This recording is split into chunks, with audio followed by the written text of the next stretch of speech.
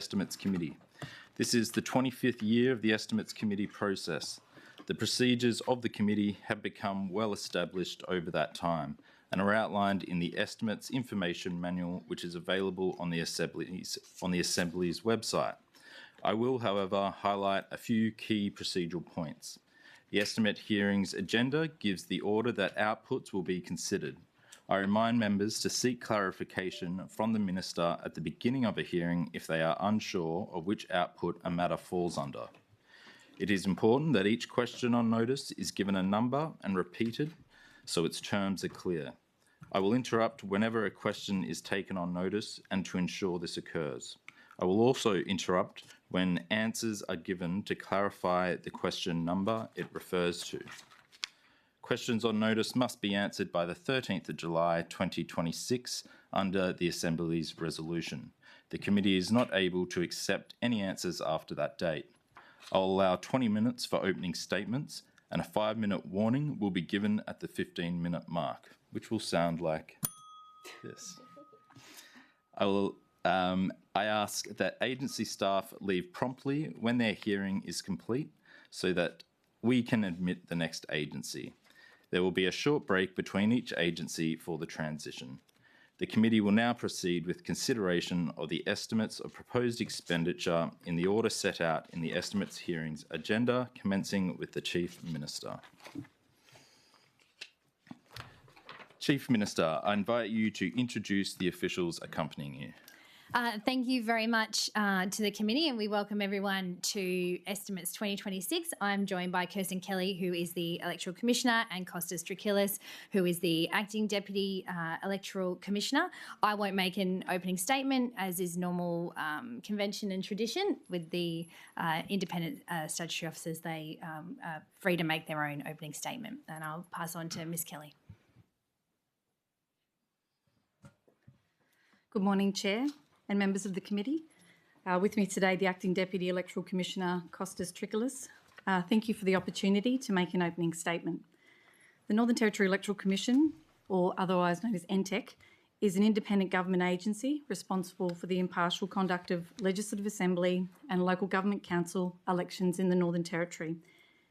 In addition to delivering elections, the NTEC has statutory responsibilities including Legislative Assembly electoral boundary reviews and supporting local government representation reviews, financial disclosure, education and community engagement, the conduct of fee-for-service elections and ballot services, enrolment support, research and corporate functions.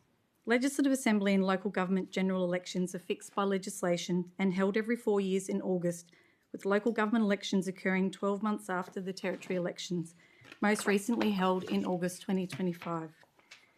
This election cycle, together with the preparation and post-election phases, represents a significant and resource-intensive period for the NTEC. Nationally, elections are often described as the largest peacetime logistical exercise in Australia. This is particularly relevant in the Northern Territory, where election delivery extends well beyond election day. Election delivery involves many months of logistical planning, recruitment and training of staff, voter education and engagement, extensive communication activities, assurance activities including event rehearsals, service delivery across diverse and remote communities. Post-election activities include evaluation, reporting, legislative reform and planning for the next election cycle. Outside general elections, electoral activity remains high. Since August 2025, local government elections, there have been 7 by-elections conducted by the NTEC, with a further 2 by-elections scheduled for July. 6 supplementary elections were required following the August 2025 local government elections. I would like to take this opportunity to acknowledge the NTEC staff for their contribution to the 2025 local government elections, the supplementary elections, ongoing by-election activity, and the delivery of our corporate and statutory functions. I would also like to acknowledge the significant casual workforce comprising over 400 staff who supported the delivery of the election. My thanks further extends to the Queensland Electoral Commission for providing 500 laptop devices to support the 2025 local government elections, the Electoral Integrity Assurance Task Force, which was established at the NTEC's request to support the integrity of the 2025 local government elections, and the Northern Territory shared services provided by the Department of Corporate and Digital Development, who delivered elevated support during the election event. These contributions are critical to maintaining public trust in the democratic process. In regards to current enrolment for the Northern Territory, on the 30th of April 2026, the enrolment rate is 91.9%. That represents 155,465 people who are enrolled to vote in the Northern Territory. There's an estimated 13,657 unenrolled electors out of a total eligible elector population of 169,122. It's important to note that whilst there are a number of Territorians that are unenrolled, provisional voting continues to be available in the Northern Territory for eligible voters not on the roll, where their vote will be admitted where their eligibility to vote is confirmed. Since the 1st of July 2025, the NTEC has conducted 7 local government by-elections at a cost of approximately $225,000. Elections are delivered on a marginal cost recovery plus 15% corporate overhead, which is applied for by-elections but not applied to general elections. There has been 3 fee-for-service elections conducted, generating income of $8,200. Due to election commitments and capacity, no additional ballot service were provided by the NTEC during that period. The NTEC delivers a range of education programs, including joint programs with Parliamentary Education Services, school elections and curriculum-linked programs, and adult education initiatives. A key initiative is our Democracy Dash, and an interactive program that's held in Darwin and Alice Springs across the year, where students engage with democratic institutions. During the reporting period, 112 education sessions were delivered, 12 school elections were conducted, 3 Democracy Dash events were delivered with 237 students participating. Overall, as at the 31st of May, there have been 4,743 participants in our education programs. In regards to the 2025 local government elections held in August, 16 of the 18 local government councils participated. Kamali Community Government Council participated in a general election that was held concurrently to the 2025 local government elections. Barkly Regional Council and Groot Archipelago Regional Council did not participate due to them participating in recent general elections. A snapshot of the election is as followed. At the close of rolls, there was 151,035 electors enrolled in local government areas across the Territory. 54 elections were conducted to fill 144 vacancies. 271 candidates nominated, 34 elections were contested, 14 elections were uncontested, 6 elections partly failed where there was insufficient candidates. 29 candidates were dual candidates running for both principal mayor position as well as a councillor vacancy. The turnout for the 2025 local government elections was 55.8%, with the highest turnout being 74.5% and the lowest turnout being 10%. Informality for the election was 6.9, and that equates to 5,097 votes. We had out the highest number of candidates on a ballot paper for the Alice Springs councillor elections, where 25 candidates contested the elections in Alice Springs. Voting services provided for the election included 6 early voting centres, 17 election day voting centres, 14 remote voting teams visiting 72 locations and providing 252 hours of voting services. It's important to note that with uncontested elections, the planning is prepared based on fully contested elections and revised down after the declaration of nominations. There were also 3 urban mobile teams that visited hospitals and correctional centres providing voting services. Communications for the general election commenced from the 1st of July until the 8th of September across 3 phases, where Phase 1 encouraged enrolment, Phase 2 focused on voter education and empowerment, and Phase 3 was the final call to vote and participate. Channels used included TV, radio, digital, social media, print, signage and direct mail. There was over 880 website views, 71.3% via mobile devices, with just under 180 SMSs sent out to electors and just under 105,000 emails also sent out to electors. Daily election updates were published online throughout the voting and count period as a new initiative.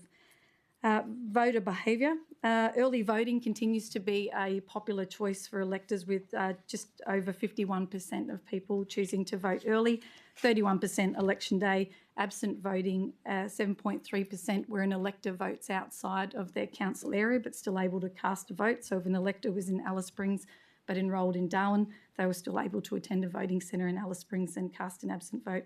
Postal voting is still popular at 6.2%, and mobile voting comprised 3.8%. There were 310 declaration votes admitted for the election. The cost of the election, a cost estimate was provided at $2.87 million. The actual cost for delivering the election was $2.16. That's compared to $1.86 million in delivering the 2021 election. Cost variations reflect differences in the number of participating councils, the number of contested elections, and the electors enrolled at the close of rolls. The NTEC does not receive appropriation to conduct local government elections and is required to manage election costs across financial years through its existing budget, and often required to bring its appropriation forward and receive equity injections to manage the cash flow. Councils are responsible for election costs, which includes direct and apportioned costs. Invoices were issued to councils in December 2025, with individual council election reports published in February this year. The major cost drivers for the 2025 local government elections were staff wages comprising 62% of the cost, communications being 12% of the cost, travel and accommodation being 6% of the cost, transport and materials being 5% each of the cost, and IT costs around 4%. Cost pressures continue for electoral commissions and service delivery, as with other service providers, associated with wage growth, inflation, and transport and accommodation cost increases.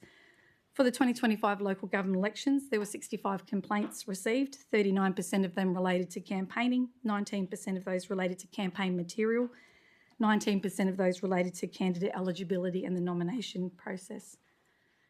Campaign donation returns were introduced for local government elections on the 1st of July 2022, and they were first applied to the general election in 2025.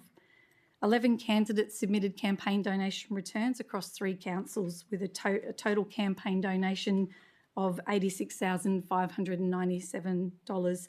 All of the campaign returns are published on the NT Electoral Commission website. As mentioned earlier, 6 supplementary elections were run following the local government elections. These were held in November across 5 local government council wards to fill vacancies not filled at the election, and the cost of those supplementary elections was $71,896. Post-election, evaluations were conducted by the NT Electoral Commission, with 9 councils participating in face-to-face debriefing sessions. All councils received debriefing presentation resources, even if they didn't participate in the debriefing sessions, and feedback provided by councils will inform service provisions. Key challenges for electoral commissions continue in areas such as misinformation, disinformation, emerging risks with AI-generated content, and increasing public and stakeholder expectations. The NTEC must remain prepared and responsive to these risks. Ongoing challenges for the NT Electoral Commission include base budget constraints, capability gaps, our system fragility, and resourcing current and future statutory functions. A 2022 capability review of the NTEC identified risks that remain relevant today. These findings have been reinforced through a recent organisational review. The NTEC is working across government with shared service supports and with the Department of Treasury and Finance to address these challenges, to support organisational stability and support preparedness to successfully deliver the 2028 territory election. The NTEC must remain in readiness to deliver elections at any time while preparing for future general elections. Recent local government legislative changes now allow for elections to be conducted, if selected by councils, by the NTEC within 18 months before the next general election. The operational impact of these changes will be assessed over the coming election cycle. The NTEC participates in local government representation reviews. The next local government representation review will commence this year under the Local Government Act. The NTEC also participates and supports the review of Legislative Assembly boundaries. The next redistribution is scheduled to begin in early 2027 under the Electoral Act, and any boundary changes implemented through that process will be applied for the 2028 territory elections. Thank you for the opportunity to make this opening statement, and I'm now happy to take any questions that may come. Thank you, Commissioner. I'll just finish off these notes here and then we'll go into questions. So, yes, thank you. After the completion of the statement, I will then call for questions relating to the statement. The committee will then consider any whole of government budget and fiscal strategy related questions before moving on to output specific questions. I'll invite the Shadow Minister to ask their questions first, followed by committee members. Finally, other participating members may ask questions. Other members may join in on a line of questioning pursued by a Shadow Minister rather than waiting for the end of the Shadow's questioning on an output. I'll now open up. Are there any questions related to the statement? Opposition Leader. Thank you, Mr. Chair. Thank you, Commissioner. Thank you, Deputy Commissioner and Chief Minister. Commissioner, just a quick question was around the Redistribution Committee and who will be appointed, or when will those decisions be made about the appointment for the Redistribution Committee in 2027? Thank you for the question, Member for Arnhem and Opposition Leader. The Redistribution Committee is set by the provisions of the Electoral Act. It includes chaired by a retired judge. The Electoral Commissioner is also on that, as well as the Surveyor General. So we'll be looking to formalise arrangements coming to the end of this year to allow the committee to convene early next year. Thank you, Commissioner. Thank you, Chair.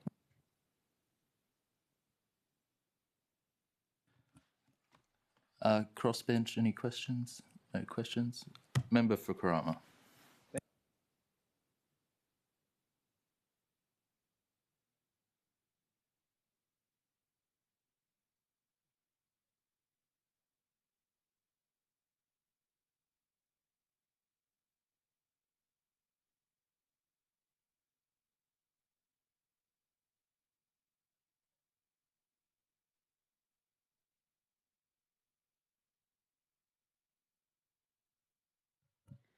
Thank you for your question, Member for Karama.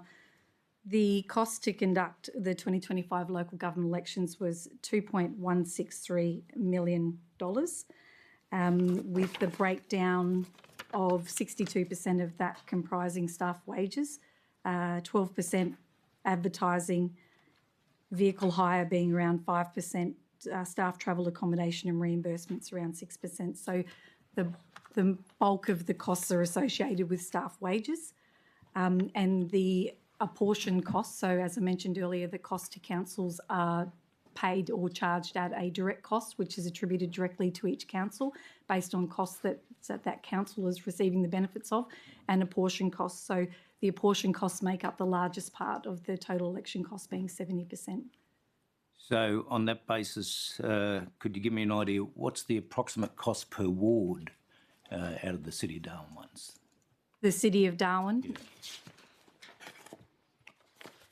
Per ward, so we don't charge per ward. It's actually for the whole of a council election. So we are wanting... What was the city? Was it 1.63 yeah, million? So the actual cost for the City of Darwin 2025 local government elections, including GST, was $688,309 for the City of Darwin. What was that number again? So $688,309. So that's the City of Darwin's portion of the overall cost of delivering the 2025 And if you election. roughly divided that by the 4 wards, and it'd be a quarter of that or something. It's more the total cost, which includes the service provisions for the City of Darwin. Okay. And I was just also wondering if the Electoral Commissioner can advise the committee of the total cost of conducting the recent Chan ward by-election. Thank you for your question, and yes, I can provide that information. So the Chan ward by-election for the City of Darwin is still continuing with a final postal votes due for return 12 noon this Friday, which will be followed by the distribution of preferences. So the final costs are yet to be known, but I've made public statements that our estimate of costs is around $150,000 to deliver that, and that's an estimate with the final cost being charged post-election. So an estimate of 150,000. An estimate of 150,000. You'd add that on to the previous costs there.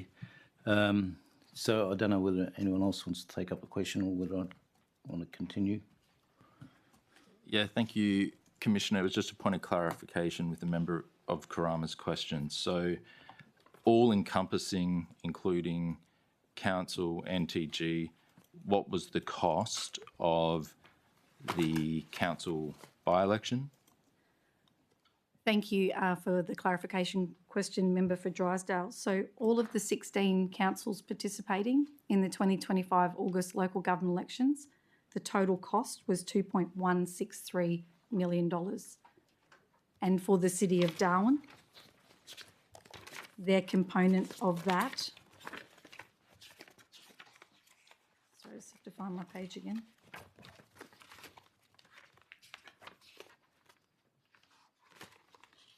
Was $688,309. And that's the total spent. There's no other spending from other areas outside of council? No, so the reference to the chair ward, that's a separate election, so it doesn't comprise it's not part of the cost of the 2025 local government elections. Cool. Okay, and just to add on with another follow-on, what was the cost for the Nightcliff by-election?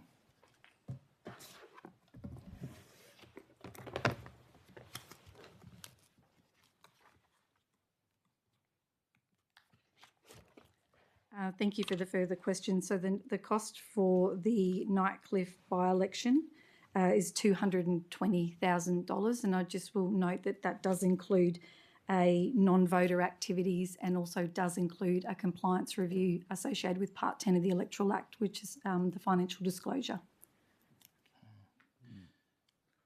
Okay, so I've got recent Nightcliff by-election, we've got the recent we've got the general election for council, we've got the by-election for council, and do you in this, can I ask the 24 cost for Nightcliff? The 24 cost for the division of Nightcliff? Yeah, 24 general election Nightcliff. I might have to take that one on notice. My apologies. I've got 24 figures, but I don't think I have the breakdown by division. That's okay. I have the total cost of the 24 election. Member. Sorry, just follow up on that one, please, Chair. Yeah, I'll just do the question on notice and. Okay. Member for Drysdale, please restate the question for the record. My question is, what was the cost of the Nightcliff electorate during the 2024 Territory General Election? Minister, do you accept the question? Electoral Commissioner? Yeah, the question is accepted, noting that it is a combined event, so it may take a little bit of time to pull out the direct costs that are associated with that particular division, as it's a whole of territory event. And Mr. Chair, can I just confirm that this estimates is the reporting period of 1st of July 2025 to the 31st of March 2026? And the question you've asked that the Commissioner has accepted to take on notice is actually related to August 2024, the previous estimates period. That is a very fair point. So it may be null and void for this reporting period. Just I'm happy to strike that last question, being outside of the reporting period, and we'll just deal with questions inside the reporting period. Okay. Oh, Chair. Yes. Just a member quick for Karama. follow-up. Look, I just want to get a clear idea of the, City of Darwin won the Nightcliff election, the Cham Ward and so on.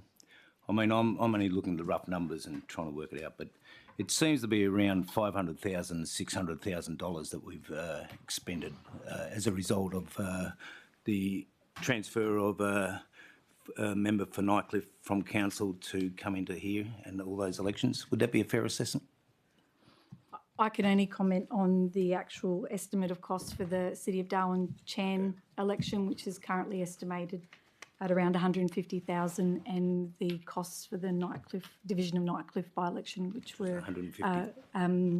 around 220,000, acknowledging that that does include additional statutory checks and balances. Fair enough. Any further questions? Member for Johnston. Thank you, Chair. Thank you, Commissioner, Chief Minister, Deputy Electoral Commissioner. You noted that enrolments are up, but you also noted in your annual report at page 5 that voter turnout continues to decline. I'm just wondering what strategies are in place to address that. Thank you for your question, Member for Johnston. So it is correct. We have seen since the application across the territory of the Australian Electoral Commission's Federal Direct Enrolment Program an increase of our enrolment participation, which now sits over 90%. And what we have seen is about an 8% increase in our roll over that time. And what that does mean is that we have more people that are required to vote, and what that we are seeing, and this is not limited to the Northern Territory, but we are seeing declines in participation across Australia. So what the Anti-Electoral Commission does within its remit is, we talked earlier about our education programs, and that's really important to engage with young people because our youth enrolment is quite low. So it's important that we have those programs in the school. Because we are often, and it's not unique to the Northern Territory, running by-elections, that is an opportunity to engage with people through enrolment, and that also gives us an opportunity to check enrolment. So outside of our election activities, there is no funding allocated to engage in participation. I will say that before we lead into a general election event, as was the case in 2024, a 19-week engagement in education program was rolled out across the Northern Territory. I think the cost of that was over $300,000. And what that saw was 3 teams moving through communities and providing information, not just about voting at territory elections, but also local government elections, and creating resources in community. That was a good opportunity for the Electoral Commission to identify local assistants who were then engaged and paid to support elections following that time. So there is work for the Electoral Commission to do to engage with stakeholders, to keep discussions around elections and the importance of voting happening outside of those general election events, and that's something we're certainly passionate about doing. Thank you. And so just in relation to the education events and working with young people that you talked about, in the annual report, I think you said 107 sessions were delivered in Palmerston, Darwin and rural areas, 3 in regional schools and 5 in remote schools. How are the areas chosen, and has the Commission identified any way to increase education outside those urban areas? Thank you for the question. So the schools often will contact the NT Electoral Commission. So there are education and civics resources available on the NTEC website which allow teachers to self-guide, and even adults education. So those resources exist now. With regards to participating in Democracy Dash and school elections, it is very much initiated by the schools.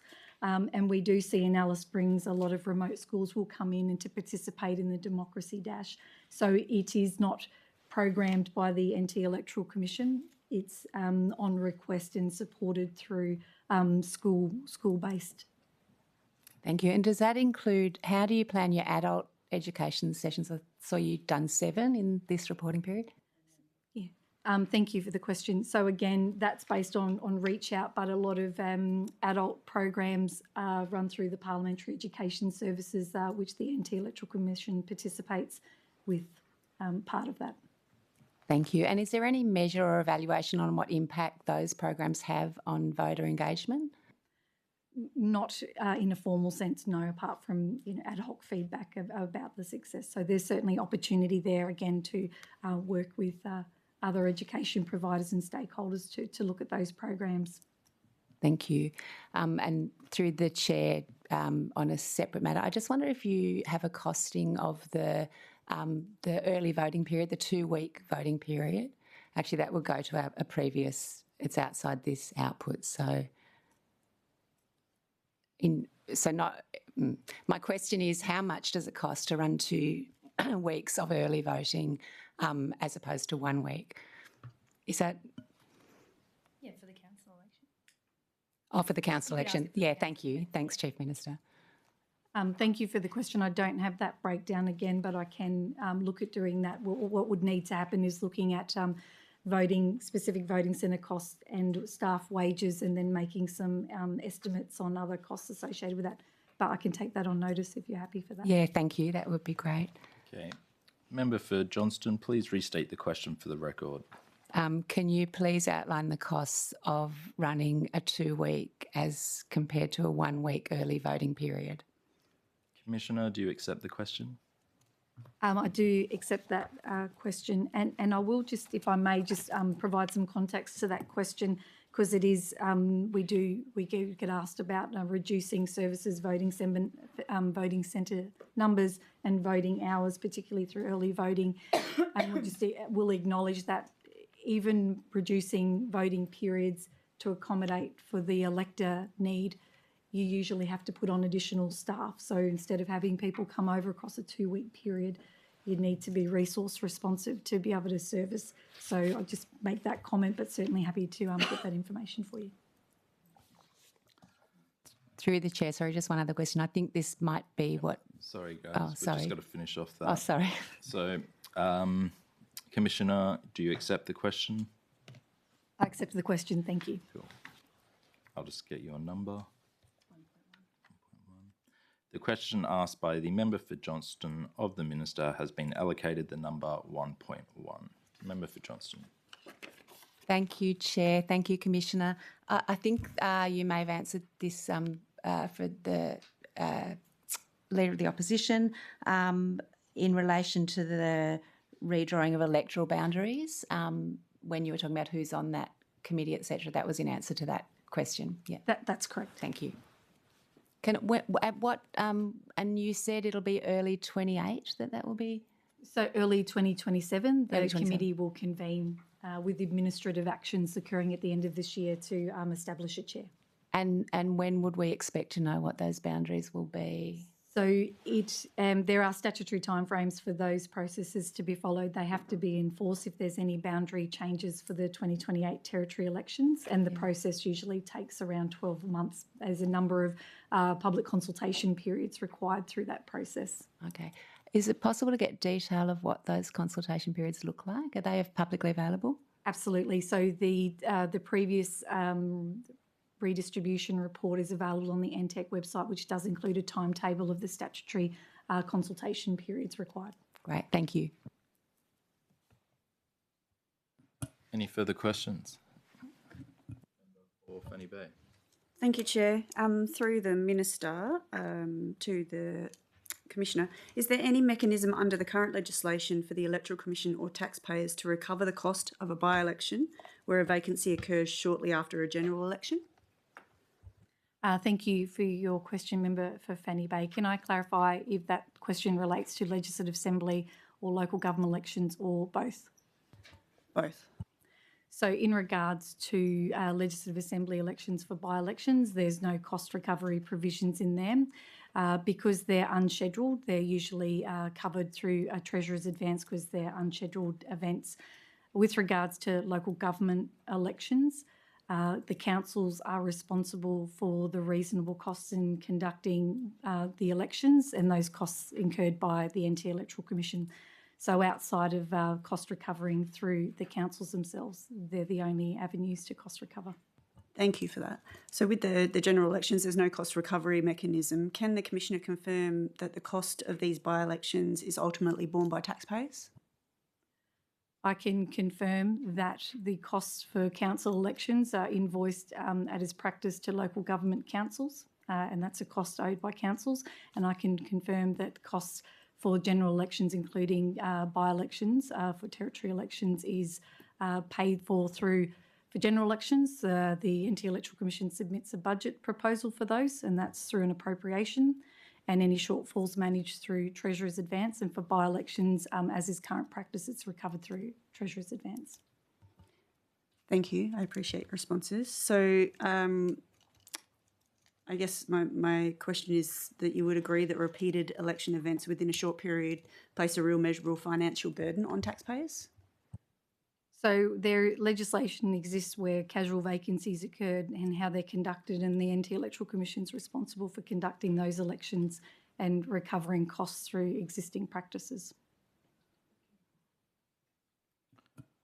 Are there any further questions on this grouping? Okay. Therefore, move to grouping 2, corporate and shared services. Are there any questions?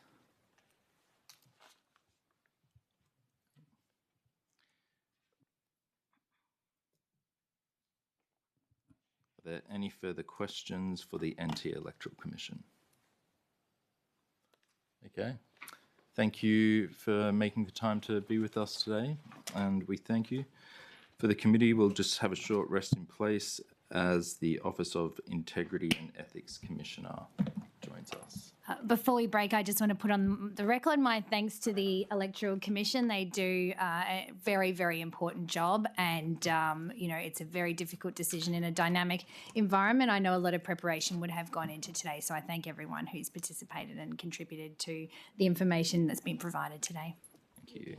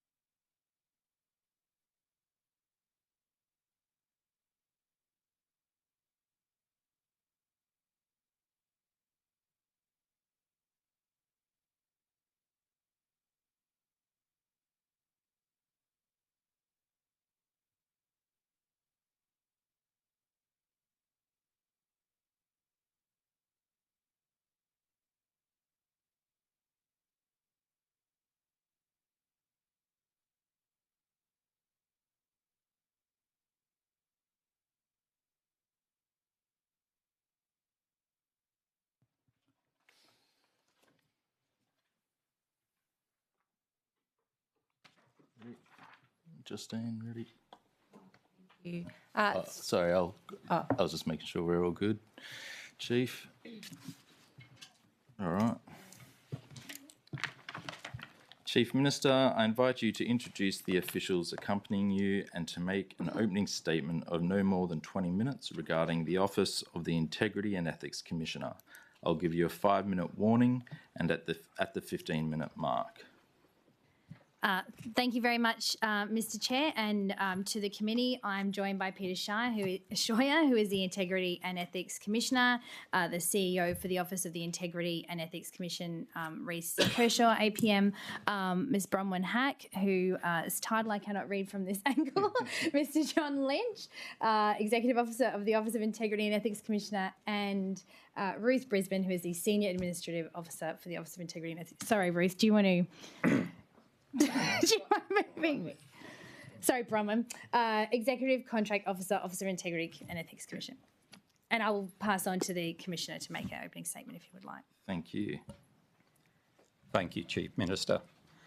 Good morning to committee members. It's with great pleasure that I provide this opening statement as the inaugural Integrity and Ethics Commissioner for the Northern Territory. I started as Commissioner on 1 June, so you'll forgive me if I'm not fully across all details, but I'm sure we'll be able to answer most of your questions with the assistance of the staff of the office. I'm honoured to take up this critical position. The new IEC brings together key integrity functions with the aim of creating a stronger framework for the promotion of integrity and accountability in the Northern Territory. I aim to build a commission that's known for its resolution and fairness, for acting independently without fear or favour. The new expanded organisation will enable the bringing together of skill sets and expertise to create more opportunities for staff to support the work of each integrity function. I'd like to thank all the staff members of the various offices for their ongoing work, dedication and commitment to the integrity in the public administration and serving the Territory community. I recognise the challenges each office has faced in recent times in the transitional period, and I'm committed to supporting staff wellbeing and creating a safe and supportive working environment for everyone. The budgetary information today is presented separately by output group, aligning to the individual offices during 25-26 in the period up to 31 March 2026, and I'll give a brief overview of the work of those different offices. The Office of the ICAC has a statutory function to prevent, detect and investigate improper conduct in public administration. During the reporting period, up to the end of March, 312 reports were received. We anticipate that there'll be an increase in reports for the full previous year over the prior year. We carried over 2 investigations from the previous financial year and commenced 4 new investigations during the reporting period. During the period, 3 investigations and 1 review have been completed, resulting in 1 public statement, 1 investigation report and 2 general reports. Prevention and engagement remain a core pillar of the work of the ICAC, with 107 education and training sessions delivered to approximately 4,346 participants during the period. Turning now to the Ombudsman, Information Commissioner and Judicial Commission. The Ombudsman's Office has a statutory role across administrative review, police conduct, corrections, information access and privacy oversight, as well as supporting the Independent Judicial Commission with secretarial and investigative roles. Demand for services in all these areas remains high overall, with activity levels expected to remain relatively consistent year on year.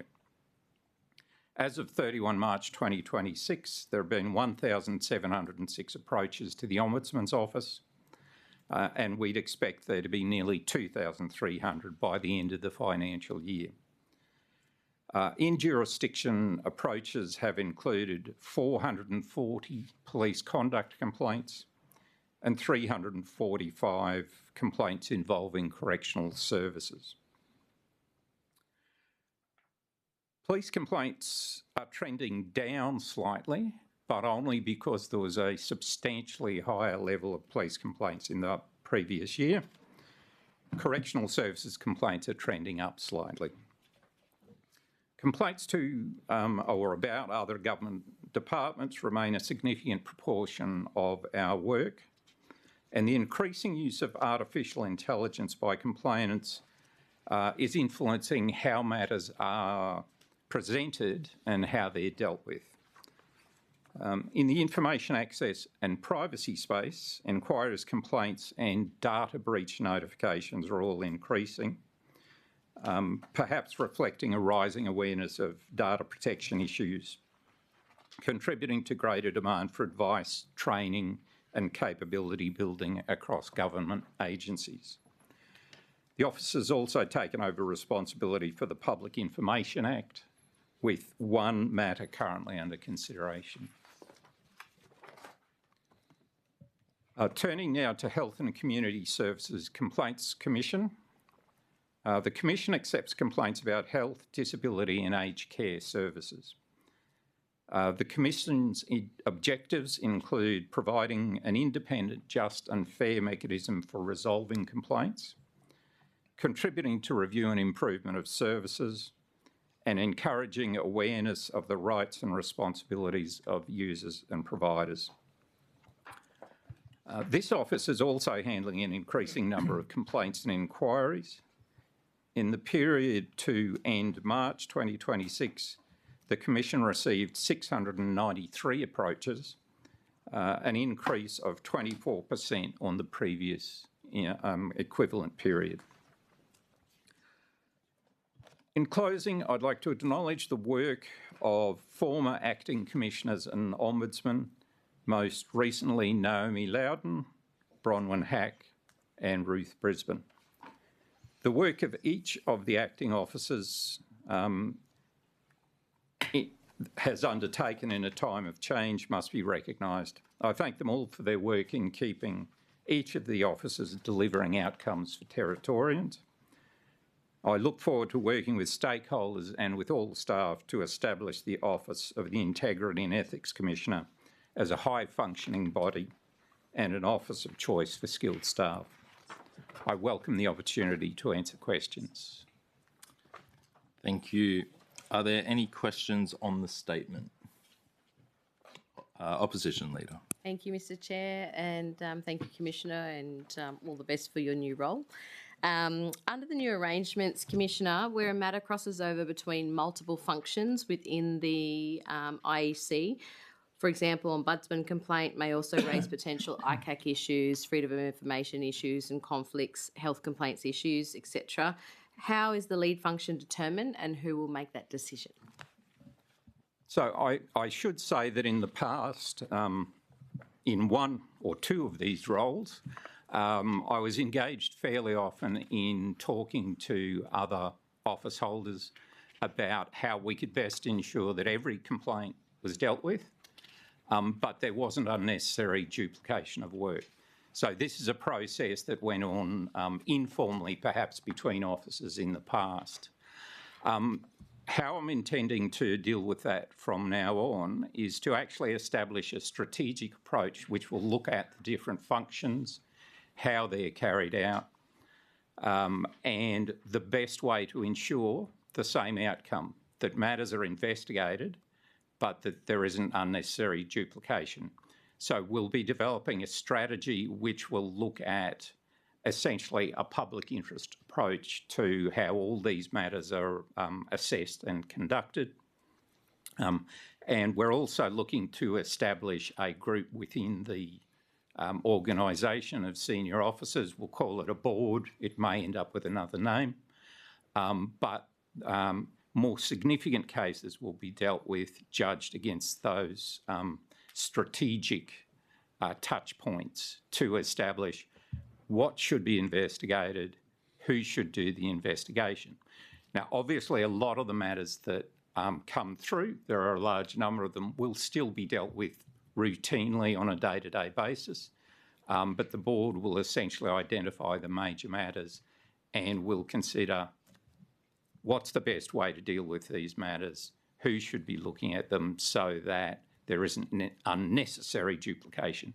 That's not to say that in a particular case there won't be matters where a complaint will be dealt with under more than one function, or one aspect of a complaint will be dealt with by one function and other aspects by another function. But broadly speaking, yes, we're trying to take a strategic approach where we look at what's in the public interest as to how best to deal with individual matters that come before us. Thank you, Commissioner. Chair, further to that. Thank you.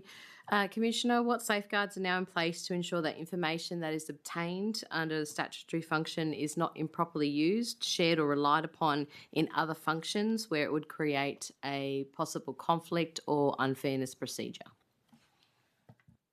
There are statutory provisions about protecting the confidentiality of information. We will have to look at how we work those into that assessment process.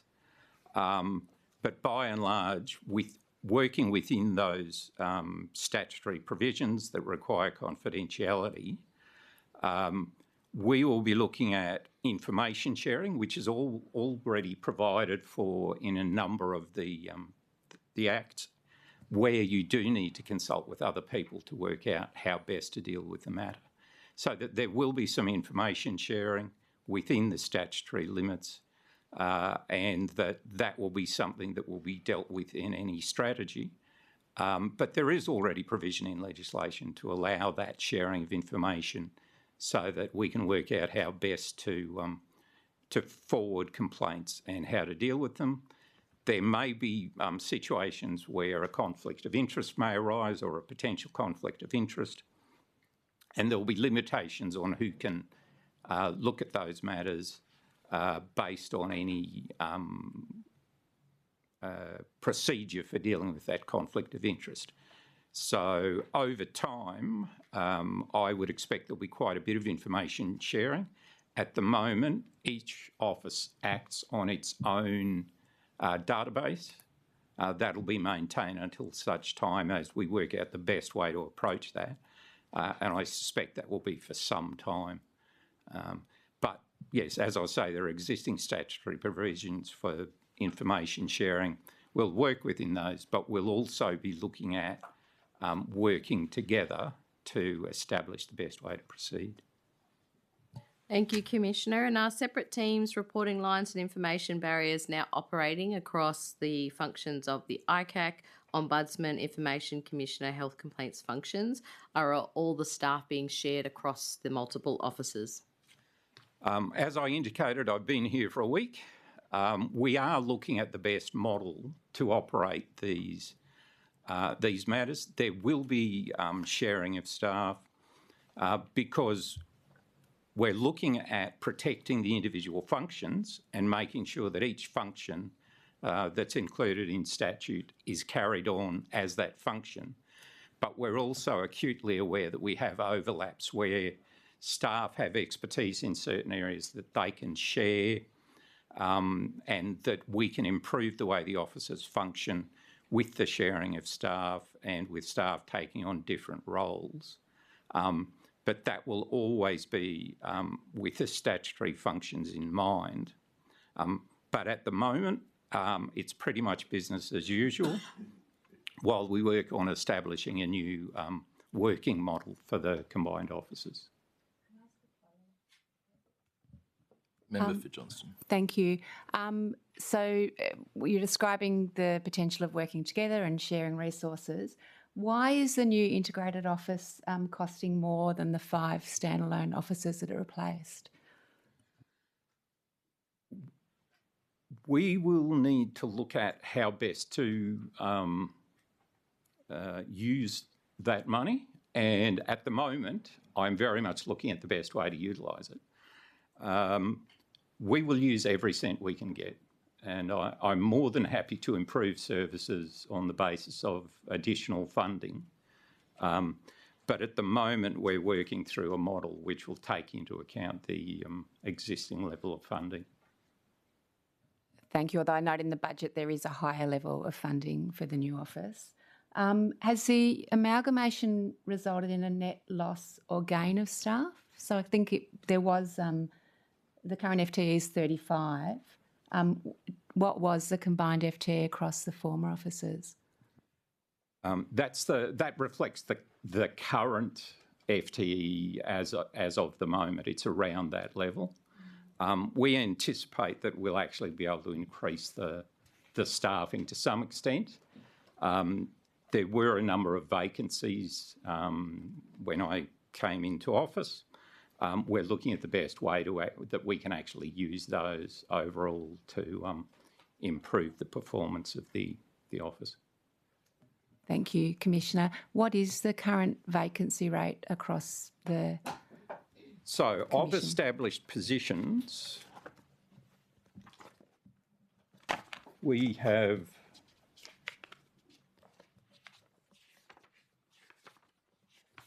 I think it's 2 vacancies within the Ombudsman's office.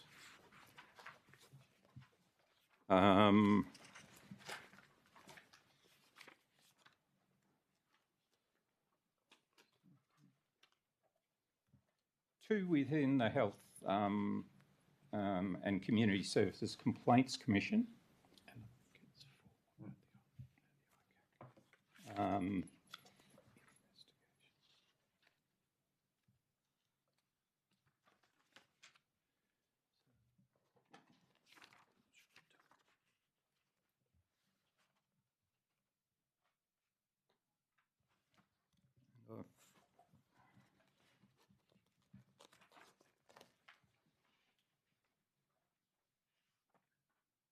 And sorry, I'll just go through those again as at, I've got a breakdown as at 15 May rather than the end of March. 2 Ombudsman Information Commissioner, 2 health complaints, and I do have 8 positions that were vacant at the ICAC. I'm not sure that all of those are funded though, so they were positions that previously existed or were on the books, but I don't know if there was full funding for those. Thank you, Damien. Thank you. Thank you, Mr. Chair. Commissioner, where a conflict is identified between the Integrity Commissioner's different statutory roles, what is the process for notifying the inspector? What happens to that matter while the inspector determines how it should proceed? There is a process in place in the legislation to notify the inspector. It's then a matter for the inspector to consider the best way to proceed with that. The inspector may suspend any investigation into that matter while that is underway, or may come back relatively quickly and that may be able to proceed. It will be a matter for the inspector's judgment. Again, there are different conflicts of interest. There'll always be potential for conflict of interest in a particular matter, which won't necessarily arise from the fact that more than one organisation could potentially look at a matter. Sometimes it will be because of a personal relationship or a personal interest of some kind. So in addition to the statutory provisions, that is something that we'll be looking at producing a single document for, which sets out the process and actually the policy behind that. So it will be, the legislative provisions will be bolstered by an internal policy which also sets out process. Is there a time frame for that? No, not at this stage, but I suspect that will be done fairly quickly because obviously we want to have a clear process. I should say there are already conflict of interest policies in place for the individual officers, so it's not a matter of starting from scratch. It's just unifying the policies so they say the same thing across the office. Thank you. And will the new Integrity Office publicly report on how many conflicts of interests are identified each year, how many are referred to the inspector, and whether those matters are managed internally, externally, or through another arrangement? That would be something I'd have to talk to the inspector about. I've had an opportunity to talk to the inspector, but not to that level of detail. I would certainly see no issue about reporting overall levels of conflicts that are identified and referred to the inspector. But again, I'd have to talk to the inspector about that. Thank you. And noting Mr Kershaw in his role as the CEO and previously a senior police officer here in the Northern Territory and, of course, the ADF, we note, thank you for your esteemed career. In terms of managing any conflicts of interest when there may be NT-Police complaints or matters that are brought to the Commission, Mr Scheuer, what arrangements are now in place to manage the actual or potential or perceived conflicts in relation to complaints, investigations or protected communications that may involve NT-Police and the CEO's role? The same statutory provisions will obviously apply, reporting to the inspector. I think there's a huge amount that that Mr Kershaw can bring to the office in terms of particularly ICAC matters, but also potentially police matters, to the extent that there are any potential conflicts of interest. We've already undertaken to the inspector to provide an overview of possible conflicts of interest there. I wouldn't see Mr Kershaw's previous involvement in Territory Police from precluding him from being involved in police matters, but there may well be a number of matters that he wouldn't be involved in. And we'll also look at the best way to actually handle that. There isn't necessarily a requirement for Mr Kershaw to be involved in the handling of police complaints or dealing with police matters, but he has a great deal of experience, expertise and background in the matter. And so we'll look at the best way that we can utilise his skills and experience, and that may or may not involve police matters. Thank you, Commissioner. And just further to that, noting the CEO role is predominantly around the human resourcing and the functionings of all of the different offices that are combined in the IEC. Even if the CEO is not involved in the substance of any police-related matters that may come to the Commission, the CEO may have responsibility for staffing resources, systems, budgets and corporate priorities. So how will the Commission and the Office ensure that the CEO cannot influence the prioritisation, resourcing, timing and handling of any matters that may involve police? I've already talked about, to some extent, the creation of a board to look at matters on the basis of a strategic approach. To some extent, that will cater for that sort of situation. At the end of the day, though, matters around priorities given are a matter for me in terms of investigation, the resources needed for any particular investigation. So Mr Kershaw will have his input. I'll obviously be working within budgetary restraints, as I have done in the past. But those decisions on matters like that will be a matter for me with input from various staff, including the board, including Mr Kershaw. So that's the approach that I'll be adopting, certainly. Yeah, I've just got one more on that line and then Justine having to pass to you through the chair.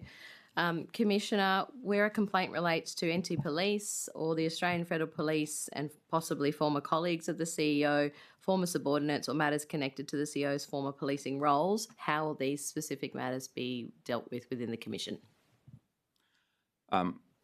Again, Mr Kershaw has a lot that he can contribute. You've noted that he'll be doing a lot along the lines of Chief Executive. I think he can contribute in some ways to the oversight of police matters. He can certainly contribute to the oversight or the work of intelligence in a broader sense, and looking at the potential for dealing with improper conduct across the board.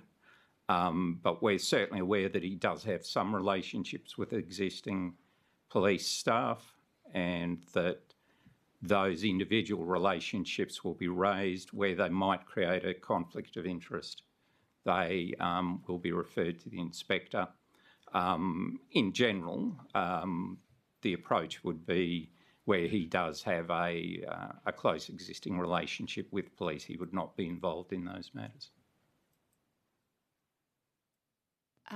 Through the chair, follow-up. So just to clarify, thank you, and also congratulations on your appointment, and yourself too, CEO. I just want to clarify, there are no specific governance arrangements put in place to manage any actual or perceived conflict of interest for the CEO. It'll be managed by yourself and the inspector on a case-by-case basis, is that correct? So there will be an overarching conflict of interest policy. There is also specific arrangements in the legislation for the inspector. Yeah, that's the process that's been recognised by Parliament as the way to approach that. So it'll be a matter for the inspector to consider if there is a potential conflict of interest that arises.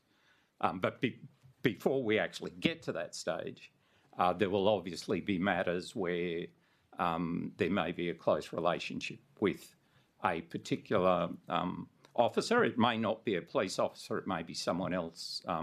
So this doesn't just apply to Mr Kershaw, this applies to all of the staff of the offices.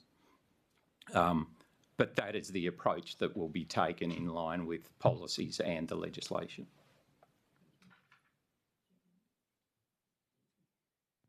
Thank you. Through the chair. And maybe early days, Commissioner, noting that, but in terms of the possible board or tribunal establishment, is it your intention that if that is to the member for Johnson's question, a way of sorting out some of that internal governance, that there could be possible legislation that could then be implemented to safeguard that within the Integrity Commission, as opposed to relying on the current Commissioner of the day having that board or that tribunal established if it's not legislated? It'll be an internal board of senior staff, so it won't necessarily include anyone external. Whether it's recognised in legislation or not, it's a matter for Parliament. And honestly, I think the authors of the report that led to the establishment of this office recognised there need to be a reasonable amount of flexibility as to the best way to operate within the new office. I wouldn't necessarily be looking at establishing a legislative framework for that, but that's entirely a matter for Parliament.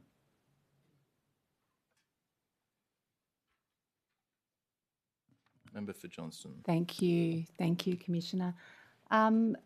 What was the total cost? This may be a question for the Chief Minister. What was the total cost for recruitment of the Commissioner, CEO and Inspector on the Commission? Oh, as a matter of privacy and practice, people's salaries are never disclosed in that way. Obviously, you've got the budget for the Commission, and it's now up to the Commissioner to make sure that the office is funded with the staff required within that budget envelope. I was asking about the recruitment costs, not the wages.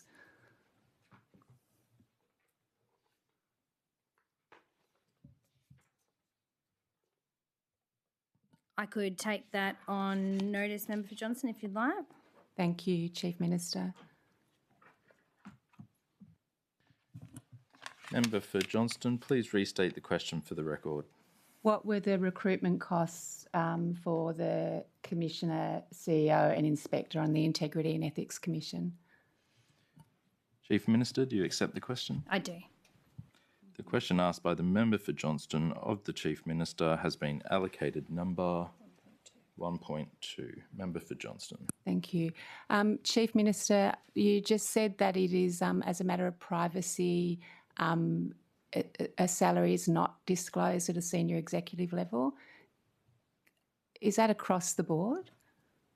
Well, yeah, governments of all persuasions never go into what staff are paid what particular salary. So the public can't know how much a commissioner's being paid? Well,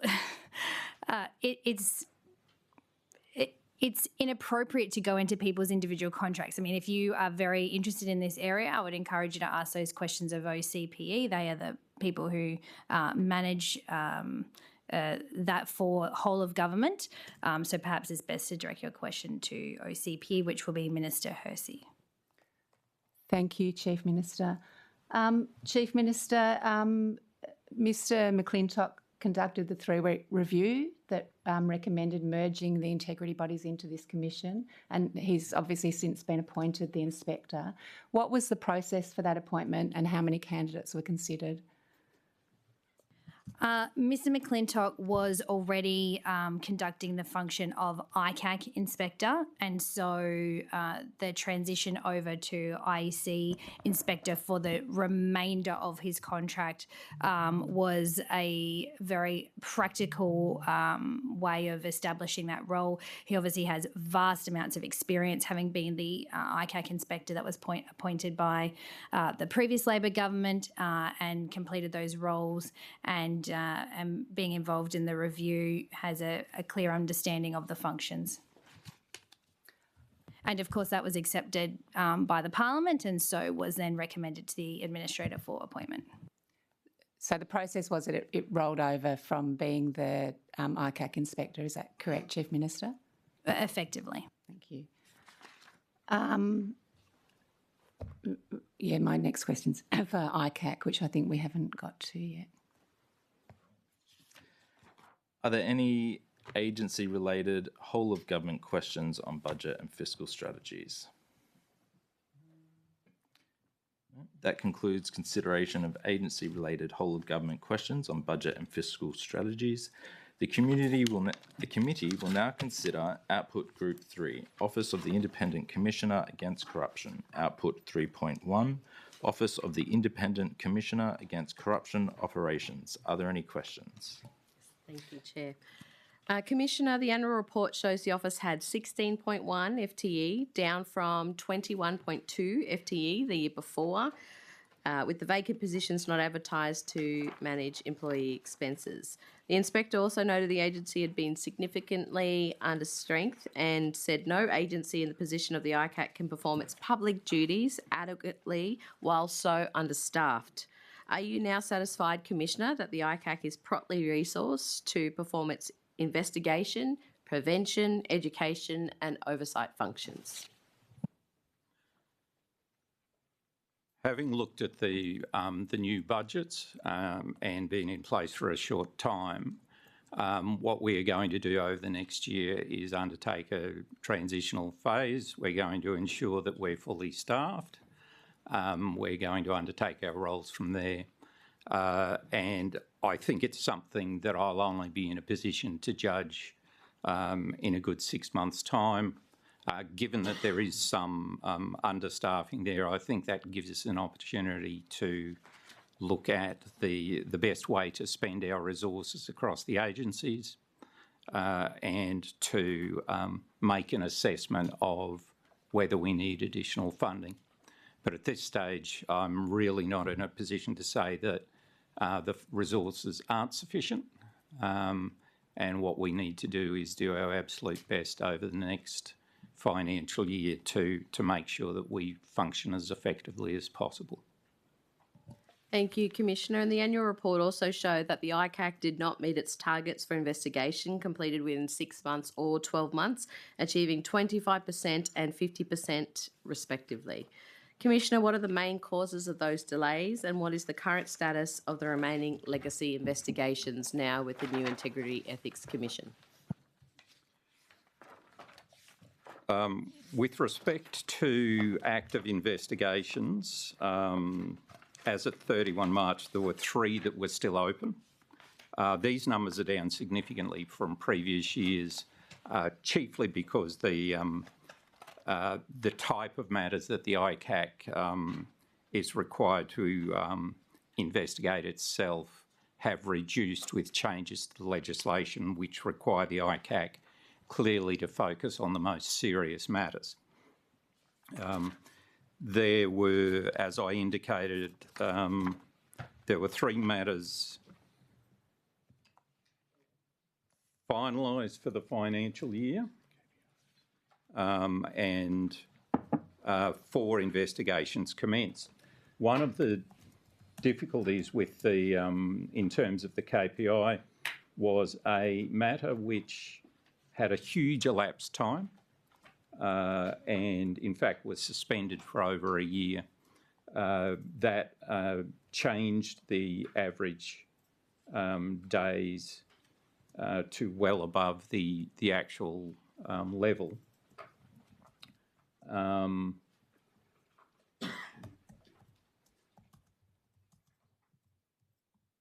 So it actually had an elapsed time of 1,362 days, although, as I say, over a year of that was suspended.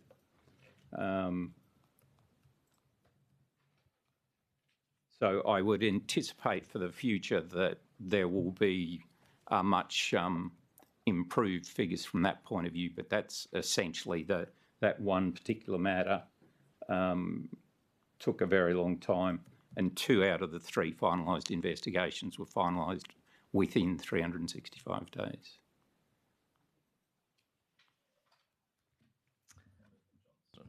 Thank you, Chair. You note in the budget papers, you note that this year you received 600 allegations. What's the target for allegations for next year? So that figure of 600 is an estimate for 25-26 based on figures at the end of March. The note indicates that it's due to an increase in allegations as a result of mandatory training, targeted education activities and publication of investigation outcomes.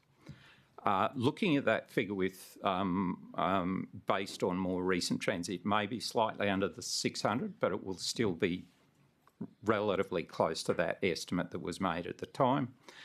We've put the target at 300 again. In a lot of ways, it's very hard to estimate the number of matters that are coming in, but I think based on historical data, that target of 300 is a reasonable estimate, and I think this year's figures are higher because of those factors that have been indicated. So, thank you. Yeah, I noted that footnote, and it said, as you said, that complaints doubled basically because people were better informed. Yeah. And the 300 reflects underlying demand. So is the assumption that once better informed winds down, less people will be complaining because they don't know they can? No, I think it's they're less minded to, and that really represents the historical figures, the historical trends. That could be part of the explanation. It could be changes that are occurring year on year. Obviously, if we find that that figure is going to be increased over time, then we're going to have to look at, well, why is that? I certainly don't want to pull back from continuing education, but it is more based on the historical figures as to what a normal year is. And that is our best assessment, I think, of why it was an abnormal year. So, thank you, Commissioner. Is there an intention to continue that public outreach and kind of promotion? Absolutely, and I think one of the figures I gave beforehand was a significant amount of public training, which will be continued, and that will continue on. And it may be that over time that higher figure is a better estimate of what is occurring going forward. But based on historical figures, that's probably what we're looking for in terms of the reports that are coming in and the allegations that are received. So what does that mean for you in terms of those extra 300 that came in last year? Where are those concerns going to be going? So in terms of reports, assessments are still being conducted within the time frame in the KPIs. We can obviously engage more staff to ensure that that's ongoing, and I think certainly beefing up the ICAC areas where there are currently staff not engaged is going to help deal with those.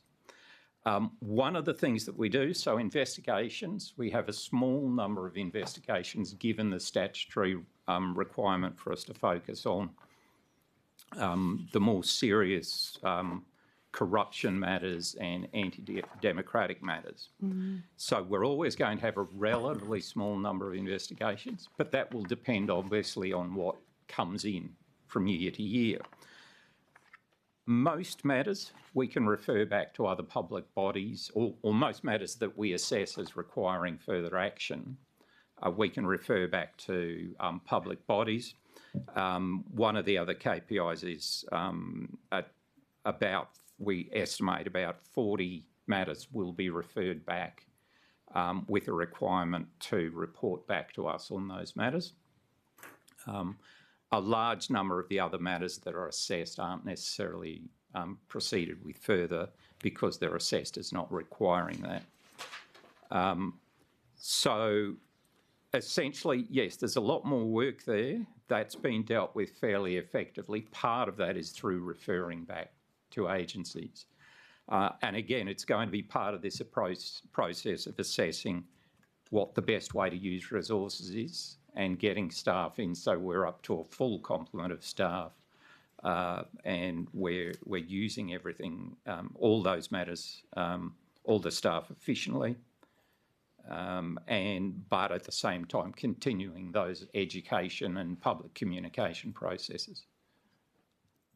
Thank you. A couple more questions about ICAC. Acting ICAC Commissioner Naomi Loudon's last general report contained an investigation review into hiring practices into the Department of Agriculture and Fisheries. Did that investigation look into the appointment of the current CEO, Ms Vella? No, I don't know. Oh, sorry. Don't know, but I think it was fairly specific in terms of the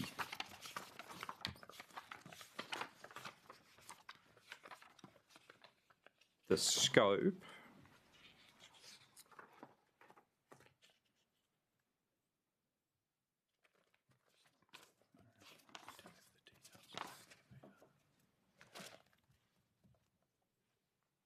So this was Operation Banksia, I take Correct, it. yeah. So there were 4 recommendations made. I think it was finalised in March 2026. I'm not sure that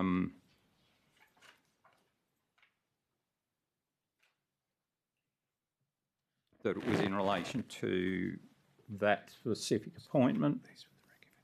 There were recommendations made to the OCPE and the department as well.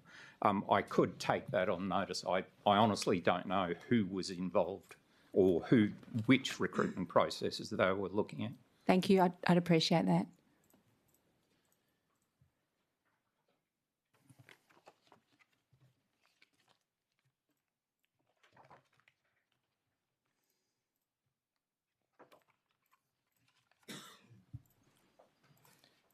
Just for the question, Member for Johnston, are you naming individuals outside of here? I can just say the current CEO in the question. Yeah. So did the ICAC review Operation Banksia include an investigation into the appointment of the current CEO? Commissioner, do you accept the question? Yes. Question asked by the member for Johnston of the Commissioner has been allocated number 1.3. Member for Johnston. Thank you, Chair. Chief Minister, I'm confused by when you said it's not common practice to disclose wages when it is in fact common practice. I note that in answer to a question on notice 719, you provided salary information of all the commissioners. I guess I would ask my question again about what the salary is of the commissioner.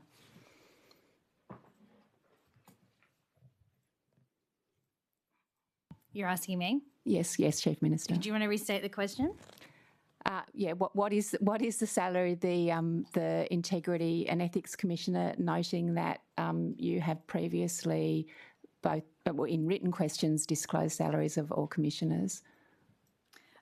Again, that's a question for OCPA. I don't have that information. Thank you, Chief Minister.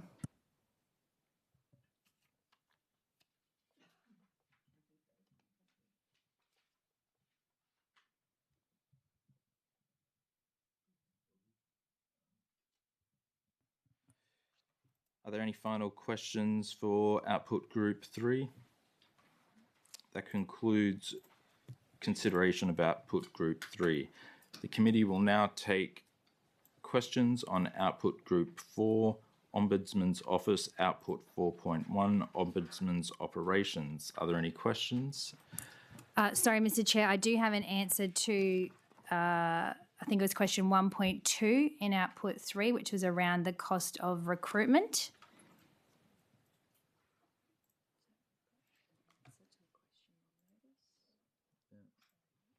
Okay. Chief Minister, can you please clarify the number to the question you wish to answer?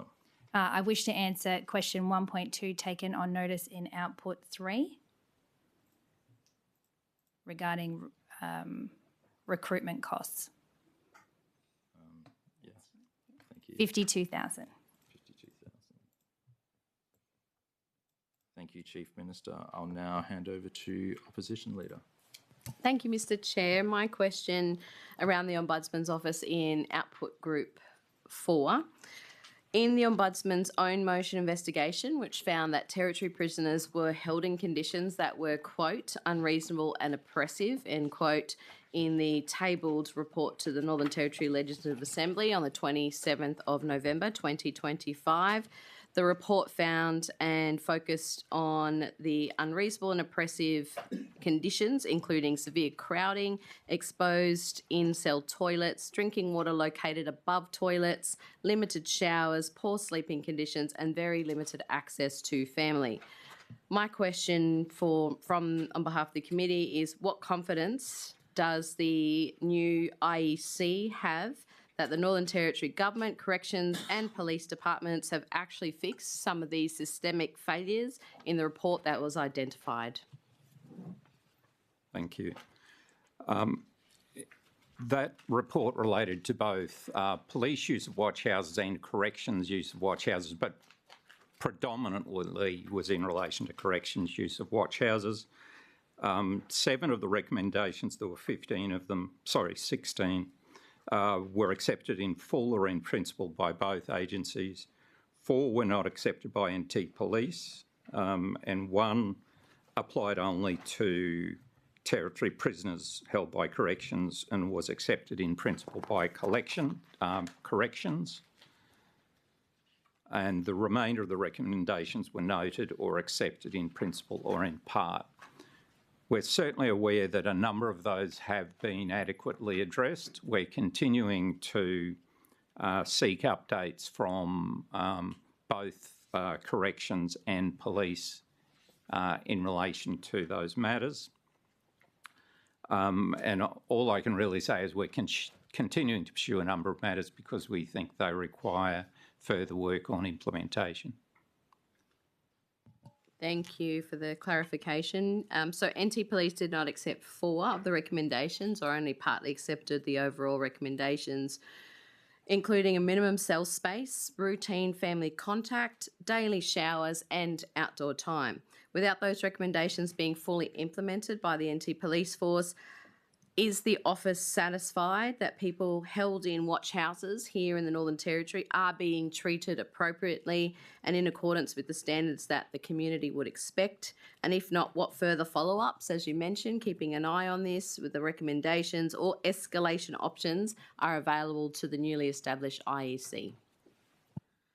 Certainly NT Police are in a slightly different situation to corrections because, generally speaking, prisoners or people in custody are held in NT Police facilities normally for a shorter period. But in any event, we intend to pursue that, as we do with all of our reports, to ensure that recommendations are not only agreed to but are implemented over time. And that's something that we'll be continuing to work with police on. This is something that is very important in terms of the facilities that people in custody have. The requirements will change depending on how long they're in custody for, and the less time that is, particularly in a corrections context, is very important where they're not in a purpose-built facility. And so that's something we'll continue to pursue with corrections and T-Police. Apologies, Opposition Leader. I will just call a quick break for the committee. This will be a chance for everyone to go to the bathroom and then reconvene. So time now is 10:30. We'll break for 10 minutes, reconvening at 10:40. And Opposition Leader will have the floor on return.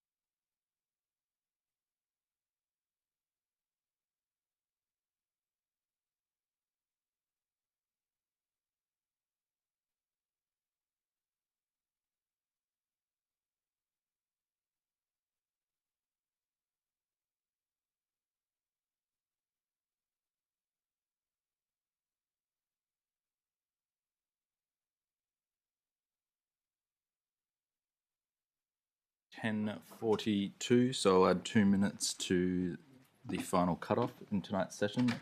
Opposition Leader, over to you. I've been working off... Thank you very much, Chair, and just continuing my questions related to the Ombudsman's Office. The primary recommendation from the Watch House report, which was an own motion investigation, was that territory prisoners be removed from Watch House facilities as a matter of urgency, and monthly updates should be provided to the Ombudsman's Office. Is the Ombudsman's Office or the IEC receiving those updates? Are they adequate updates? And is the office satisfied that Northern Territory prisoners that are no longer being held in watch houses for inappropriate lengths of time? Thank you. I'll ask Ms Hack to answer this one. She was the author of the report.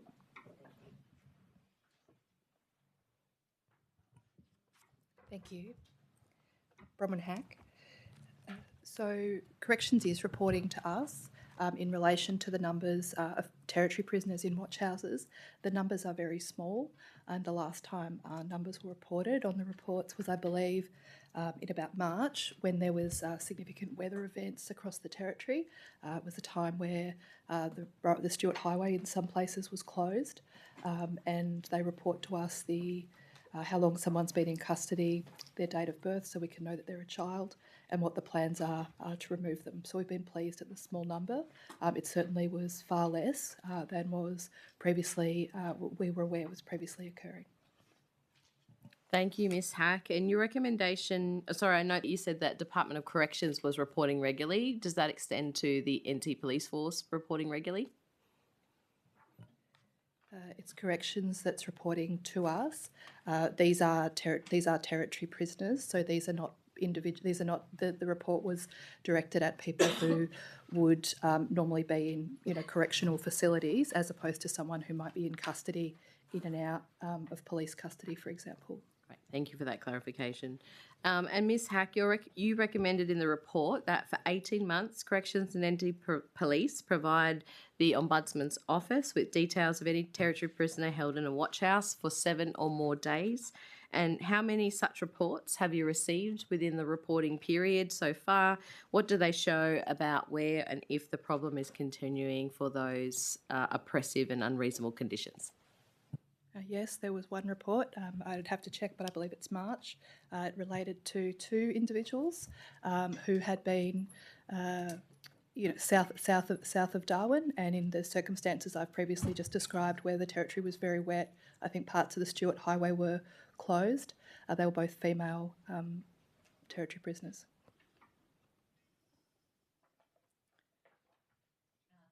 Thank you, and through the chair. And Ms Hack, I note since the report was tabled in the Northern Territory Parliament on the 27th of November 2025, that there was a death in the Tennant Creek Watch House. Does that have any functions of reporting around the Ombudsman's Office, or is that a completely separate reporting function?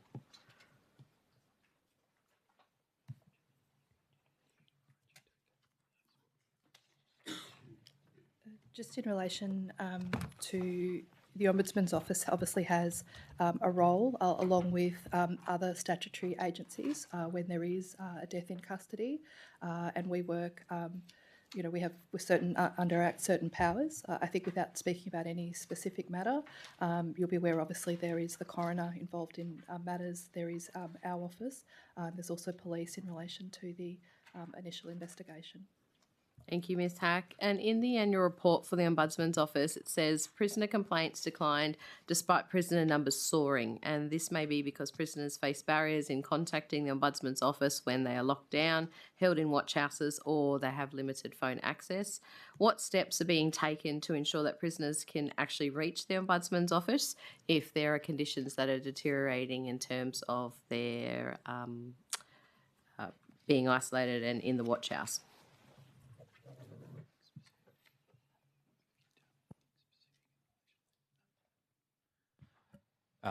I'll just take that one. Generally speaking, prisoners all have access to phones, and we do take steps to ensure that those phones are maintained.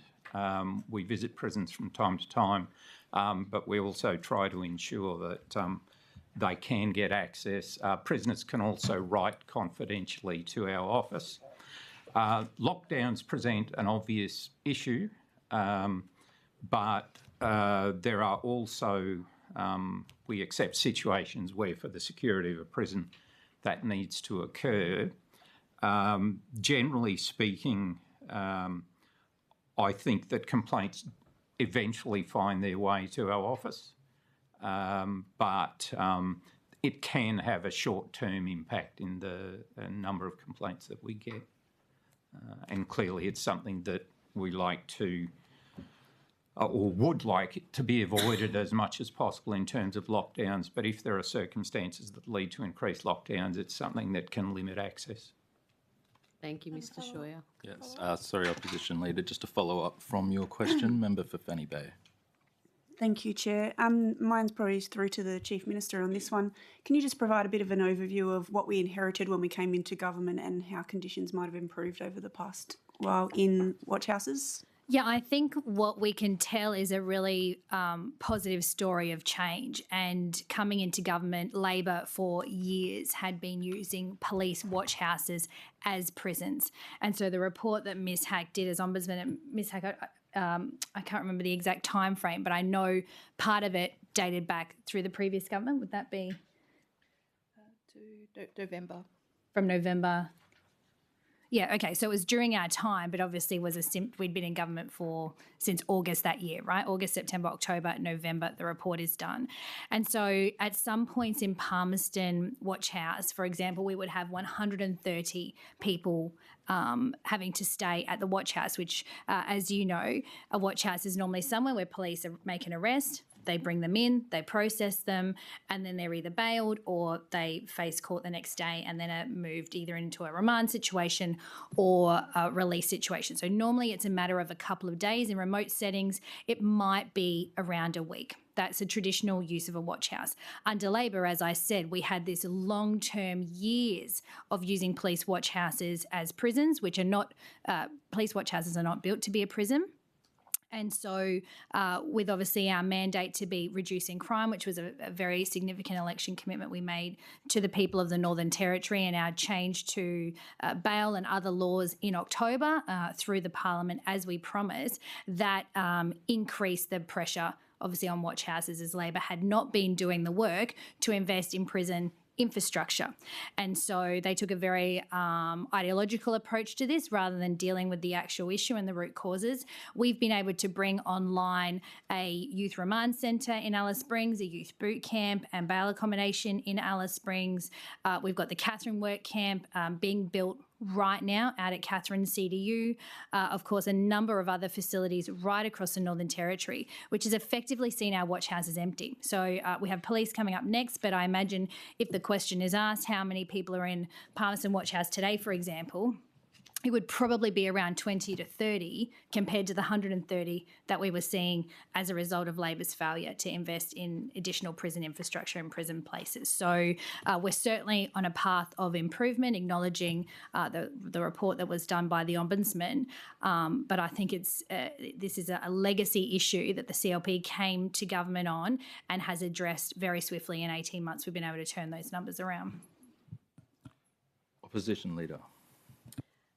Thank you very much, Mr. Chair, and perhaps the member for Fanny Bay hasn't read or is not familiar with the report, which speaks specifically to the timeframes of the self-imposed motion for the report throughout the last quarter. In reading from directly on page 2 of 79, Mr. Chair, the acting ombudsman, Ms Hack, who's before us and before the committee, throughout the last quarter of 2024, significant legislative reforms were introduced aimed at reducing crime and including amendments to bail legislation which resulted in increasing Northern Territory prison population.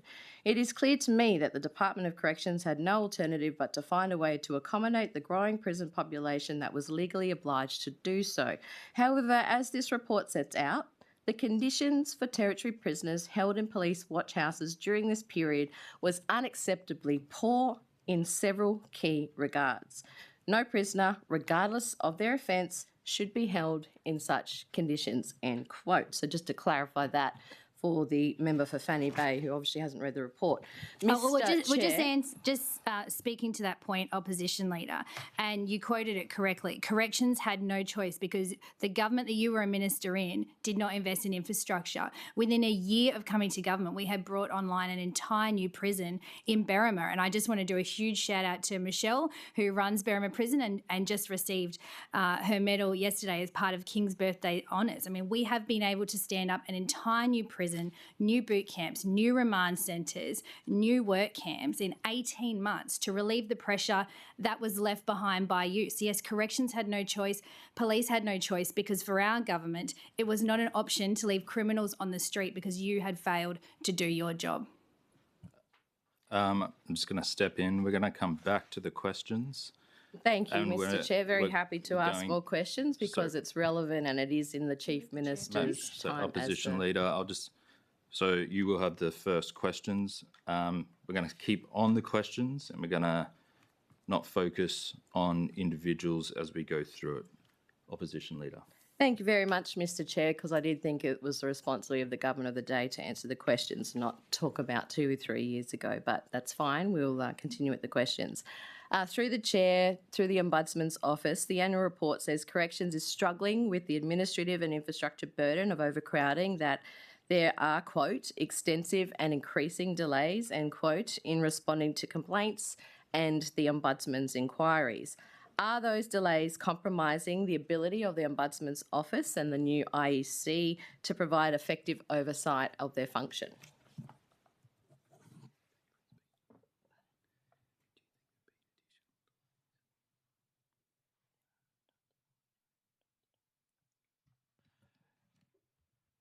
Peter Scheuer, Integrity and Ethics Commissioner. There are, from time to time, delays on individual matters. Clearly, where any agency has to deal with an increase in matters, that can put additional stress on them. It was something that I think was noted in the annual report, which I suppose put the department on notice that there was a need to look at additional resources or more dedicated resources in that area. And therefore, we continue to experience delays in some matters. But I think it's something that everyone has to deal with the resources they've got. But yes, it is something that in corrections over time, we've always stressed the need for there to be prompt responses to all matters.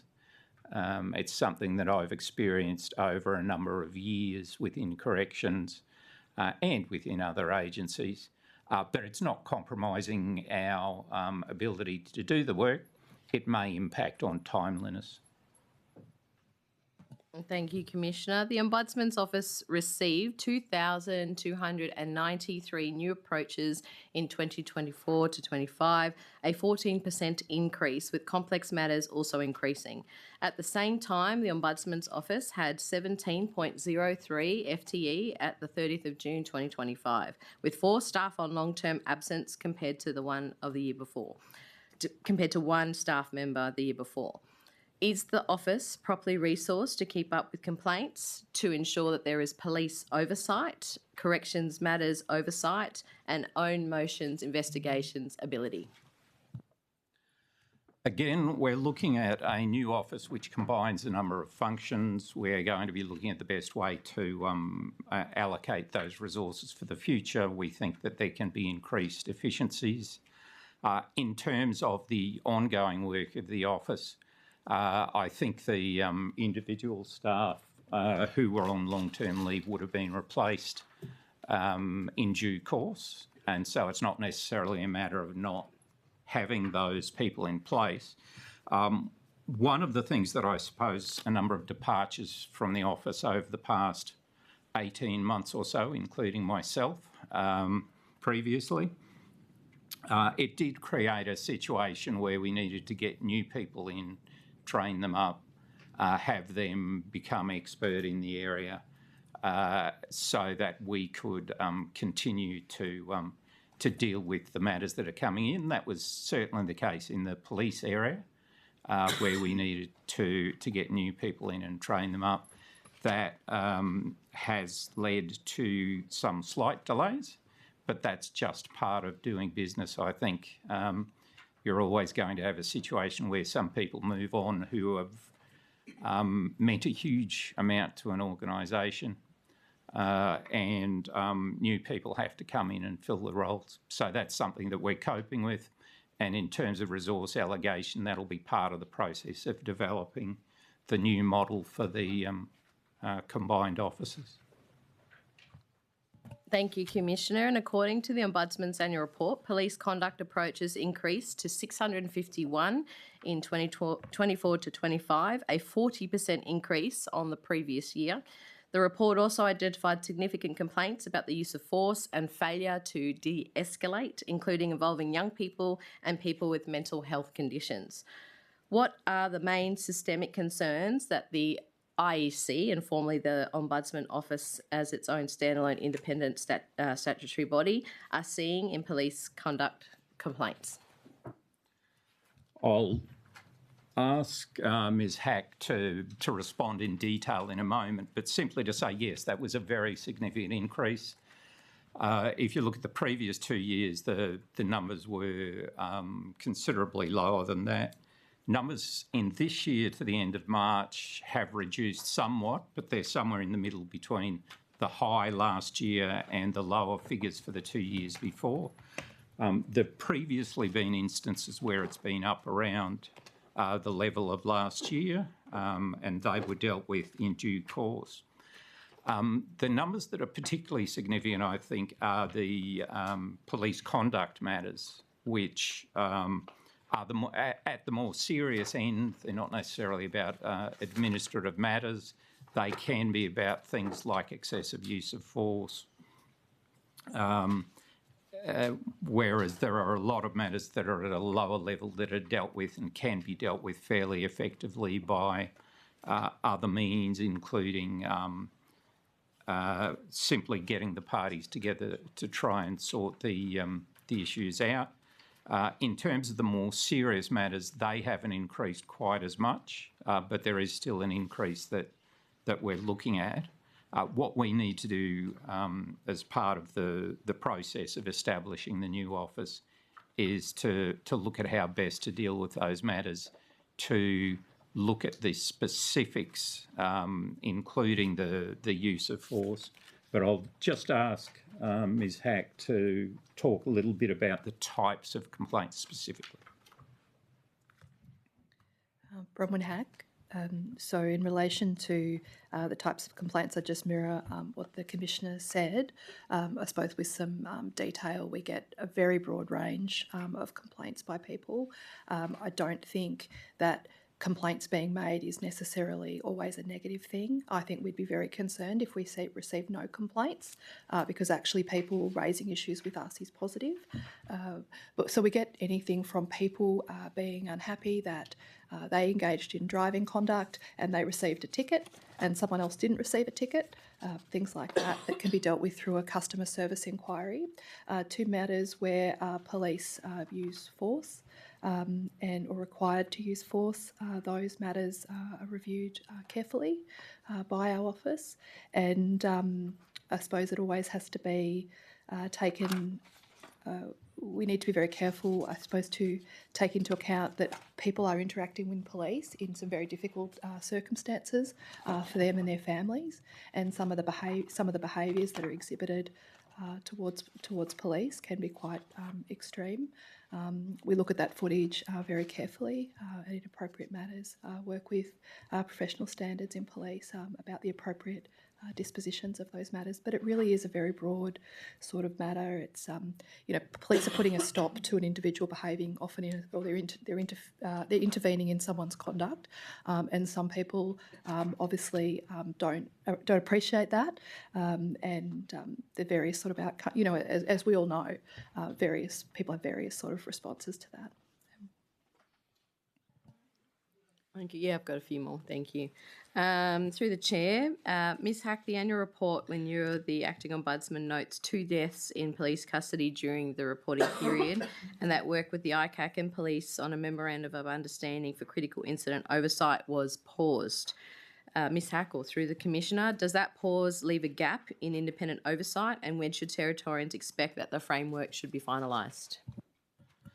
Perhaps I could respond because the work on that memorandum commenced when I was previously in office. It was an initiative of the ICAC, and it was essentially about looking at serious matters and getting notification for both the ICAC and the Ombudsman in the most serious matters, for example, where there'd been a shooting or someone was significantly harmed by or at a time when police were involved. And so really that was to clarify the role of ICAC and the Ombudsman and how we would potentially be immediately notified and look at what might be appropriate in the circumstances. That was something that was going on and still goes on, I'm sure, on an informal basis. And then there would be discussions between the ICAC and the Ombudsman about the best way to handle the matter. Obviously, with combining the 2 offices, that's still something that I think we need to pursue with the Commissioner of Police so that we are informed immediately and can get a sense of what action we should take. Clearly, you have the Internal Police Standards Command, Professional Standards Command. In matters where there's been a death, you may well have the coroner as well. But the early notification and consideration of the best approach, I think, is important, and it was recognised as important by both myself and the ICAC. It's something that I'll be taking up again with the Commissioner of Police in due course, but it's not something that necessarily has an impact on the way that matters are handled. I think it'll just, I suppose, codify the way that those matters are dealt with for the future. Thank you, Commissioner. And do you know who authorised that pause in the work for the MOU?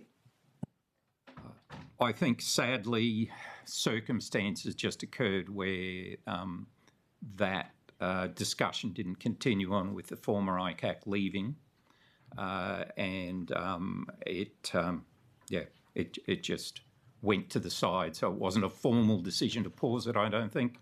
It was something that I raised at the time.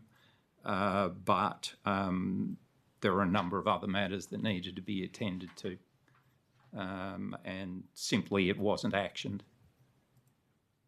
Thank you. And I'm just interested, do you have the numbers of the police conduct approaches in the reporting period from the 1st of July 2025 to the 31st of March 2026? Yes, so the number for that period was 440. So that will, my maths is okay, but if you extend that to the 4 quarters, that will be in the high 500s, but less than the 651. And again, that may change during the quarter, it just depends, but our estimate would be in the high 500s for the full year. Thank you, Chair. Thank you, Commissioner. And Chair, can I seek leave to table the own motion investigation to conditions for territory prisoners in the Northern Territory Police Force watch houses, November 2025?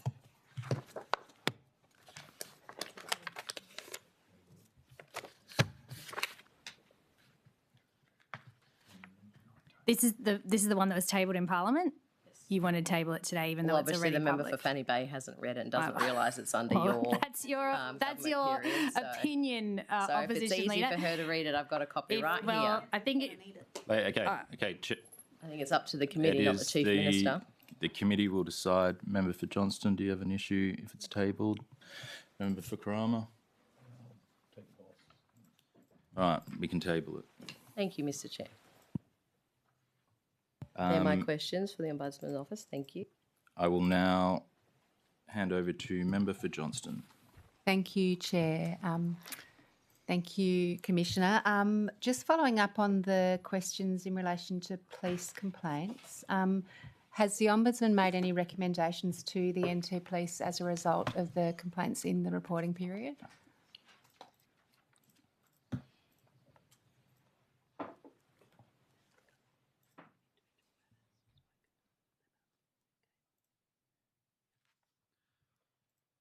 It would be normal in the course of responding to some matters to make complaints. I don't have the details on numbers, but essentially there are various categories of seriousness of complaints, Category 1 being the highest, Category 2 being lesser. There's a report for each Category 1 matter, which may include recommendations or may acknowledge recommendations that have been made by the Professional Standards Command. Category 2 matters may also include some recommendations. It's not as common. And then there's the complaints resolution process, which is actually a less formal process. I don't have figures on the number of recommendations that were made at the moment. Again, I could take that on notice if you wished. Yeah, thank you. That would be great.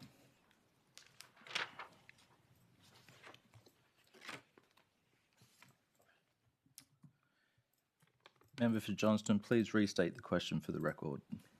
Can you provide details of any recommendations made to NT Police as a result of complaints over the reporting period from the Ombudsman? Commissioner, do you accept the question? Yes.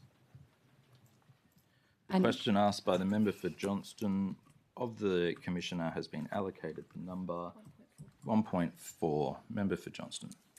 Thank you. And just as a follow-up, what powers does the Ombudsman or now the Commission have to ensure that recommendations are considered and implemented? So when a recommendation is made, there is a provision that requires the Commissioner to consider that recommendation and respond to the recommendation. They'll indicate whether they accept it or not, or whether they make some suggestion for a slightly different approach. If that recommendation is not accepted, then there are a number of courses. One of them is actually to make a report to Parliament. The other one, and perhaps more commonly followed, is to indicate in the annual report that a recommendation's been made in the response of NT Police to it. And so that's then reported on in that manner rather than having a separate report necessarily. That's something that has happened in the past. And I should say that the information you're talking about would be normally reported on in the annual report as well. But obviously that's some way down the track. But essentially it's a matter of either following that formal process or reporting in the annual report so people are aware at least that a recommendation's been made, the nature of it and the response of the NT Police to it. So just so I'm clear, any recommendations that are made are outlined in the annual report?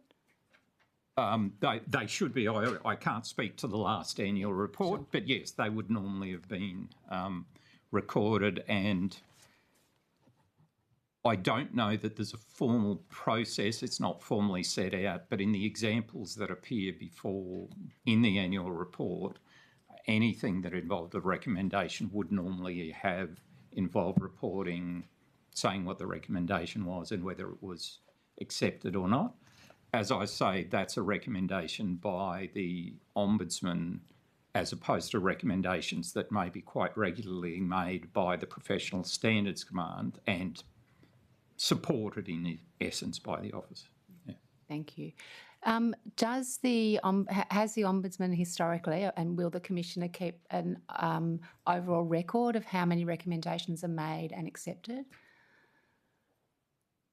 Again, haven't produced a detailed framework like that. They've been recorded in the annual report. It's something that we could certainly consider if that's something that's considered of value to actually report on that and the, I suppose, update on that. Normally what we do when we make a formal report, and this isn't necessarily just in relation to police conduct matters, this is in relation to anything else, we will produce recommendations and will report on those in upcoming annual reports until such time as they are implemented. I haven't taken the same approach with necessarily with the police recommendations, which are usually either accepted or not within the time frame of the year and explained in the report. But it's possible that might be valuable to indicate where they're at and what's happening with them. I'll look forward to it, Commissioner. The Ombudsman's Office, or I imagine now the Commission, remains unfunded to perform the MPN function under OPCAT, the Optional Protocol to the Convention Against Torture. What specific oversight activities relating to people in custody in particular are not currently carried out because that resourcing is not there? To give a little bit of background, the preventive mechanism, national preventive mechanism, I was appointed some time ago as Ombudsman to undertake that role. We were given some seed funding by government to establish that, but my understanding is there's been no further funding. I need to have a conversation with government about where that is going from now on. For the moment, we've been undertaking very limited activity in terms of keeping in touch with the NPM network and just monitoring what's happening elsewhere. There are different approaches, very different approaches across all of Australia, including some jurisdictions that aren't pursuing that at all and others that have provided some funding for it. I think it's important to recommend that at the moment people can make individual complaints to the Ombudsman and the Ombudsman can conduct reviews. In fact, with the seed funding we conducted a review into solitary confinement. But at the moment, we don't have those additional resources. Potentially, if we identified a major issue, we'd look at allocating resources to a particular investigation under the Ombudsman function. But I think it's something that I haven't had the opportunity to discuss with the government where that's at, because I was essentially a cabinet appointee at the time. Doesn't have a legislative base in terms of that role, and that's something that I'm going to have to pursue with government. Thank you, Commission. Recognising that you're 1 week into the job, do you have a sense of what it might require to be able to perform the OPCAT duties? At the time, we proposed a level or various levels of funding, I think, as to the different types of models. And at the time, there was a role there for Children's Commissioner and also the Community Visitor Program. So it wasn't just the Ombudsman's Office that would be involved. We'd have to review those figures now and look at, again, models that are happening in each of the jurisdictions and also discussions with government about what it would look like. That's something we'd have to do more work on now. Thank you. And just one other question. Does the Ombudsman receive complaints from the Darwin Transitional Correctional Centre? That comes under your jurisdiction? Maybe just clarify the question. Does she mean the space above Mitchell Street? Could I just ask, that's the space in Mitchell Street? Correct. Yes, so anything that is administered by either NT Police or NT Corrections, we would potentially receive complaints relating to the administration of those spaces. And if G4S is running it? They would be doing it under the auspices of, I'm assuming, Correctional Services. Yeah. So, yes, generally speaking, if it's Correctional Services that are overall running the place, then we would see G4S as being a contractor to Correctional Services. Now, that may impact slightly on the way we approach matters, but my understanding is that we visited there a few weeks ago. around 3 weeks ago. Thank you. Are there any further questions for output 4.1?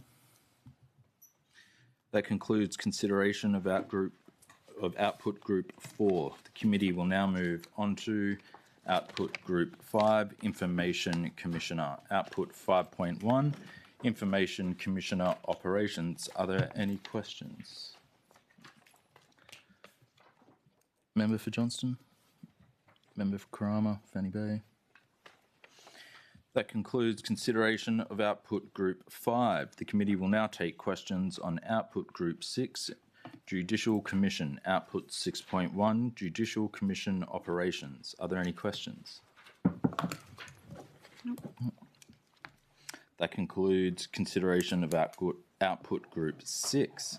The committee will now move on to output group 7, Health and Community Services Complaints Commission. Output 7.1, Health and Community Services Complaints Commissions. Are there any questions? Member for Johnston, member for Kramer? No. That concludes consideration of output group 7. The committee will now move on to output group 8, Corporate and Shared Services. Output 8.1, Corporate and Governance. Are there any questions? That concludes the consideration of output 8.1. The committee will now move to output 8.2, Shared Services Received. Are there any questions? That concludes consideration of output 8.2 and output group 8. On behalf of the committee, I'd like to thank the Office of the Integrity and Ethics Commissioner for attending today. The committee will now move on to consider outputs relating to the Department of the Chief Minister and Cabinet. Thank you, Mr. Chair. Just before everyone leaves, I'd really like to thank our new Commissioner and his team at the Integrity and Ethics Commission for their first estimates appearance as a new organisation, and we certainly look forward to the work ahead that they have to do. I'd like to thank everyone who was involved in preparing for today's session. Thank you. Thank you, Chief Minister. Thank you. We'll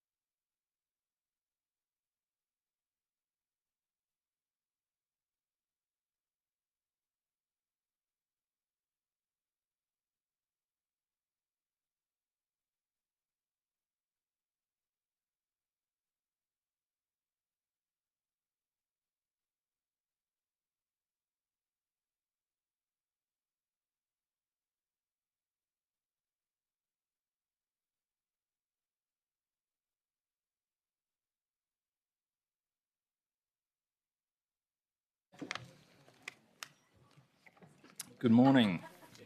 Chief Minister, I invite you to introduce the officials accompanying you and to make an opening statement of no more than 20 minutes regarding the Department of Chief Minister and Cabinet. I'll give you a 5-minute warning at the 15-minute mark. Thank you very much, Mr Chair, and to the committee. I'm joined by Chief Executive Officer of the Department of Chief Minister and Cabinet, Mr Lucio Ciccarelli, PSM, our Deputy CE, Jean Doherty, and Robert Czar, who is our Executive Director of Corporate Services. I will now, we might change those in and out over the course of the afternoon, if that's right to committee members, obviously, as we move to Defence NT or Territory Coordinator, etc. But otherwise, this is the team I have with me right now. And I'll move on to my statement. Thank you very much. Last year, I sat before this committee and set out our government's priority. They were very clearly centred around 3 core things that we promised Territorians in the August 24 election, and that was to reduce crime, rebuild the economy and restore our territory lifestyle.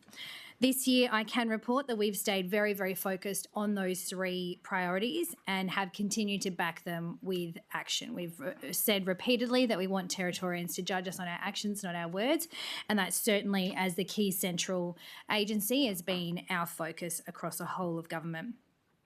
In my budget reply in May, I said that we had Territorians' backs and that our community comes first, and that's why we're focused so acutely on delivering those 3 commitments. It is incredibly important that we stay very focused on those, because that is why Territorians elected our government. We've made a lot of progress over the last 12 months, and there is certainly more work to do, always more work to do, but we are encouraged by the progress we've been able to make to date. That's why in 2026, our focus remains very squarely on growth, security and certainty, growth in our economy, certainty for Territory families, businesses and investors, and security in our community, our jobs and our unique Territory way of life. That progress depends on a capable public sector, which we have, and I'm very, very proud to be the Chief Minister of, clear leadership and an agency at the centre of government that can drive coordination and delivery. And that is at the heart of what Chief Minister and Cabinet does, is make sure that every agency is focused and delivering on our core focus as a government around reducing crime, rebuilding the economy and restoring our unique Territory lifestyle. CMC supports me as Chief Minister, not just as Chief Minister, but as Minister for Defence NT, as Minister for Territory Coordinator, and also supports my Cabinet colleagues. They help drive strategic policy, regional coordination, and our engagement, of course, with the Commonwealth. Over the reporting period, CMC had provided that stability while supporting government to deliver on our priorities, as I said, and at the same time has continued to strengthen its own internal capabilities as we refocused following the election in the MOG changes to have a much more lean agency, but really focused on our core strategic values as a government. So we have finalised we've been finalising the agency's structural realignment to make sure that our department is set up to deliver on those strategic priorities that we have as a government. The realignment also moves to a single Deputy Chief Executive position in Ms Doherty, which simplifies our reporting lines and supports clearer, faster decision-making, which is something we're very focused on.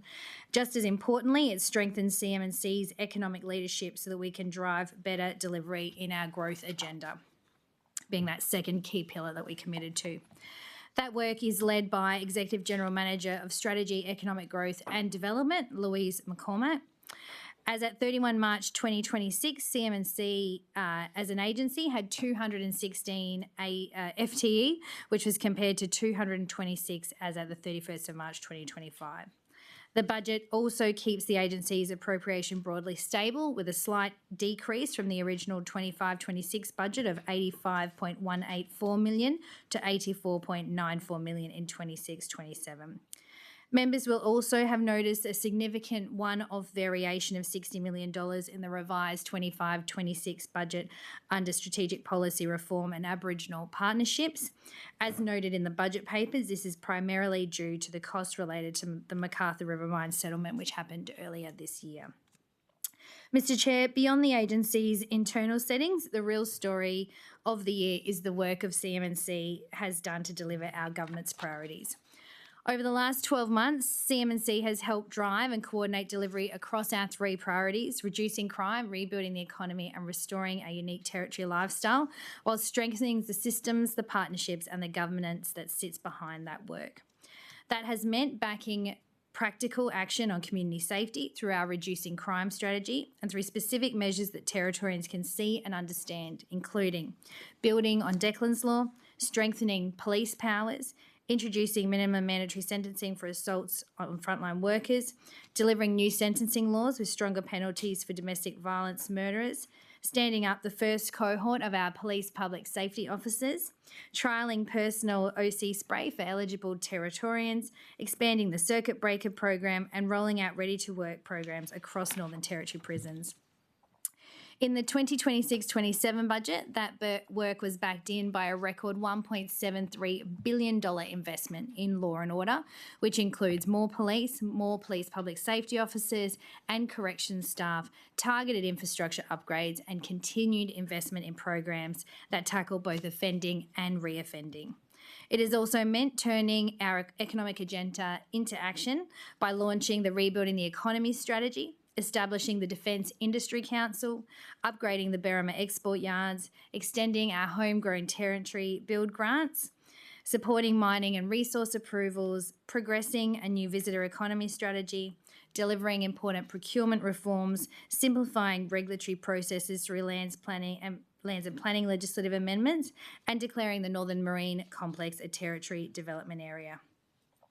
In restoring our lifestyle, it has meant backing practical reforms and initiatives that make life easier for Territorians, including abolishing light vehicle roadworthy inspections, making swimming in schools permanent, locking in waterfowl hunting limits for 5 years, expanding the supercars program to 3 full days, securing national law changes around fencing and supervision in childcare centres, which we led, and purchasing and progressing for the planning of Silkwood, which everyone's very excited about. Let me now turn to some of the major pieces of work from the reporting period. One example is the implementation of the Approvals Fast Track Task Force recommendations. Following the release of the Saying Yes to Business report in May 2025, Government committed to 70 actions to reduce approval timeframes, ease regulatory burden and increase business certainty. Government is on track to implement all 48 of the 70 recommended actions it committed to deliver within 12 months, which will be 16 July is our deadline for that, and we are on track. These reforms are delivering more efficient planning and land clearing processes, improvements to the Fidelity Fund and stronger representation for small business, all of which support our commitment of cutting approval timeframes by 50% and giving businesses greater certainty. Another important example is the Northern Marine Complex. Following passage of the Territory Coordinator Act 2025, the Government gained an important new mechanism to accelerate priority projects, streamline regulatory processes and strengthen coordination around economically significant investment. In February this year, I made the first declaration under the Act, declaring the Northern Marine Complex a Territory Development Area. That decision marked a clear shift to a whole-of-government approach to delivering this project of economic significance, with the Territory Coordinator now leading planning, coordination and implementation support, while ministers and agencies retain their delivery responsibilities. Work is now underway on the Territory Development Area Plan that will guide the strategic development of the Northern Marine Complex, including the Darwin Shiplift Facility and Marine Industry Park. Separately, the Arafura Rare Earths Nolans project has now been designated the first significant project under the Territory Coordinator Act, giving the $1.6 billion project coordinated oversight through approvals and delivery and helping position the Territory as a critical mineral supplier for Australia and its partners. The same focus on long-term economic development is also shaping our work on the Gove transition. This work is being led in partnership with traditional owner groups, the Northern Land Council, the Commonwealth, Rio Tinto and developing East Arnhem Land through the Gove Peninsula Futures Reference Group. Our focus is on supporting a successful transition from mining, creating the right conditions for private investment and progressing land tenure arrangements that give proponents certainty and support long-term economic opportunity for East Arnhem. The appointment of an Assistant Minister for the Nhulunbuy transition, Ms Ollie Carlson MLA, alongside high-level coordination support within CMC, reflects the importance we place on securing the region's future. Just as importantly, CM&C has supported significant integrity reform through the establishment of the Integrity and Ethics Commissioner and Office, delivering on the recommendations of the independent McClintock-Hiley report. This reform is about strengthening integrity functions and restoring public confidence through a stronger and more accountable framework. CMC has also continued to support major national health and disability reform. In January this year, the Northern Territory secured up to an additional $1 billion in health funding over 5 years through National Cabinet as part of the National Health Reform Agreement, valued at $3.4 billion in total to the Territory. This represents the single biggest federal contribution to Territory hospitals in our history and will help us continue to provide high-quality care in some of the most challenging service delivery circumstances in the country. We also continue to advocate for a fairer share of Commonwealth funding in areas such as maternity services, aged care, primary care, and emergency aeromedical retrievals. As part of the same national reform effort, the Territory has agreed to implement the Thriving Kids program from October this year, adapted to the Territory's conditions and aimed at improving early intervention supports for younger children with developmental delays and autism. CMC has also led and coordinated the government's recovery efforts following emergencies and disasters that we saw right across the Territory. The 2025 high-risk weather season was unprecedented in its scale and complexity, requiring major restoration efforts and the repatriation of hundreds of residents back to their homes and communities. Disaster payments were activated across all local government areas, including the distribution of more than 3,000 prepaid debit cards to affected residents, alongside planning and implementation of a $30.5 million urgent road repair package. Work also continues through the $100 million Flood Recovery Fund to support rebuilding and long-term resilience in impacted communities. This effort has depended on the work of hundreds of Northern Territory public servants and many external partners, including other jurisdictions, local councils, community organisations and emergency support agencies. I think you can't underestimate just how many people have been supporting this really important work since November last year. We've remained very closely engaged in national and territory efforts to protect fuel supply and ease cost of living pressures as well. The Northern Territory Government has worked with the Commonwealth and industry to support supply continuity while also taking practical steps to improve transparency and certainty for Territorians. This has included declaring petrol and diesel under the Price Exploitation Prevention Act 1949, issuing a please explain notices to stations with higher than average prices, introducing a 24-hour fuel price lock and appointing a fuel supply coordinator to work across governments, industry and suppliers to help ensure reliable supply and stronger national understanding of the Territory's unique fuel needs. Before I conclude, I want to acknowledge the really important work of Defence NT within the agency. Our government is very, very supportive of the Defence presence here in the Northern Territory in its capability, personnel exercises and the infrastructure that it brings. Defence NT works closely with me to promote the Territory at every opportunity and to make the case for greater defence investment here. In February, we established the Defence Industry Council to give industry a direct voice to government and sharpen our advocacy for defence jobs, capability and investment. And that was really important because it then led into Defence Week 2026, where we launched our Northern Territory Defence Strategy. And that set out 5 key priorities for the Territory, and it means that industry and government are speaking with one voice when it comes to advocating for the Territory. Those 5 priorities are maritime sustainment, the Army's littoral pivot, Northern Theatre logistics, Northern basing and ranges, and innovation, test and evaluation. We will continue to push hard for greater defence investment in the Northern Territory because it strengthens our economy, our workforce and our strategic position. And finally, I draw the committee's attention that CMC also reports to the Minister for Aboriginal Affairs. The Office of the Commissioner of Public Employment falls under CMC for budget purposes. However, all questions relating to this portfolio should be directed to the Minister for Public Service. And I'm now happy to take questions. Thank you very much, Mr. Chair, for the opportunity. Thank you, Chief Minister.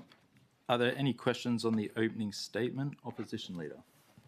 Thank you, Chair. Thank you, Chief Minister, and thank you to your officials accompanying you today.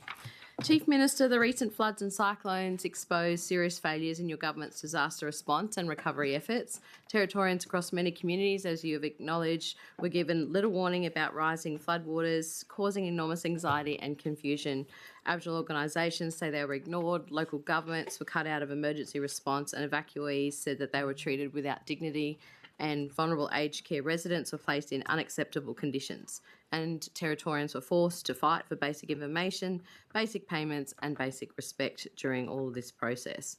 Chief Minister, this was not just a weather event, it was a test of your government's competence, your planning and your care for people outside of Darwin. On that test, many Territorians would say that the CLP government failed under your leadership. Chief Minister, on March the 15th, you acknowledged this and said publicly there would be a review into the flooding and cyclone response. And at this time on that date, you said, and I quote, "I absolutely hear people and I'm hearing that widespread, but I think that the scale of the impact is so profound that we're also not seeing the response. I know out in Darwin River, for example, people felt incredibly isolated and I hear that and I'm not denying it.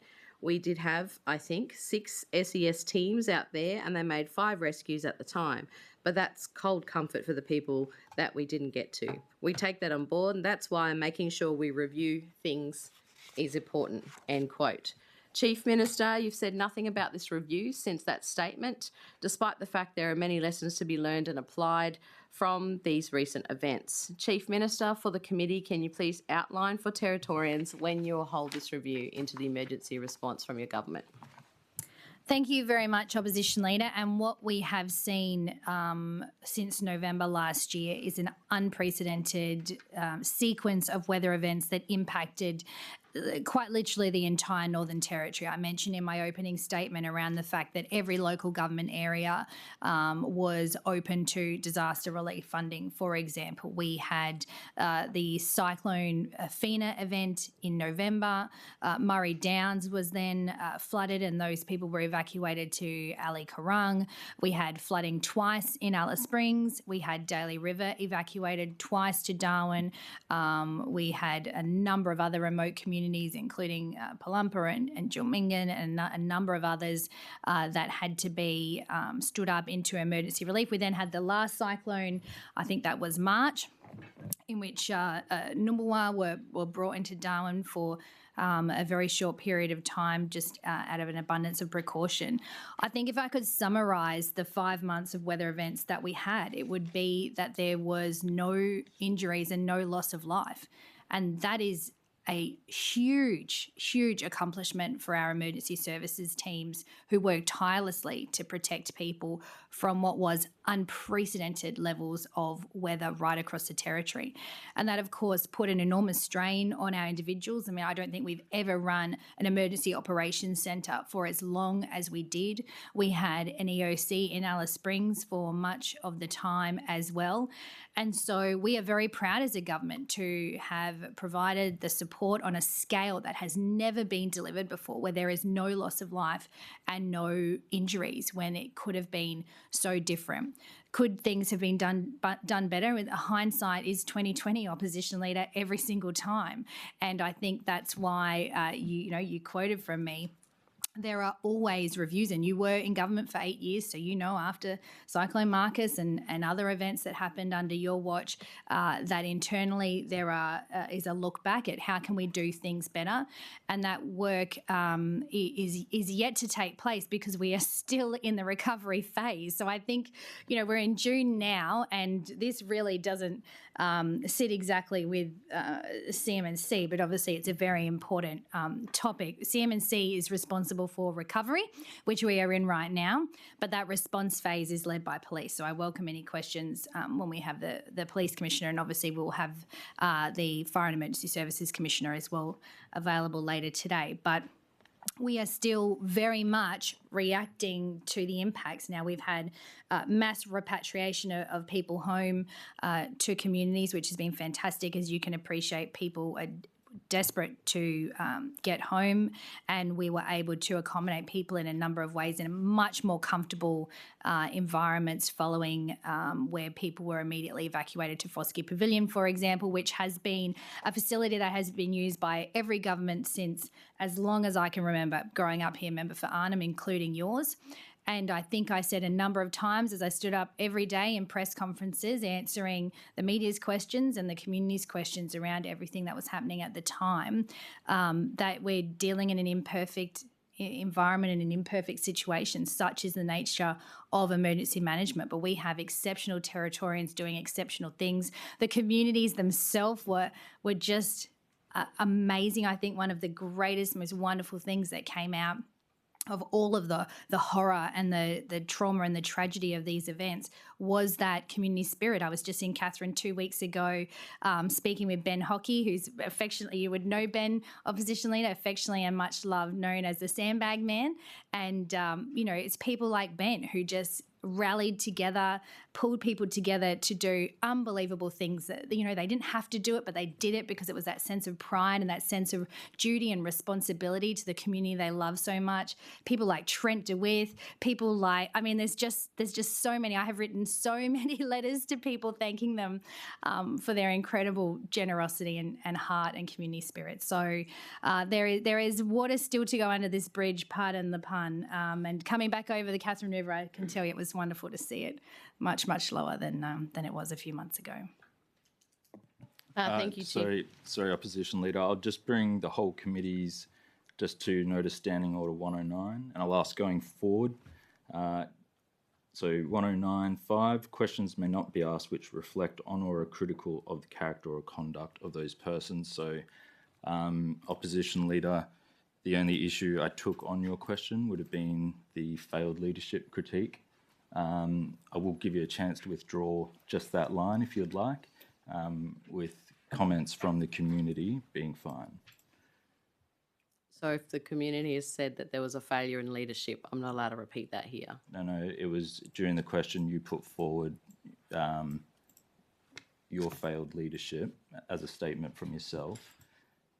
Oh, understand. Yep. Thank you, Chair. I'll clarify any further questions and take that on board. I appreciate it. Thank you. So, Chief Minister, I really do appreciate your answer in that, and, a lot of which I would agree with in terms of the work around the community response to all of the severe weather events in the Northern Territory in the last 6 months. But my question, just to put you back on track, was, are you going to commit to the review that you said that there needed to be, and what sort of feed-in process will the community have, will businesses have, will industry have into that review? You mentioned internal reviews, which we know happen as part of everyday government business, that's fine, but specifically around a review, or dare I say inquiry, into the severe weather events and the emergency management and response. So the reviews will be, as I just described, they will be internal reviews on what could we have done better. But I'm just want to be really, really clear. We are still in response. We are still actively in response phase. And that will continue for probably another couple of months, if not longer. These things tend to have a longer tail end. But our focus right now is on making sure people are able to get back into their homes effectively. And there is huge amounts of roadworks, for example, that 30.5 million that we stood up straight away went out the door straight away because it was an emergency. We were able to just get the money moving, and for example, Coleman's Contracting have done an incredible job on Wooliana Road. I went out there after the flood, and I just could not believe that the entire road had been eaten away and just completely absorbed into the river. And I'm not a technical person, but I didn't think we'd be able to build a road back on that spot. And I tell you what, Coleman's have done an incredible job. So the fact that we're able to have the Daly River boat ramp back over, that the Baronats is happening, is just an absolute feat of engineering and grit and determination to get things done. So there will be those internal reviews on how we can do things better. But there is still so much work happening, including the finalisation of the $100 million flood recovery fund, which I put on the table straight away as an addition to normal business. And we really want, and that's in addition to the $30.5 million for roads, which were critical to be able to get people in and out. And there are still roads that are very, up until probably a week ago, I'm not sure if it's still the status now, but one of the roads out to Palumpa we still had limited ability to run more than an 8-ton truck on it. So it just shows you how absolutely sodden the land still is, and things are still very, very wet. So so that continues on, Opposition Leader, and focusing on bringing services back online as fast as possible in the safest way possible is our top priority right now. And then, Chief Minister, to confirm, once you're out of the recovery phase, which you've emphasised twice now, will there be a public review or an inquiry into the emergency management response? No, so I've been really clear. All of the normal processes that have happened under successive governments, it's not a political thing, it's a process, will take place, but we are still in that response phase. So just to confirm, no opportunity... Sorry, recovery phase. So just to confirm, there's no opportunity for people that are impacted by the floods, they're evacuated by the floods, local businesses are evacuated by the floods, to actually have a chance to raise their voice to speak to this inquiry that you spoke about earlier of opening up. It's just going to be an internal review rather than an inquiry. So I didn't say there's no chance, so don't put words in my mouth. What I said is we are still in that recovery phase, and then there will be all of our internal processes, which are not necessarily to the exclusion of people impacted. But I think it's fair to say, of course, people are negatively impacted. I mean, their homes were flooded. I went to Katherine after the flood, which is the second biggest flood they've ever had, and saw people's entire life dumped out the front of their house.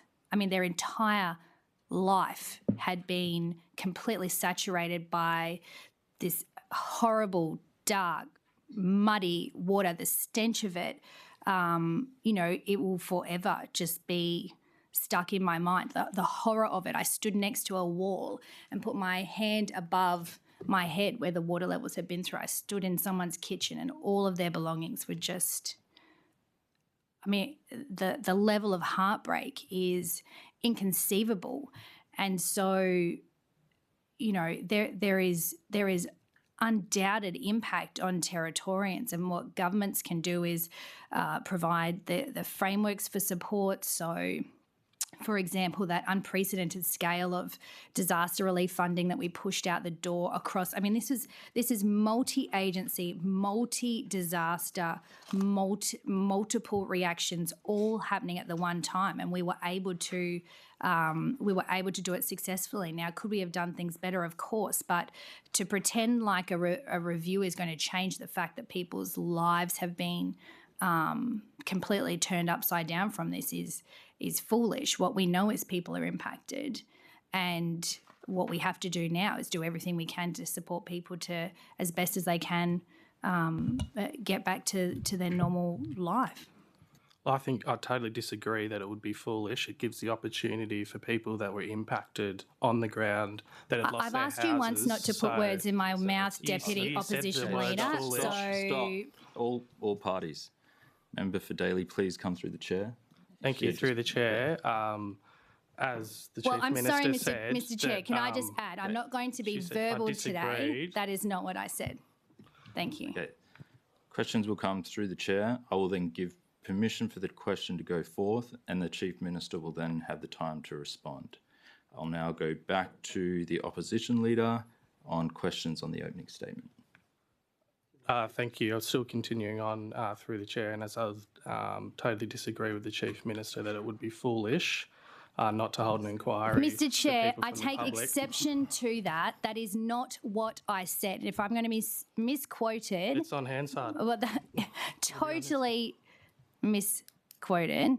And for whatever political game he's trying to play, there have been thousands of public servants, many of which are watching this right now, thousands who have dedicated the last 5 months to keeping Territorians safe. Territorians in your electorate safe, Member for Daly, in providing them food every day, support, comfort, a shoulder to cry on when it's needed. We had hundreds of volunteers come up from interstate, serving hot cups of coffee, providing blankets and jumpers to people. The scale of it has been extraordinary humanitarian exercise, which, as I said, ended in no loss of life or injury, but substantial loss to property and impact and trauma on people's lives. So if you want to sit here and play politics because you put out your I didn't get to little finish my press release, question. but your question is wrong, and I will not be answering a question where you are verbaling me. I wasn't burbling, I was just quoting back, so through the chair. Again, what we need to understand is why you won't hold an inquiry where people that were directly impacted can be heard. It's pretty simple. That's I have where you not said they understand. won't be. I said there will be an internal review, which does not necessarily preclude people who've been impacted. That will be after the recovery phase. Thank you, Chair. Chief Minister, in regards to a range of concerns that have been raised with our Labor opposition that came up specifically around floods and cyclones, and as per the mention in your opening statement, why was the evacuation for Palumpa and Nayu residents the second time around left so late that residents were already inundated by floodwaters and emergency crews were put at risk having to undertake evacuations in incredibly difficult conditions? I don't accept the premise of your question, but in any event, that's a question for police. So there's no coordination by your department whatsoever? No. CMC. And again, let's not belittle the very people who have supported your community all to be safe and repatriated home. This is CMC, as I said at the start, do the recovery phase. The response is led by police through the Territory Controller, which is exactly the same system that we inherited from you when you were in government. So that has always been the process. It's not that I don't want to answer the questions. They are just you just asking the wrong people. So when police come up in a couple of hours' time, absolutely, please make sure you ask all those questions. Thank you. Through the chair. So just to be clear, because there were issues for the second time, residents were evacuated out of Nayu, where it took over 24 hours for people to be evacuated, then helicopters to come in, which meant they weren't able to get everybody out, which meant that there were 70 people left behind that evening and night. So people literally had to wade through the water to get in a small boat to then be evacuated to safety on the road. Along Daly River Road near 5 Mile. That's a wonderful speech, Member for Daly, but this is a question for police. This is a question for police. Well, you don't know what the question is I do know yet. because none of it has anything to do with CMNC. So none of it has anything to do with you as a response. But let me lead into the question. If you could ask me the question. Through the chair. Yep. So going back to the question, why did it take more than 24 hours when you knew Daly River was going to fly? Police. Thank you. That is not a question for CMNC. I haven't finished the question. You keep butting in. So why did it take you more than 24 hours? Was it because the evacuation centres weren't set up in Darwin? Yeah, I think it is clear that the output should come on at output 14 when the police are here. Chief Minister, are you happy that that is the correct output? I'm very happy to answer any questions about the response when police are here, because they are the Territory Controller. They run the Emergency Operations Centre. It is the appropriate agency to ask these questions. But surely you'd be across it as the Minister. Okay. You would have sat in those meetings. Stop. You're pathetic. Stop. Okay. There'll be everything will come through me. There'll be no cross chatter. Chief Minister, your comments will also come through me. Now we're on opening statement. Opposition Leader, do you have any further questions on the opening statement? Yes, thank you, Chair. Chief Minister, is the Territory Emergency Management Committee co-chaired by the Department of Chief Minister and Cabinet and the NT Police? The TEMC is, but when the EOC is stood up, it is run by the Territory Controller. And timeframes, is that a 24-hour, 48-hour period before an emergency? Sorry, I don't understand your question. So when does it go from the Territory Controller, from the co-managed committee, from TEMC, to just the power of the Territory Controller? So during response, it is the territory controller. During recovery, so there's a handover. So when an event, like when a cyclone is coming and we're preparing for the cyclone, when we've got the EOC stood up, when the cyclone is happening, for example, and even in the immediate aftermath, if you could call it that, that is really the responsibility of the territory controller, and then it shifts to recovery phase, which would then be to Mr. Ciccarelli. Great, thank you very much. Chief Minister, in regards to the, you mentioned, daily press conferences, there was a difference with the communication that was coming out from the government. There was daily stand-ups during the anticipated cyclone, particularly around Cyclone Fina and Cyclone Narelle, but there weren't daily stand-ups around the updates for any of the floods that happened from Central Australia up to the top end. Has this been reviewed, and will there be changes made to this communications plan? Well, it's just simply not true.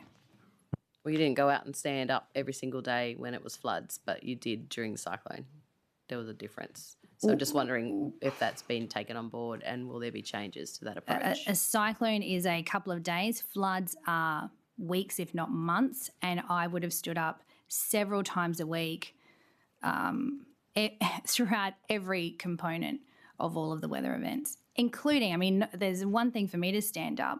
Let's not forget the regular briefings from the Emergency Operations Centre itself, which was led by police. They are the ones doing the public comms. The actual communications to community come through Secure NT, and then there's the additional overlay where officials would stand up at a number of levels, not just the emergency controller, but right through to myself and other ministers as well, depending on what stage we were in. For example, when it came time to when it came around questions around emergency payments, that was dealt with by Children and Families. So Minister Robin Carl stood up. If there was issues around other areas, it just depended what the most pressing, urgent matter of the day was. Thank you. And then, Chief Minister, my question was around the daily stand-ups for the floods. So I note that you've said, several times a week, and that's fine. But the difference with the communication was during the two cyclone events, there were daily stand-ups, but during the flooding, and yes, it was many, many weeks, but there wasn't daily communication from your government in that respect. So my question is, are there going to be changes to that approach? I don't accept that to be true, because government was communicating with Territorians every single day. Now, whether that's me or someone else is irrelevant. There has been consistent communication with affected communities the entire period. Well, the difference, obviously, in another jurisdiction, there were daily stand-ups by their Premier who were going through some similar severe weather as well. So just pointing out that people do look to the government to get their information, to get their updated response or warnings. And I'm purely asking from a communications point of view if that's been taken on board, since the public has no opportunity to feed in formally to your government around communication, around response and the feedback, because we're still in recovery phase, as you've said. So wondering when and how people will have that opportunity to feed into your government about things that could be better for, guess what, the next wet season, which will be coming at the end of this year. There's no question in that. How can the public feed into the response? I've already and answered making this, it better? opposition leader. I'm not sure how many times you can ask me the same thing. We can spend all day of you asking me the same thing if you want, and So I can there's give no you the mechanism same whatsoever. answer. Opposition I'll Leader, say Chief the Minister, answer please. again. Okay. The question has been asked multiple times. I believe the Chief Minister has answered it. It might not be the answer you're looking for, but Not me, it's the public. So thank you, Chair. I believe we've gone over it a few times, a few different ways. Opposition Leader, it is still your time on opening statement. Thank you. Chief Minister, you were speaking around the procurement and tenders and the processes for supporting businesses here in the Northern Territory.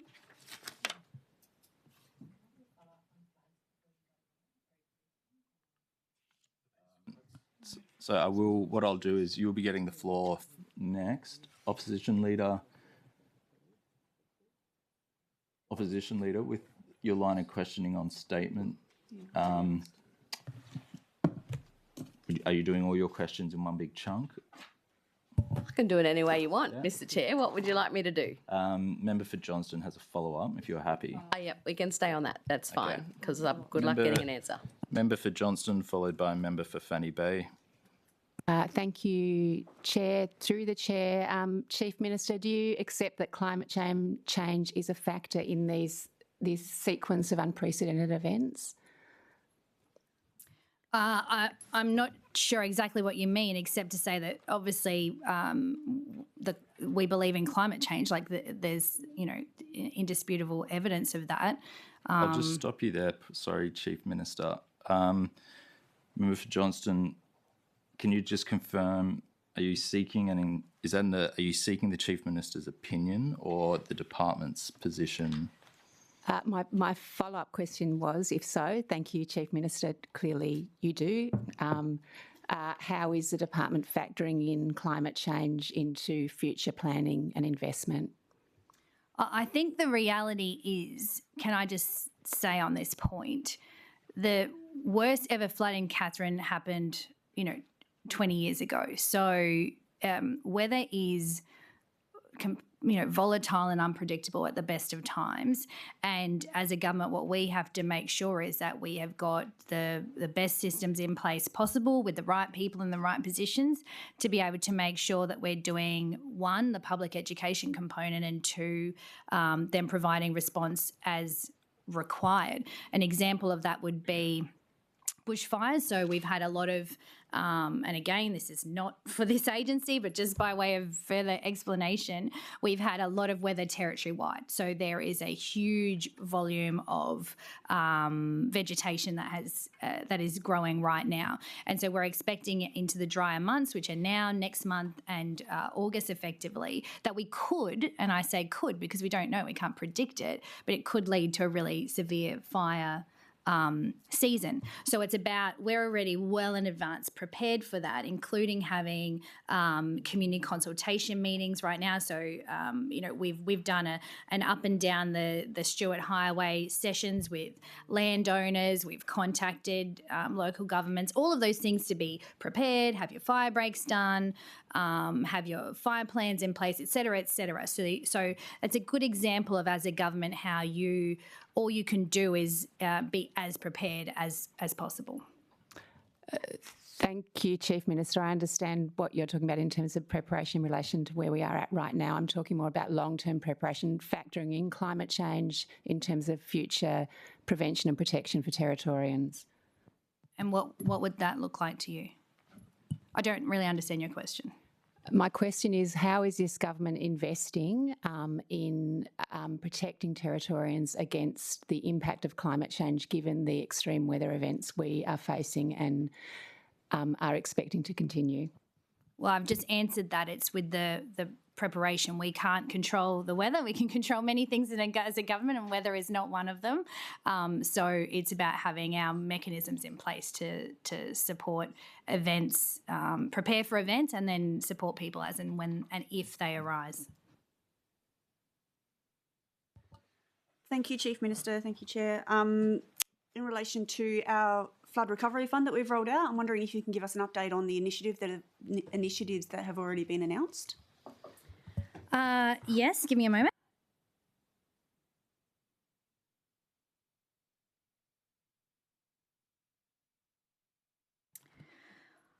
Okay, so the Flood Recovery Fund is being led by Minister Jo Hersey, obviously as a flood victim herself, both in the big floods of 98 and again this year. And so we allocated that $100 million. What we really want that funding to go towards is building back better. There is a component of that where we must work with the federal government on, and so there's a lot of rules around how we deal with that. It's quite stringent, their expectations of us, and so we are very focused through Ken Davies and his small team on making sure that we're doing that work so that we're surveying the territory, identifying really key areas we've been able to, so the 30.5 in the roads is separate to the 100, and that roads money is out the door. That was and continues to be incredibly important. The 100 we've, on the 18th of April, I announced the $12.5 million spend out of that 100. And so that's the first phase of funding. 4.9 million of that is going towards flood mitigation, which is immediate works that Lands Planning and Environment need to do in Alice Springs. And again, that was identified as part of Alice Springs flooded twice this season as well, which again, highly unusual, but there are works we can do to make sure that if that flood was to happen again, that the water flows better. So that's part of that really important work. Sorry, and can I just say it was incredibly important to me and my entire team that 100 million was not Darwin-focused funding. We saw floods everywhere, and there are issues right across the territory. The infrastructure deficits we inherited on coming to government are huge, but we can't sit around and lick our wounds about it. We've just got to pick up and move forward the best we can with what we inherited. So that 4.9 million for Alice Springs, again, this is just out of the first 12, which there's another 88 odd to go. $4 million for the Catherine North levee and drainage works. So that continues the levee work. And as people watched and went through the stages of Catherine flood, the levee was actually working really, really well. And I credit Trent for really keeping everyone up to date with his live vision of all of that on his bicycle as he went around. But that worked well until the flood levels rose so high that obviously the water came in over the top. So we're looking very closely at what else we can do there in Catherine. Given it was successful to a point, what does that next stage of that look like? And particularly those drainage works as well. Everyone will be familiar with the footage of the water bubbling up through the drains in the main street. We also then allocated $2.5 million for early warning and IT solutions territory-wide and drones. And this will be for Northern Territory Fire and Emergency Services, who again are on later today. And I know they are very, very excited about this investment. The use of drones was really done really well by our fireys, and it allowed us to map flood water and track it and really clearly identify. So if there was, we don't want it to happen again, but next time we will know at what level which houses go underwater effectively. And so this use of drones gives us capability long range where we just can't get people out to. As you can imagine, with the scale of the floods, the Stewart Highway was cut off twice at two different points. Communities are completely isolated. Boats aren't an option. You can helicopter to some extent, but then when the weather is really bad, you can't put aircraft in the sky. So there was a number of limitations, whereas a drone is much lower risk and can be extremely effective. We also have allocated $0.6 million for the Jarwin Association out in that Big Rivers region because they are very, very keen to do a design of Maud Creek bridge upgrades, which cuts off regularly. Like my understanding, and opposition leader, correct me if I'm wrong, but just about every year Maud Creek does flood over. Does flood over the road. So this is a long-term project that Jarwin have really wanted to do, and so we're backing them in with that work to get that design of what that could look like, and that's being led by us at CMC, but really supported by the Department of Logistics and Infrastructure, because ultimately we would be the ones who end up commissioning those works. But they want to really deal with the design, which we're very, very happy for them to do. And then there's the $0.5 million for the Niu Future Plan, which is being led by DLI. So this really came from members of the community. Obviously, they had that first evacuation where they were at Foskey for a number of weeks, and everyone was really, really keen to get home, and that was incredibly disruptive to people's lives and really heartbreaking. And then to have to evacuate again, just really the community sentiment was very, very strong that, how many times can we live through this effectively? So there's a great groundswell of support from Niu people to look at potential alternatives or potential plans going forward. Of course, that has to be done incredibly respectfully, and I've been very clear all along that that has to be led by the community itself. It's not something governments can impose on people, but I think it's fair to say that anyone can understand, for people to have to go through that twice in a matter of months, let alone how many times Daly has been evacuated over the years, you can appreciate that they are just completely not wanting to have to do that again. And no one wants any community to have to go through that Sorry, again. Chief Minister, I'll just ask if we could wrap this question up. Oh, okay. I've got a follow-up question into this I've got one so last one. that's relevant to So, this. so the we'll do- remainder. So that's the 12.5, and then the remainder we are working through with the federal government, and I'm hoping in the next couple of months I might have more to say about that. But we have to work with the federal government on those. The remainder of that. So we'll go member for Fanny Bay, then member for Daly, and then coming back to opposition leader. Thank you. Just given that we've specifically talked about NAU, I'm just wondering the planning involved in trying to get NAU up to a stage where they don't have to get evacuated. So how many houses are we planning to build in government, and how many houses did the former government build in their time in government? That is a good question, and I do have that somewhere. I think under the previous government, the previous Labor government built about 9 houses in NAU. I think we have between 20 and 30 that we will be building for that community. And so really as part of this future plan, and again, I'm not preempting what the community might decide they want to do. And let me be very clear that government is just one stakeholder in deciding where community housing goes. There's the federal government, the land councils, obviously the community itself. There's a number of partners who decide where remote housing goes, of which we are just one. But I think would be fair to say our position would be that any new houses that are being built should be built in safer zones. But there's a lot that needs to be worked through. Thank you. And just through the chair, Chief Minister, you mentioned in your previous answer about $500,000 being allocated to look at a future plan for NAU community. You also mentioned the $8 million for the road projects, which I understand that $8 million is for Wooliana Road, Daly River Road, Cox Peninsula Road, and also Port Keats Road. But I do pick up in April, Ken Davies told the NT News that $20 million had been allocated to the Daly River community from the government's $100 million flood recovery fund. Are you able to give me a breakdown of that $20 million that he'd announced for the Daly River community? Because so far you've spoken about 8.5, so there's still another $11.5 million that hasn't been spoken about. Yeah, so I mean, I'm not speaking for Mr. Davies, of course, but he's not here. My understanding is what he was referring to is the cost, the significant cost that will be incurred in that community, so including damaged houses, the health clinic, all of those types of things, not just in funding for new infrastructure.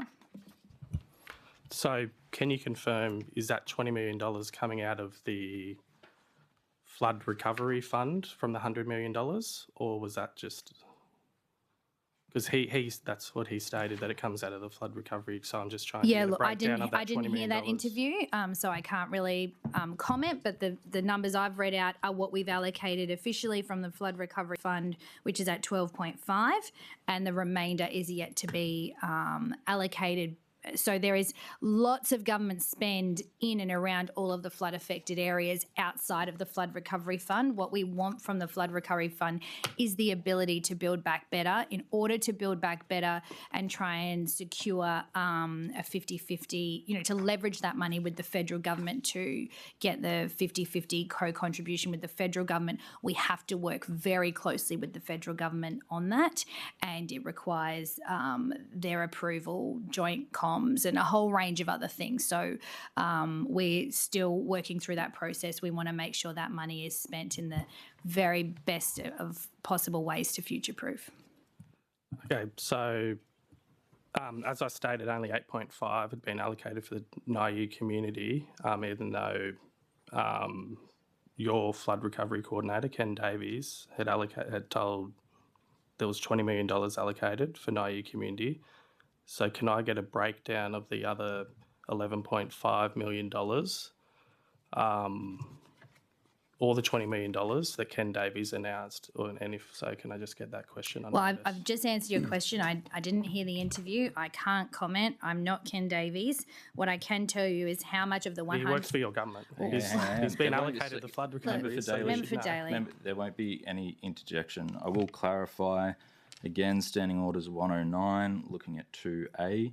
If we are bringing statements of facts or names of persons, unless they are strictly necessary to render the question intelligible and can be authenticated.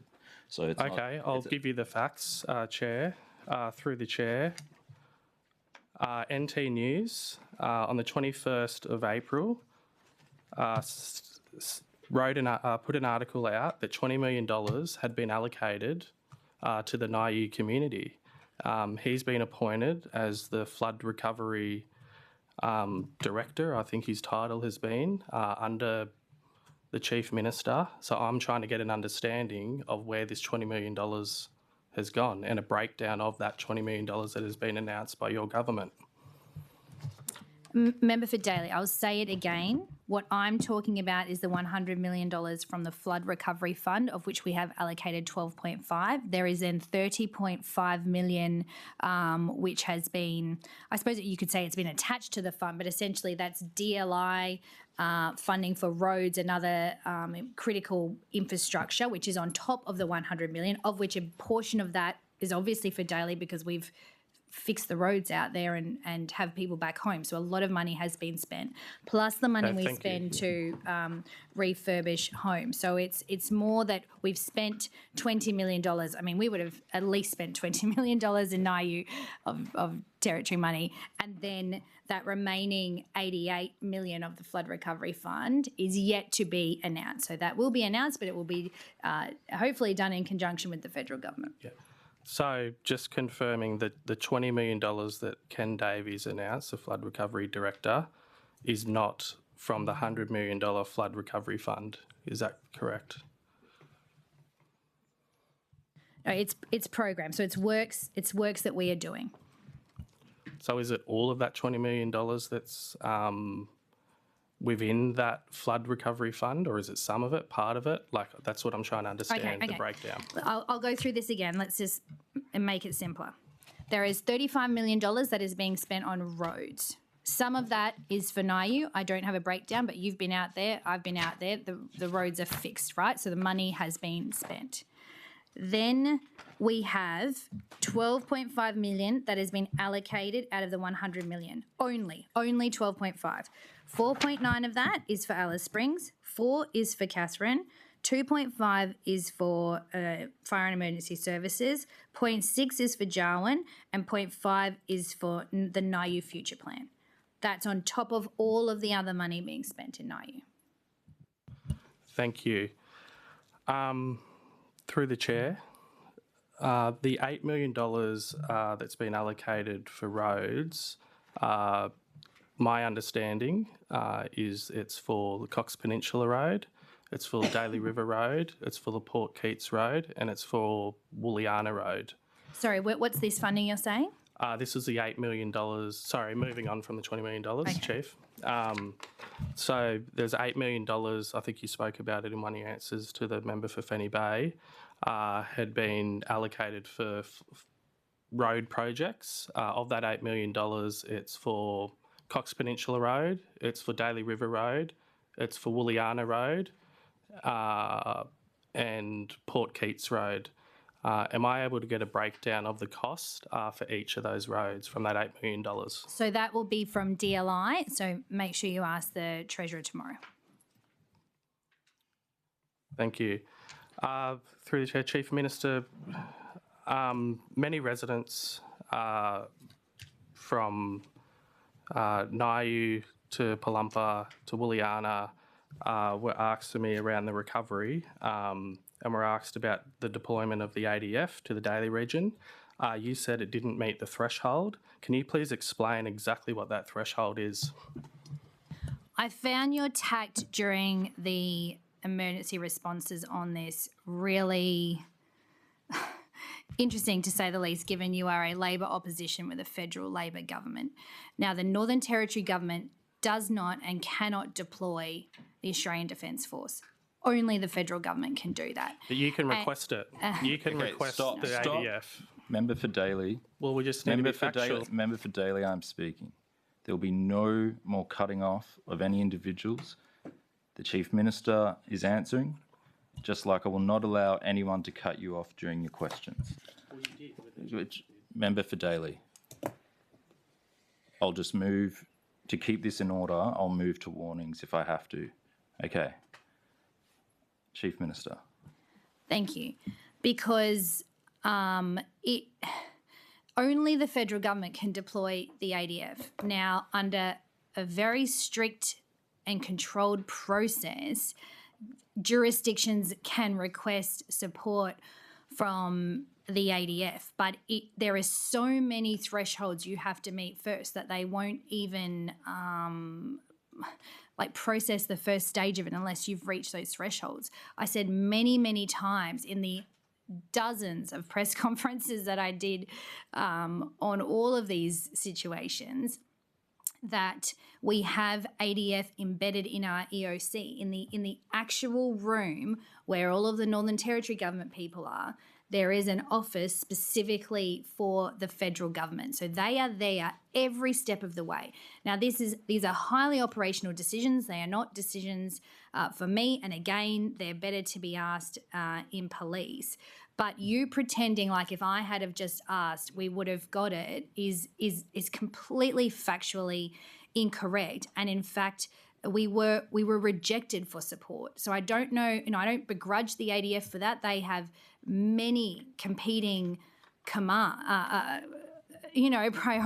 which is not for me. That is for the Minister for Defence, that is for the Emergency Services Minister, and I absolutely respect the process. So I don't say that with any negativity towards the federal government at all. I genuinely don't. It just is the process, and when they can help and we meet the threshold, they do, and when we don't or they can't, they don't. That's just the reality. Yeah, thank you. Through the chair, and just to be clear, this didn't just come from myself. It was coming, many residents were asking myself, many businesses that have been impacted by the floods along Wooliana Road, many of the residents in Palumpa and Daly River, I suppose, because they also saw the assistance that the Katherine region got with the ADF, which was deserving and obviously needed at that time. So people were trying to understand. I mean, you went out there to see Wooliana and Daly River for yourself and the sheer damage that was out there, the amount of sand and mud and silt and the destruction of buildings due to this flood. So people are trying to understand exactly what is the threshold to bring in the ADF, to get businesses back up on their feet, to get residents back up on their feet so they can just get home a lot quicker. And they're confused why the ADF weren't called in and then what that threshold actually needs to be to get the ADF in. So my question is, did you put a request into the federal government for ADF assistance? So again, I want to go back to my original comment, which is this is a very political path to go down during an emergency. I mean, I just can't understand where the political win is for you to try and blame the ADF and federal government. It's just a function of the... Point of order. This isn't a political, like I stated, it came from residents and business owners. It's not trying to get a political win. I'm asking questions on behalf of my constituents. So what's the specific point of order? Okay. Chief Minister.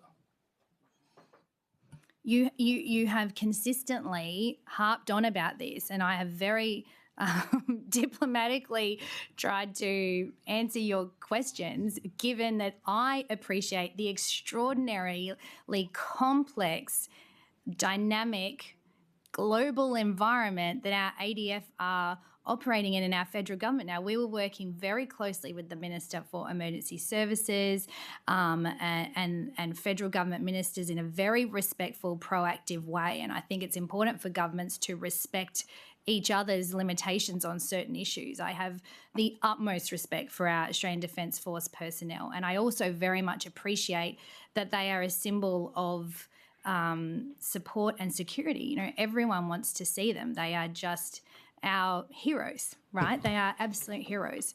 So I don't get me wrong, I completely understand the community sentiment. It's just the way you make it sound is as if we didn't want them. That's not the case. The case is that it's far more complicated and onerous than you make it out to believe, and you're just contributing then to this concern in the community, which at a time when people are already concerned about a number of other things, I just can't understand why you want to add more confusion on top of that. Thank you, through the chair. So, Member for Daly, before we have further questions, I will note that in the terms of reference for this committee, we do have a precedence of asking questions, which is shadow ministry followed by crossbench members, then other committee members, then guest members. And so I will just, because we're still on opening statement, so I'll just try to get out anything the opposition leader has, anything Member for Johnston has, and then the floor can be given back to yourself. Sorry, I'll just add to finish that answer to the Member for Daly's question before we happy to take the opposition leader's question. Like the process and the rules and the guidelines are on the Australian Defence Force's website. This is not a secret situation. It's all published on the website of what the thresholds are for support. But opposition leader, I'm very happy to take your question. Thank you. Thank you for that answer, Chief Minister, as that did take some time to be guided to the website. And I'll definitely let my constituents know that that's there and write to them about that. But also, can I just ask, how many times did you write, call or ask the federal government for assistance? Like, that's because you did say to the first question I asked around the ADF that you'd asked for assistance. It's not an ask. You have to go through a process. It is totally operational, and you can ask those questions in police and fire and emergency.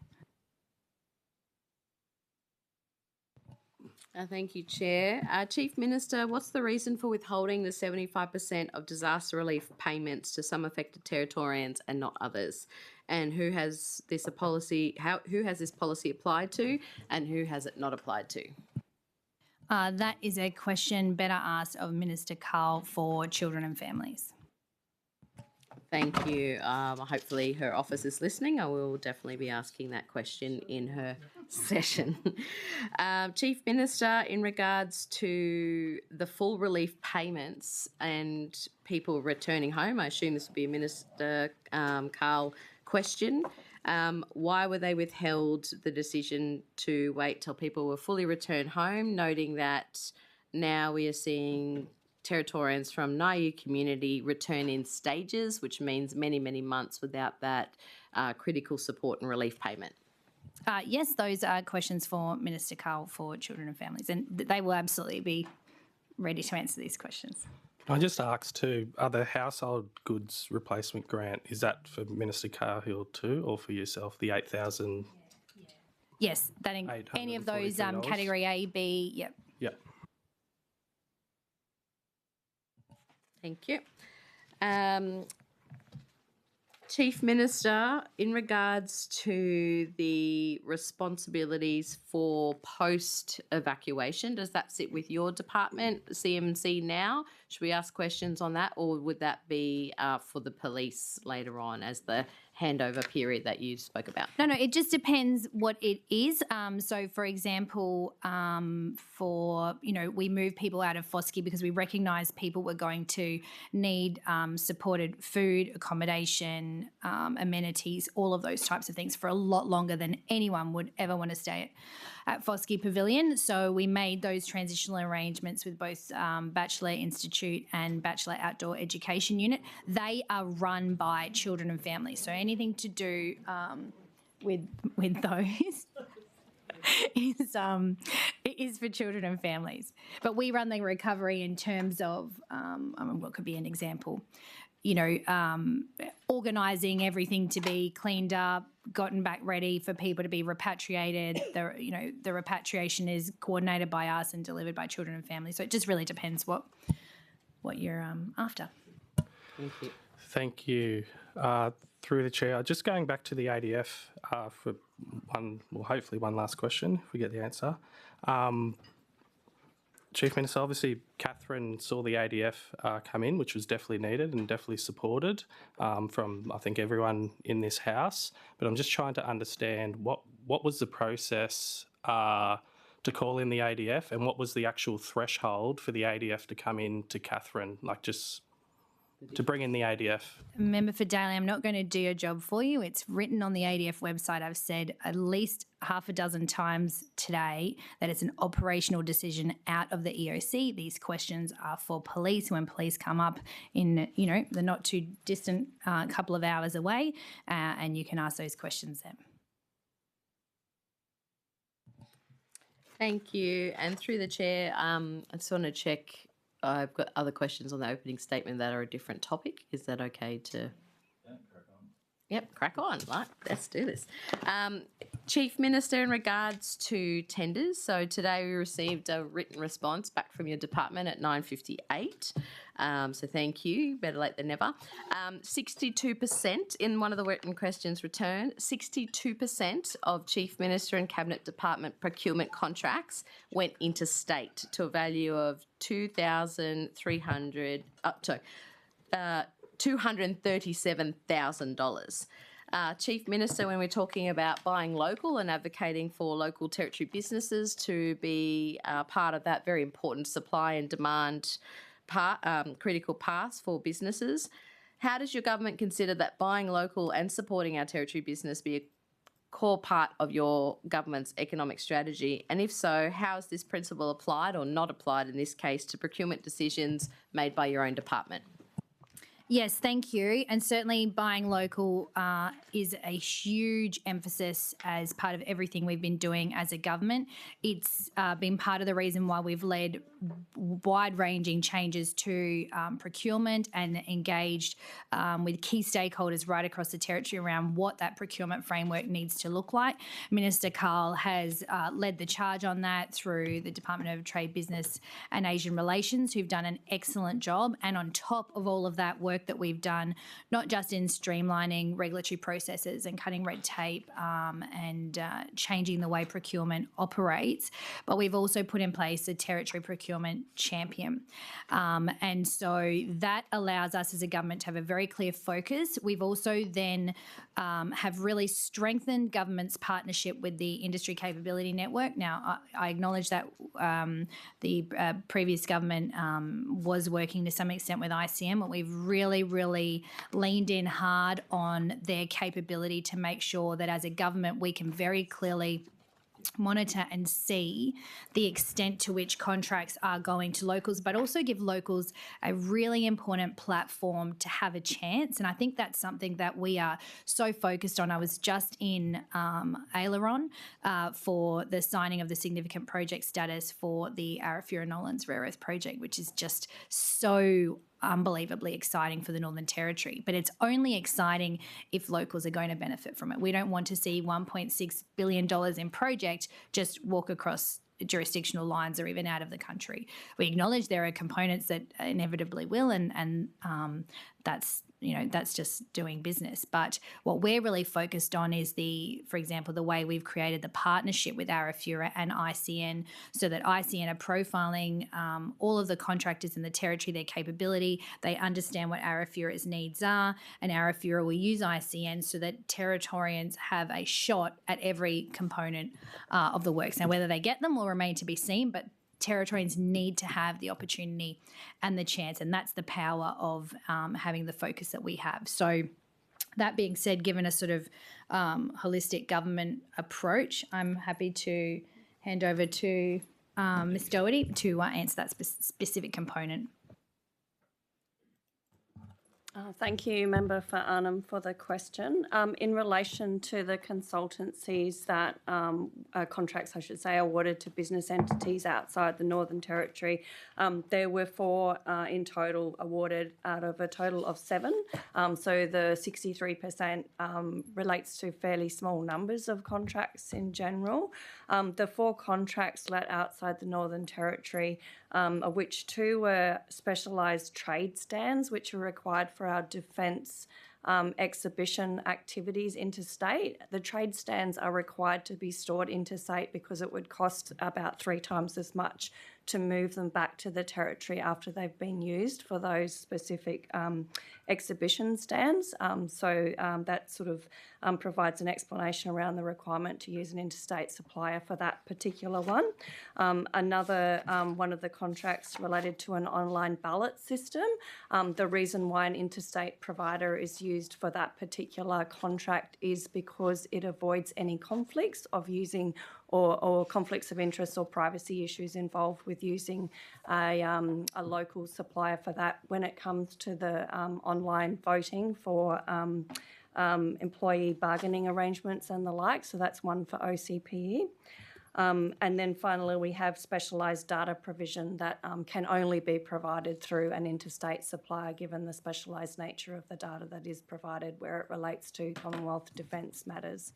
That's the 4 consultancies that totalled $237,156,000 compared to a total of $378,000 in consultancies for that particular matter, for contracts, I should say.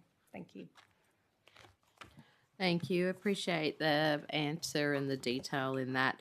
So some of the follow-up questions I am assuming relate to the response that Ms Doherty's just provided on behalf of CMC.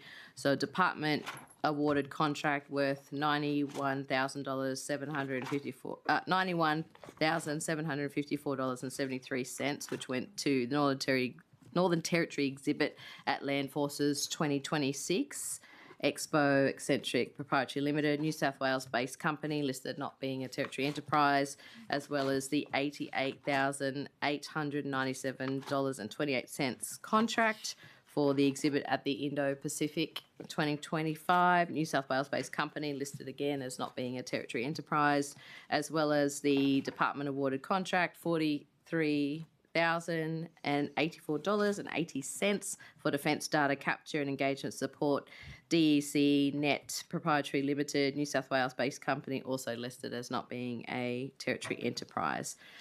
Thank you. So that all covers some of those contracts that you expanded on. So Yes, Chief Minister, will you ensure that your own procurement contracts, that Territory businesses are the beneficiaries, and how will you apply some of the outlined principles for procurement requirements here in the Territory to your own department? Yeah, so I thank Ms Doherty for answering that. You can see they were, a small handful of just unique situations where we couldn't procure locally. I think everyone understands that these major defence exhibitions happen interstate, and then the cost of bringing it up and down would be completely unreasonable to be borne by the taxpayer. So whilst it's regrettable, it's necessary, because we would just further be spending even more taxpayer money just moving things around.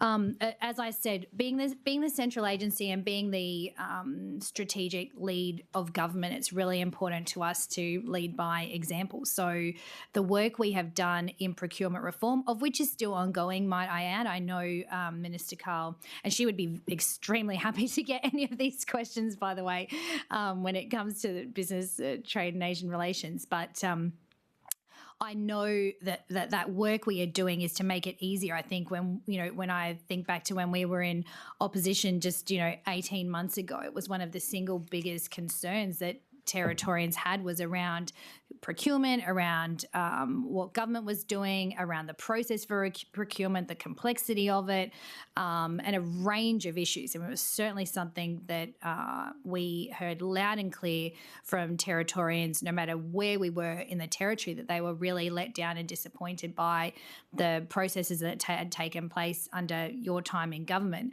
So it's been a really clear focus for us in the last 18 months. And that's part of that has also been the work we've done on the Approvals Fast Track Task Force, which of course is that industry led body that we pulled together and just said to them, please go and, we've heard from Territorians about the chronic red tape that is stifling business and not adding value to Territorians.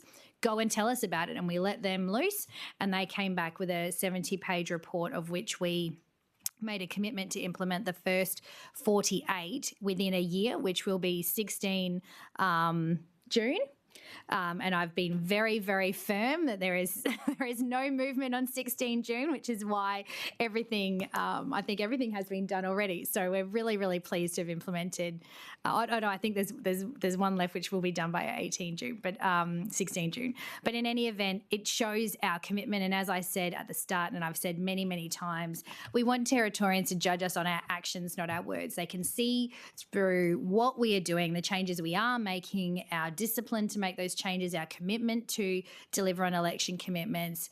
We have backed that up with action, and that's what people really needed after a period of being talked at and things being talked up, but the rubber never hitting the road. We've taken the opposite approach to the previous Labor government in making sure that we are really practical, focused on tangible outcomes. And that's why this year, being around growth, certainty and security, it continues on last year's theme, because people want to see the action, they want to see the work being done, and they understand for some components, there can be a lag time. You can make a piece of reform and it doesn't start to filter through for a while, whereas other reform you can do happens instantaneously and you can feel it instantaneously. People generally appreciate and understand all of that. I mean, there's lots of Territorians who, you wish you could have everything yesterday, and I feel like that too. I wish we could do things faster sometimes, or that you feel the impact straight away. But that's just not the case for every regulatory reform. But I think given our procurement changes, our territory procurement champions, our Approvals Fast Track Task Force, and all of that work we're doing across government, there is a very clear commitment in this space. Thank you. And Chief Minister, is it appropriate that Southern companies are there to sell the territory rather than territory companies? I don't understand your question. Was there Southern procured contracts, Southern companies that are procured for contracts?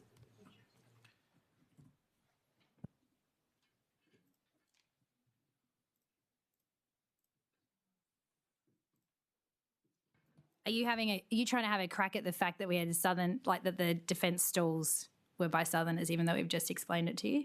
Is that what you're trying to do? No, I'm asking you, is it appropriate that there's Southern companies that are there to sell the territory rather than having the territory companies? What is the, I don't understand the context of your question. You're talking about we just talked about the two defence exhibitions we had, and we just explained to you why. Are you saying, is it appropriate for them to be doing that? Are there territory companies there to add value? So they do the setup. I understand that. I'm not silly. I've listened to all of your all the answers to the question.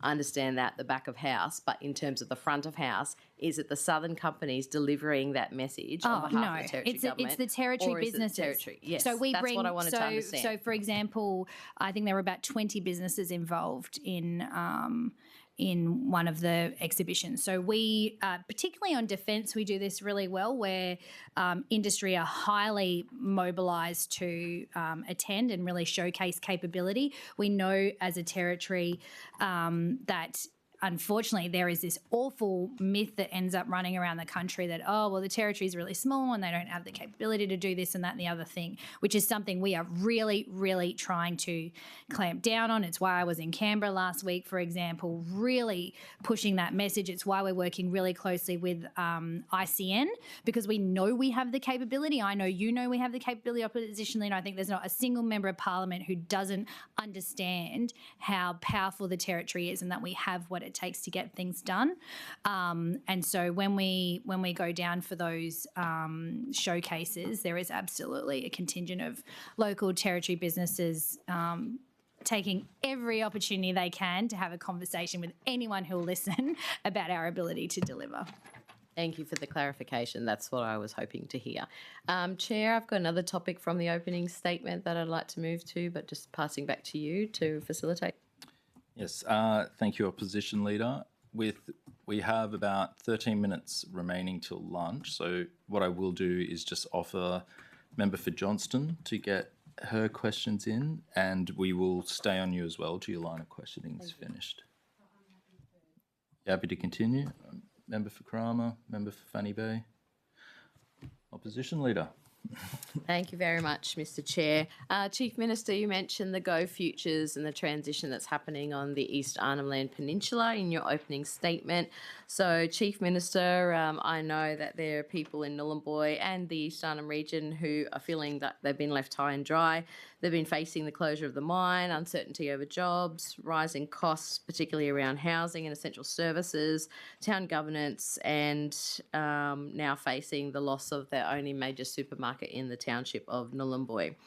Chief Minister, many people from my recent visit to Nhulunbuy feel that your government has gone quiet on the importance of the East Arnhem Land Peninsula and the Gove and Nhulunbuy region. We know that you have appointed the Assistant Minister, Ollie Carson, the member for Wanguri, has no authority attached to an Assistant Minister role, no major funding package in your budget, and the community of Nhulunbuy and the township and the surrounding region of East Arnhem are feeling like there is no real plan and just seeing a lack of leadership in the space there. Chief Minister, just for clarification for the committee, who is actually responsible for the Gove transition? Is it you as the Chief Minister, or is it the Assistant Minister, Ollie Carson, a non-member of Cabinet? Okay, thank you very much for your question, Opposition Leader. And let me be explicitly clear. The future of Nhulunbuy and the future of East Arnhem is incredibly important, which is why, obviously, I am the responsible minister. This is being led out of CMC, which again reinforces how important this is. By having Ollie Carlson as an assistant minister, it gives me an entire dedicated resource on top of what I do to be able to focus on this, along with Louise McCormick, who is very well experienced to do this incredibly important body of work. So we have some of our best people in government on this job. What I will say is if people in that region are feeling high and dry, it's because of the total lack of progress your government made. I was absolutely mortified and horrified by the inertia that had happened, given we are approaching that deadline of Rio pulling out. And it's an absolute travesty that has been left to the 11th hour now to try and do something about that town. I mean, the Gove Futures Reference Group had been meeting. There'd been no one driving it from the previous Labor government. There'd been no finalising of really key issues. And people had grown completely despondent as to what the point of the meetings actually were. I sat down with the board of Aratingu. I sat down with Gumach and asked them about it, and they were genuinely, like, this is right on the start of us coming to government, sort of questioning whether that was the right vehicle to get the job done. That's how it had been just left to disintegrate and time pass under the previous government. So things are really at a critical point. We're just a few years away now from Rio, being out of that community. Obviously, a lot of works have already done to wind down the mine. A lot of people have left. And so we are very concerned about this and working with the traditional owners, working with the land councils, working with the federal government. I mean, I was just talking to the Prime Minister a couple of days ago about this issue. This is top of mind for us as a government. No one should feel forgotten. And if they feel forgotten, it's because of the previous Labor government. Chief Minister, I want to say a big sorry to all the public servants in the East Arnhem region who do have heard what the Chief Minister said, that you're not doing your job. So I apologise on behalf I'm of sorry, that, Mr. saying that Chair. nothing What happened on over earth is that? over 2 years Stop. ago. I think Everyone- it's quite ridiculous to have Opposition that leader, narrative and that opposition monologue leader, by the Chief opposition Minister leader, in an Estimates Committee Opposition hearing. leader. Okay. That was out of order. Okay. We're going to go back to questions. We're going to keep this orderly. We're not going to take shots with statements. Opposition leader, do you have any further questions? Well, can I Thank just you, Mr. Chair, respond, for the Mr. Chair? opportunity. I can't leave that Okay. hanging in. Well, it's not up to you. Okay, It's up to the stop. Chair. He's given I'm his asking direction. him to speak. I'll ask Supposed first. to answer questions, Chief Minister. Opposition leader, are you happy to withdraw the comments about the Chief Minister? In what regard? In the comments you made reflecting on her.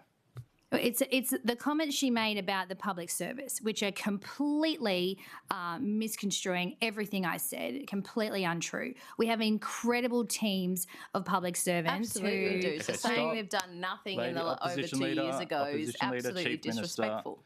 We're going to stop. Will you withdraw those comments, opposition leader? If the Chief Minister withdraws her comments that there was no work done and that those public servants were doing their job Okay, over 2 so years I'm ago. stop. sorry. If we're not withdrawing, I will give the Chief Minister a chance to reply. Chief Well, I haven't Minister. asked my next Thank question, you. Chair. So let me be very, very clear.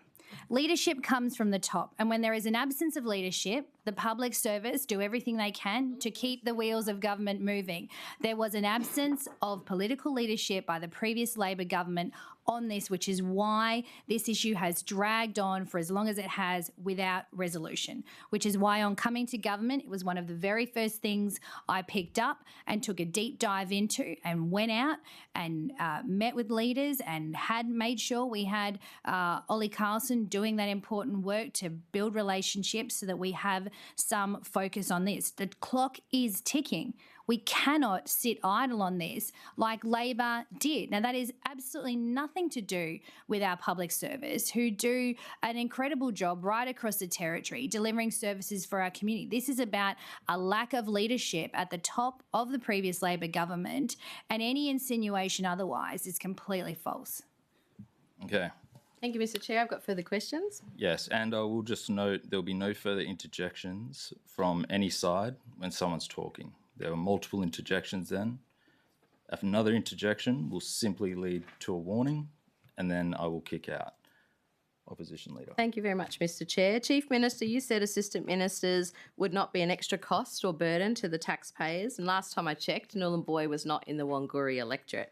Chief Minister, how much travel expenses have been racked up by the member for Wanguri in her assistant minister role to travel to Nhulunbuy to report back to you because you're not out there? Sorry, within Opposition leader, you within are the reporting such period. a cynical, negative person. I have just outlined how not just me as Chief Minister is supporting the transition, but also another colleague who is a legitimate assistant minister for this portfolio is doing that work. And you want to sit here and denigrate that work for a gain, some sort of political gain you think you are going to make out of criticising it. To be able to support the regions, you have to be in them. I do not believe in governing from Darwin. So yes, Ms. Ollie Carlson has travelled to Nhulunbuy. In the reporting period, there have been 2 trips. It has totaled $4,451, which is the cost of flights. Assistant ministers do not cost taxpayers additional money in the sense that they are not paid for that additional work they do. And so what is very, very important is that we are out sitting down with key stakeholders, working through all of the very complex and challenging issues that there are around this transition. And we are not ashamed of that. $4,451 is money well spent being out on the ground with the people of Nhulunbuy, supporting what is a highly disruptive, complicated and difficult transition of an entire mine moving out of a town and moving towards hopefully several new projects to plug some of that gap that Rio leaving is going to leave behind. Thank you. Through the chair, I've still got some questions on this one. Thank you. Chief Minister. Sorry, Opposition Leader, I will take the follow-up from the member for Johnston.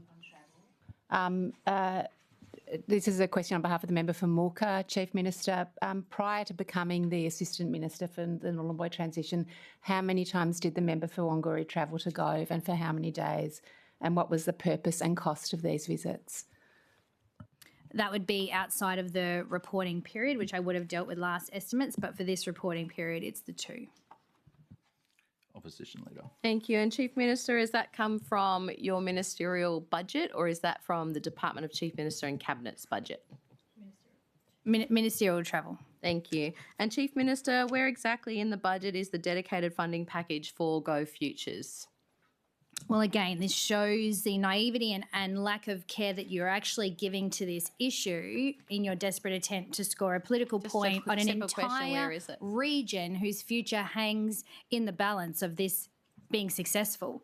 And I think this fear and scaremongering approach is really damaging to communities at a time when there is already great apprehension about what the future holds. Like, this is no joke. This is no political kick. This is entire communities of people, entire towns of people who are facing a mine that has been there for generations, pick up and go, and then the question be left of what happens next.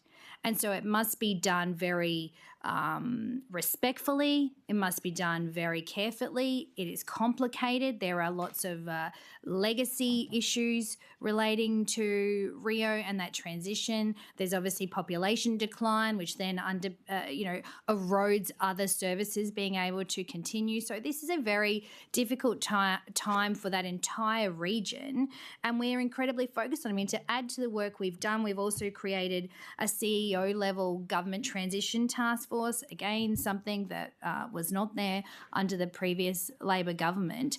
And so this is not, there is no dollar figure solution from the Territory government to just somehow make this better. There's no just making this better with money, which I know is something Labor just do not understand. The only thing that will make this better is for us to support the people of the region to have the very best opportunity to create economic development once Rio pulls out. And so that transition has to be happening now, because it will take a number of years for new proponents, whatever that looks like, that is suitable to that region, to be able to gather steam to hopefully plug part of the gap from Rio.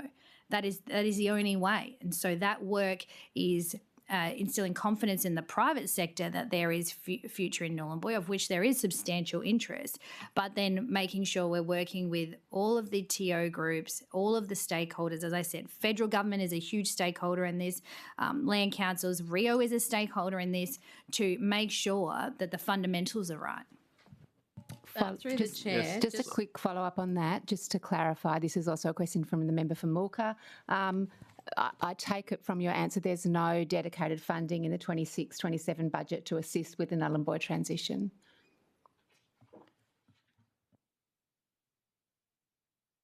So I just explained why there's no amount of money that deals with the transition. I don't even know what you're talking about when it comes to what that money would do. The only thing that can support the transition is private sector investment. So in terms of what government is doing in the region, which is, I guess linked but also distinct, is $355 million upgrading the Central Arnhem Road, 201 of which is Northern Territory government funding, so the remainder of that is Commonwealth.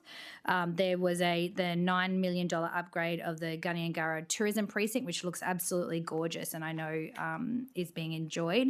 So again, that supports private sector coming into that region. And then, of course, there's our remote housing commitments, which is our $10 million, $4 billion remote housing commitment. There's the $30 million for the Yolngu-led GARM Institute establishment, $30 million for the Nhulunbuy Cyclone Shelter and Multipurpose Facility, and $20 million for upgrades to Gove Hospital. So there's huge amounts of money going into the region from the Northern Territory government. If you want to call that part of the transition, call it part of the transition. But what I'm talking about is plugging a gap. When Rio goes, what is in its place? That's really what the transition is, what we're talking about. Okay, thank you. Right there calls lunch, so we will adjourn. The time now is 1 p.m. We will reconvene at 1:30 p.m. and we'll still be on opening statements with opposition leader having first question.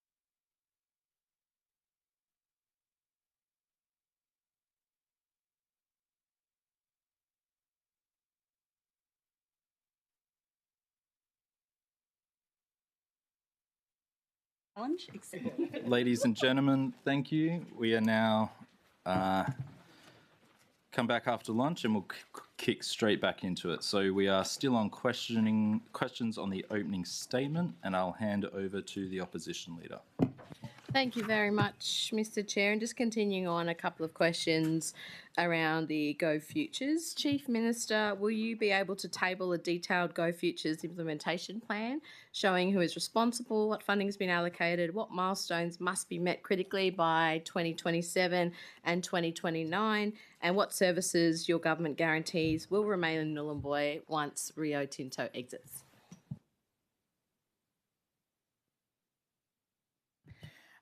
Thank you, Opposition Leader. I feel like I explained this in great detail earlier. There is the Go Futures Reference Group, which is made up of all of the key stakeholders. They are working through all of the substantial issues around the transition, including, for example, land tenure or infrastructure that's being left behind by Rio. So all of that work is happening. There is no, I just read out a huge amount of government funding going to Nhulunbuy. So this is just territory government money, 201 million for Central Arnhem Road upgrades. Obviously, if that road is bitumised, it makes it much easier for communities to travel, but also for the facilitation of economic growth and development. $9 million has just been completed for the Ganyangara Tourism Precinct, which is beautiful. It's fantastic. Then there's all of the money that goes into remote housing as part of our 10-year and $4 billion housing agreement. There's a $30 million for the GARM Institute, $30 million for the Nhulunbuy Cyclone Shelter and multi-purpose sporting facility, and $20 million for upgrades at the Gove Hospital. So that's all critical work going into the town. But when you talk about transition, it's very, very important that you and others understand what we are talking about is Rio Tinto were once there running a huge mining operation which had large volumes of people working and spending money in a community, living in a community. The mine itself generated significant royalties, both to the territory and obviously to the traditional owners. They are leaving. So when Nhulunbuy go, what is next? That is the fundamental question, and that has to be led by the traditional owner groups on the ground. So it's not as, government's not preparing some sort of shiny document to say, oh, this is our strategy. I mean, it would be absolutely worthless. What is really important is that we are supporting all of the stakeholders to resolve some of the key outstanding issues as soon as possible so that the what next is identified and can start, because the what's next can only be private sector led. So what are the next, major economic opportunities in the region, and when does that money start to flow? That is what will support the future of that town. That is what we're talking about when we're talking about transition. It's not the federal or the territory government coming in and somehow plugging a Rio Tinto size hole. That's not what we're talking about. What we're talking about is how do we, to the greatest extent possible, support that community to maintain all of its livability, lifestyle, security, certainty once Rio leave, and the only way to do that is who and what is next. So I don't know if Louise, I'm now joined by Louise McCormick, who is leading this work for CMC. If you want to add anything, Louise, go for it. Thank you, Chief Minister. Louise McCormick, General Manager, Strategy, Economic Growth and Development. So I've been leading the work since mid-February this year, and up until now, I guess most of what I've been doing is doing a deep dive in with community. I've taken on the chairing role of the Go Futures Reference Group, which includes, as the Chief Minister said before, traditional owners, federal government representatives, Rio Tinto and Deal. And as part of that, it's feeding into a governance framework that's been set up both at the territory level and federal government level. We have a new task force that's been established in that time frame. The Australian government have also set up an interdepartmental committee as well, which I'm presenting to tomorrow, to keep all of the engine parts of government moving towards the decisions that need to be made for a smooth transition.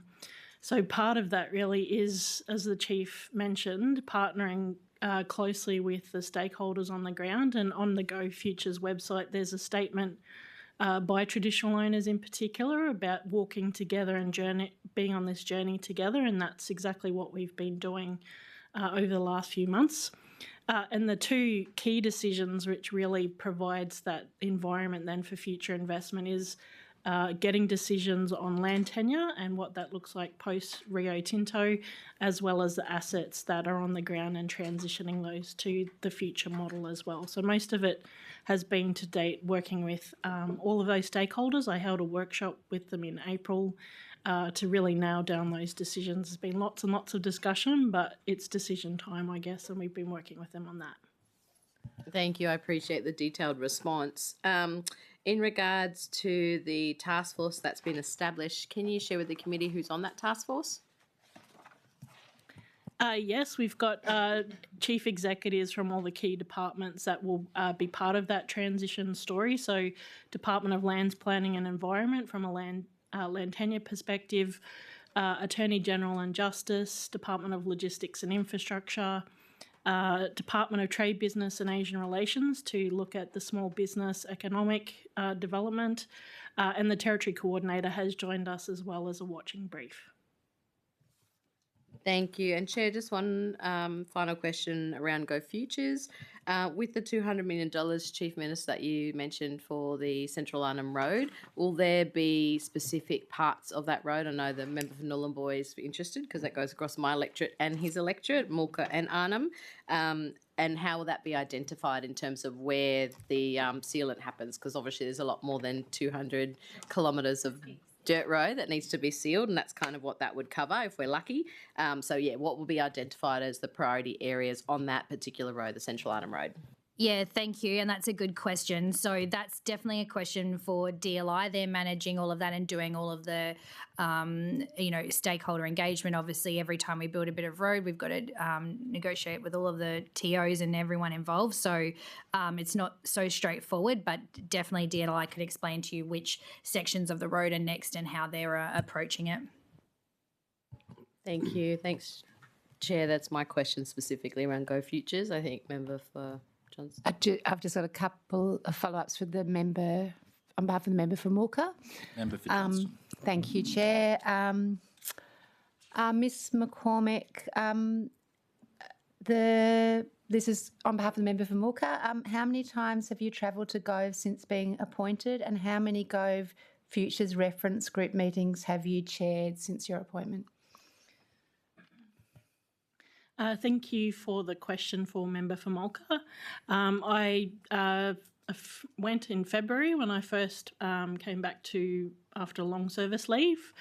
And then in April and May I've been, and we're ramping up meetings to monthly because of all the decisions that need to be made through the group.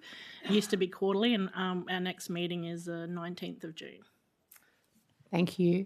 And just to return to an earlier question for the Chief Minister in relation to the travel for the member for Wangori, could I seek the answer to that in the reporting period? So I understand she was appointed in February, so from July to February. Yeah, so I've got it for the whole reporting period, which is 1 July 2025 to 31 March 2026, because she was fulfilling that role even though she wasn't called, it wasn't the specific title. So that was those two trips, which was in December and February. And I'll be in Nhulunbuy, I think it's either next week or the week after. I think we're just finalising that, as well as obviously for Gama. But, it's a continuous work in progress. And I just want to be really clear. We are one, very important, very, we are very invested in the outcome here, but we are one in a number of stakeholders. It won't be the Territory Government in and of itself who can deliver a successful transition. It has to be all of us. And I think the statement by all of the TO groups, and there's a very strong working relationship and understanding amongst all of us, is that we want the very, very best outcome, and that's got to be led by the people on the ground. And so we will be there every step of the way, but ultimately those decisions, and then the consequences of those decisions really will be driven from the leadership groups on the ground. Thank you. So just to clarify in terms of travel, prior to her official appointment, the member for Wangari went once, and I think you said that was in anticipation of the role? No, so she was the assistant treasurer last year, and in her role as assistant treasurer, I had her working on this for me as well. And so when we did the change of assistant ministers to give everyone a new opportunity to learn different parts of government, I formalised that with the very specific naming. But otherwise, she was fulfilling that role. Thank you. Member for Karama.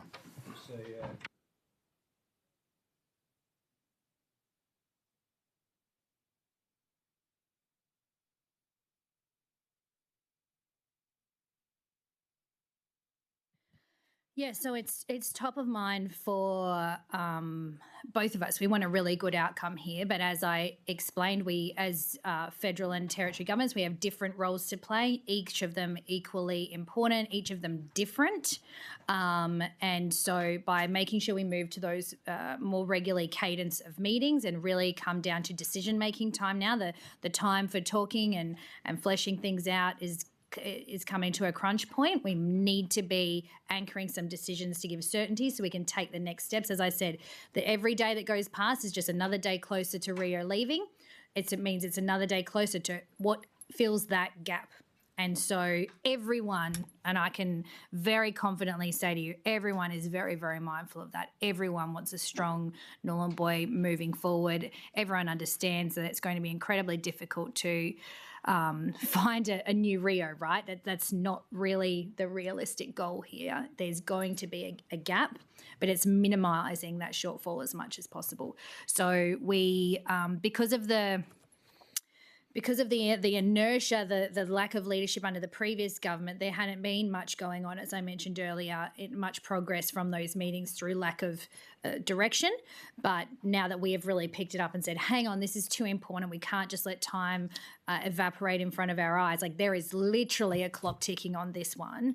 The federal government have been much more responsive, and that's Louise's job, is to make sure, and my job is to make sure it's it's top of mind for all of us. Are there any other questions on opening statement? Member for Daly. Thank you, Chair. I'm just going to go back to a couple of questions around the flooding. To Chief Minister, no more on Gove. Thank you. Chair, through the Chair, and Chief Minister, as we've seen, residents are starting to return to Nayu in a staged approach, depending on where their houses are up to. Can you outline what safety risk assessments were done before you started sending residents home? Yes, definitely, because I know there was a lot of public commentary about that, but I can assure everyone that all of the appropriate measures were assessed. So I might pass on to the Chief Executive as the recovery coordinator, and he can step you through all of the processes. Obviously, there's a number of communities, they happened at different times, but for, we sent people through the houses, checking electrical, like literally every fundamental had to be checked off first. So I'll just pass on. It's just to be clear, just for the community of Nayu, I'm asking for. Okay, sorry. Yeah. Thank you for the question, Member for Daly. Just to reinforce what the Chief has indicated, we undertake a wide range by different agencies' assessments of all the properties, from engineering through to electrical, power, water, health and alike, to ensure that the services that are expected within the community can be maintained. Each agency head responsible for their area of service delivery is consulted with. For example, in relation to the health clinic, the CEO of health is consulted with to ensure that we're able to run a health clinic, that we are able to service the needs of the community, children and families in relation to a wide range of services that are provided there, such as any domestic violence shelters and alike, which we may not own. But certainly the big one is DLI in relation to the road network, the airstrip, and the housing which are gone through individually and signed off before we allow anyone to enter those homes. So as a collective, we are assured and everyone signs off on their area of expertise prior to taking anyone home. Thank you. So do you have a list of that and you're able to table those assessments that have been done? Because when I was down there a week or two ago, from what I could see were abandoned buildings with asbestos signs still up. The risk of children walking around and potentially going into those buildings. There's still plenty of trucks and builders driving around. It was almost like a construction site. So I'm trying to understand how a decision was made to ensure that people were safe for when they get home. And many residents that have returned have also asked me this question and are quite concerned. So are you able to table those safety risks? Very happy to answer the question, Member for Daly. We have a community who has been out of their homes twice now for several months. People are very much wanting to get home. I understand that. Well, I'm still answering the question. We did everything we could to facilitate visits, and it took a number of weeks before we could have the first busloads of Naiu residents home, for example, to go and collect their things. We couldn't send contractors in to clean houses until people had the opportunity to go through anything that was particularly special. Particular feedback we had was around cultural significance and belongings of people. I think I sent you that letter. Had passed. I know that. I mean, you either Sorry, want me to Minister. answer the question or not. Sorry, Chief Minister. Member for Daly, I've already discussed this point. We will not be interrupting the Minister during the Chair, answer. it's just about tabling, with respect, tabling the safety risk to show that it was safe for people to go home. That was the question. Okay. So if you have a point of order, raise it through the chair. Do not cut the Minister off answering. If your question is not answered, point of order to me, and then I'll make the assessment. Chief Minister. Thank you. So particular items of cultural significance, particularly around people who had passed away. So we couldn't, I mean, even that in and of itself was contentious, because people, I know if a government had said to me, no, you can't go visit your house for 3 weeks, I would have been really upset about that. I would want to go home and see my home. But we couldn't. We took the prudent steps to make sure that it was safe enough to be having people visiting, given the extent of the damage and the works that was having to take place. So we facilitated a number of busloads of people to be able to come, visit their house, take what needed to be taken, and provide any guidance around what would be saved, what would be turfed, et cetera, et cetera, et cetera. Point of order, Chair. 110 relevance. The question was in regards to what safety risk were put in place, and I asked for that to be tabled for when people returned home. That there was a direct question that happened quite earlier on after a letter I'd sent the Chief Minister with those concerns from the residents.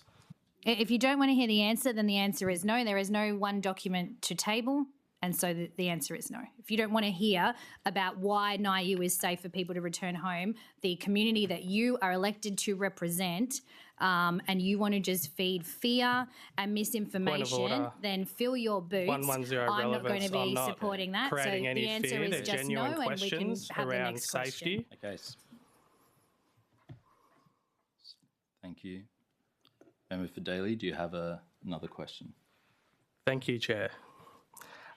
Chief Minister, again, with major works still underway across parts of the community, who is responsible for ensuring that residents' safety during these works? So if there's an incident happening with, for example, we've got asbestos still through buildings of abandoned buildings that I don't think would be safe. We've got trucks driving through the community. It's almost like a construction site. Who would be liable if something happens?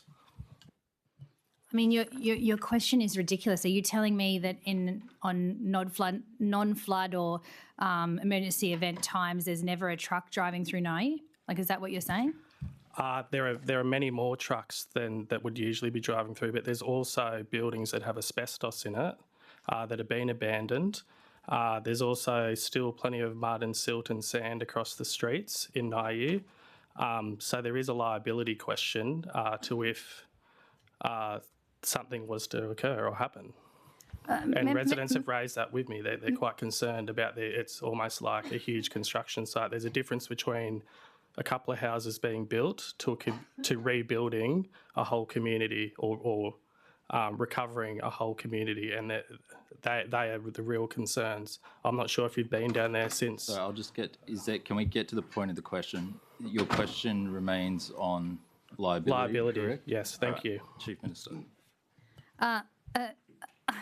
It's just an absolutely ridiculous question. The asbestos was there before. 400 people live in Niu, and they were living around the asbestos buildings, which are all registered in the appropriate regulatory registers, managed and maintained in accordance with all of the very stringent laws around this. They were all there before, and they're still there now. So that is absolute status quo. And then in terms of vehicles moving around, we have less than half the number of people in that community than we normally would. People want to go home. No one is being forced to go home. The people who are there want to be at home. And at the end of the day, I mean, the scale of what you're talking about just is painting this distorted picture. What we have is, utes with water blasters and pressure blasters and people cleaning up rubbish and trucks full of sand that they're clearing away. I mean, I'm not really sure what you expect. Are you saying that the people of Niu should have to live at Bachelor for the foreseeable future? No, I'm not saying that. What I'm asking is what safety risks were put in place to ensure the safety when you do have asbestos that are in buildings. And yes, there are asbestos in the buildings before the flooding event happened. But the question is, floodwaters have gone through those buildings that have asbestos in them. So there's a risk of children getting in the buildings, the abandoned buildings, walking through those buildings. So we need to understand who's liable if something happens with asbestos, but also more broadly, considering it is like a construction site. I'm not sure if you've been down there. I'm not trying to be tricky or smart. I've been down there and seen it myself, and it is quite dangerous walking around. Okay. Well, thank you for your opinion. This is Estimates, not Member for Daily opinion session. I don't know what you want me to say. The asbestos buildings that were there before, managed under the regulatory frameworks that all asbestos buildings around the territory are managed, are still there today. People need to look after their own children. There is no more reason why children would be anywhere near asbestos buildings today as they would have a year ago, as they would have 5 years ago, or 50 years ago. It is exactly the same. Okay, the difference is So we're going around in circles. First, I'm just going to welcome the Year 10 and 11 students from Essington who are in the gallery. So thank you for coming in, and I hope you enjoy the rest of Estimates. Chief Minister, I do have a question, but I'm just going to ask where I can place it. It is on your reference to PPSOs in your opening speech. I'm going to seek just to know numbers in training when they're graduating, especially in the lens of through Palmerston. Would that best be at output 14 in police? Probably, but I will be talking about PPSOs in my opening statement, so I'm sure you could probably park a lot of your questions on PPSOs in my opening statement for police. But I'm happy to support the committee through the questions at the right spot at the right time. I still have further questions. Yeah. So I was just about to ask, any further questions on opening statement? I do. I've just got two more questions. So last one, well, not last one, I know. So were residents provided any reports or advice regarding asbestos risk, given asbestos warning signs remain visible on the number of the properties? Member for Daly, the people who live in Niu have lived in Niu since those buildings were there, before and after. It is exactly the same. I do not understand this line of questioning. Because there's water gone through the houses. And after the flood, everything is exactly the same. Thank you. One last question. I'm just getting it up. Chair, if you could be kind enough to be patient with me. Thank you.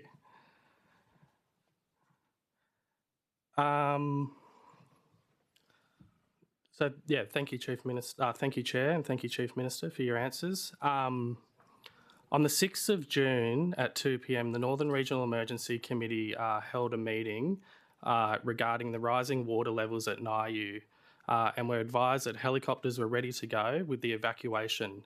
However, the directive was given to hold evacuees because there was no accommodation ready to receive evacuees, so there was no evacuation centres stood up ready to go. As a result, we had seen a 24-hour delay, which meant that 70 residents were left behind that day and had to wade through water to get on a boat to then be evacuated up to 5 Mile. So why wasn't the immediate safety of residents put ahead of the concerns whether an evacuation centre would be put up or not? The safety of every single Territorian across the territory impacted by all of the weather events was paramount, which is why no one was injured and no one was killed. And so I'm not sure where you're getting your information from, but you're more than welcome to ask that question again when police are here. Thank you. And look, as I stated, it had come through the Northern Regional Emergency Committee meeting that was held on the 6th of June, on Friday the 6th of June. So it was out of luck that no one was injured because they had to wade through water. Member for Daly. Okay. I mean, that is really a selfish thing to say, that it was out of luck. It was not out of luck. We have men and women across the Northern Territory pulling on blue uniforms, green uniforms, orange uniforms, out there making sure that people are safe. That is not luck. That is sheer commitment and dedication. But you delayed by 24 hours. You delayed by 24 hours to get people out of It is a disgrace that you sit there from your armchair as some sort of armchair warrior, pretending like you could have done a better job, like you've got all the answers, when all you're doing is throwing stones at the very... no, sorry, Mr Chair, I will finish answering my question with all due respect. These are the people who go out and save lives every single day. I'm talking about your have, leadership no, you're not. making those decisions. No, you are not. I'm not talking about the public servants. I'll put you on a warning. You are welcome to ask police when police come in, but don't you denigrate the hard work of the men and women who've done everything they can to have a successful outcome. And anyone, this is about your leadership. Anyone looking from the outside in would say that that was an incredible response we delivered over 5 months, and you want to nitpick with your hindsight sunglasses on from the comfort of your lounge room. All right. You know what? People were waist deep in water. People were helicoptering, evacuating people out. People were driving through floodwaters, and you sat around in the comfort of your home, absolved from all of it. No, I was out there actually. I was out there. Okay, good for you. Chief Minister, Member for Daly, we are stopping there. Chair, I just think there's an additional component, given this safety seems to be the Member for Daly's concern for his community, although I think it's political point scoring more than safety. I will just have Lucio Ciccarelli answer some more of those components about how we made sure every house was safe, how the community is safe, because we do not want this misinformation continuing to be perpetuated and undermining confidence in communities who just want to go home and get on with their normal life. Okay, this answer will be heard in silence. CEO. Thank you, Chair, and thank you, Chief Minister. As I was saying earlier, each house is certified prior to any family being allowed to return home. Contractors on site are required by law to have safety plans in place to ensure that what they do is managed appropriately. We have staff on ground from multiple agencies daily inspecting the work that's been undertaken to ensure that safety standards are maintained. Movement of vehicles on a road network is not unusual. I do acknowledge that there are an extra number of vehicles there. The alternative to not managing the process in a safe way and allowing people to return home is, as the Chief indicated or alluded to, it would be several months in addition to where we are today before anyone could get home. We're talking mid-September, probably later, in order to wait till every home is built. It is not unusual to have works occurring around residential properties. It happens in subdivisions all around the Northern Territory. It is how we go about managing those. It is how we go about with the contractors managing those events. I would encourage any community member or the members here present today, if you are aware of a safety breach, please report it. There are staff on the ground, report it through to my agency and I will have it investigated and looked into. We take safety seriously, not only of the community members, but of the people that are there working on the projects, many of which, I might add, are local community members that have been engaged by Green Rivers to undertake work in their own community. Thank you. Thank you. All right. Opposition Leader, do you have any further questions on the opening statement? Member for Johnston, do you have any further questions on the opening statement? Thank you, Chair. I have a couple of questions about which output I ask questions about, Chief Minister. Where do I ask about the lobbyist register?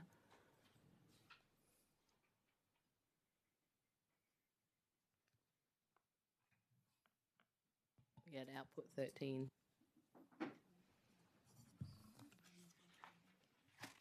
In 1.1.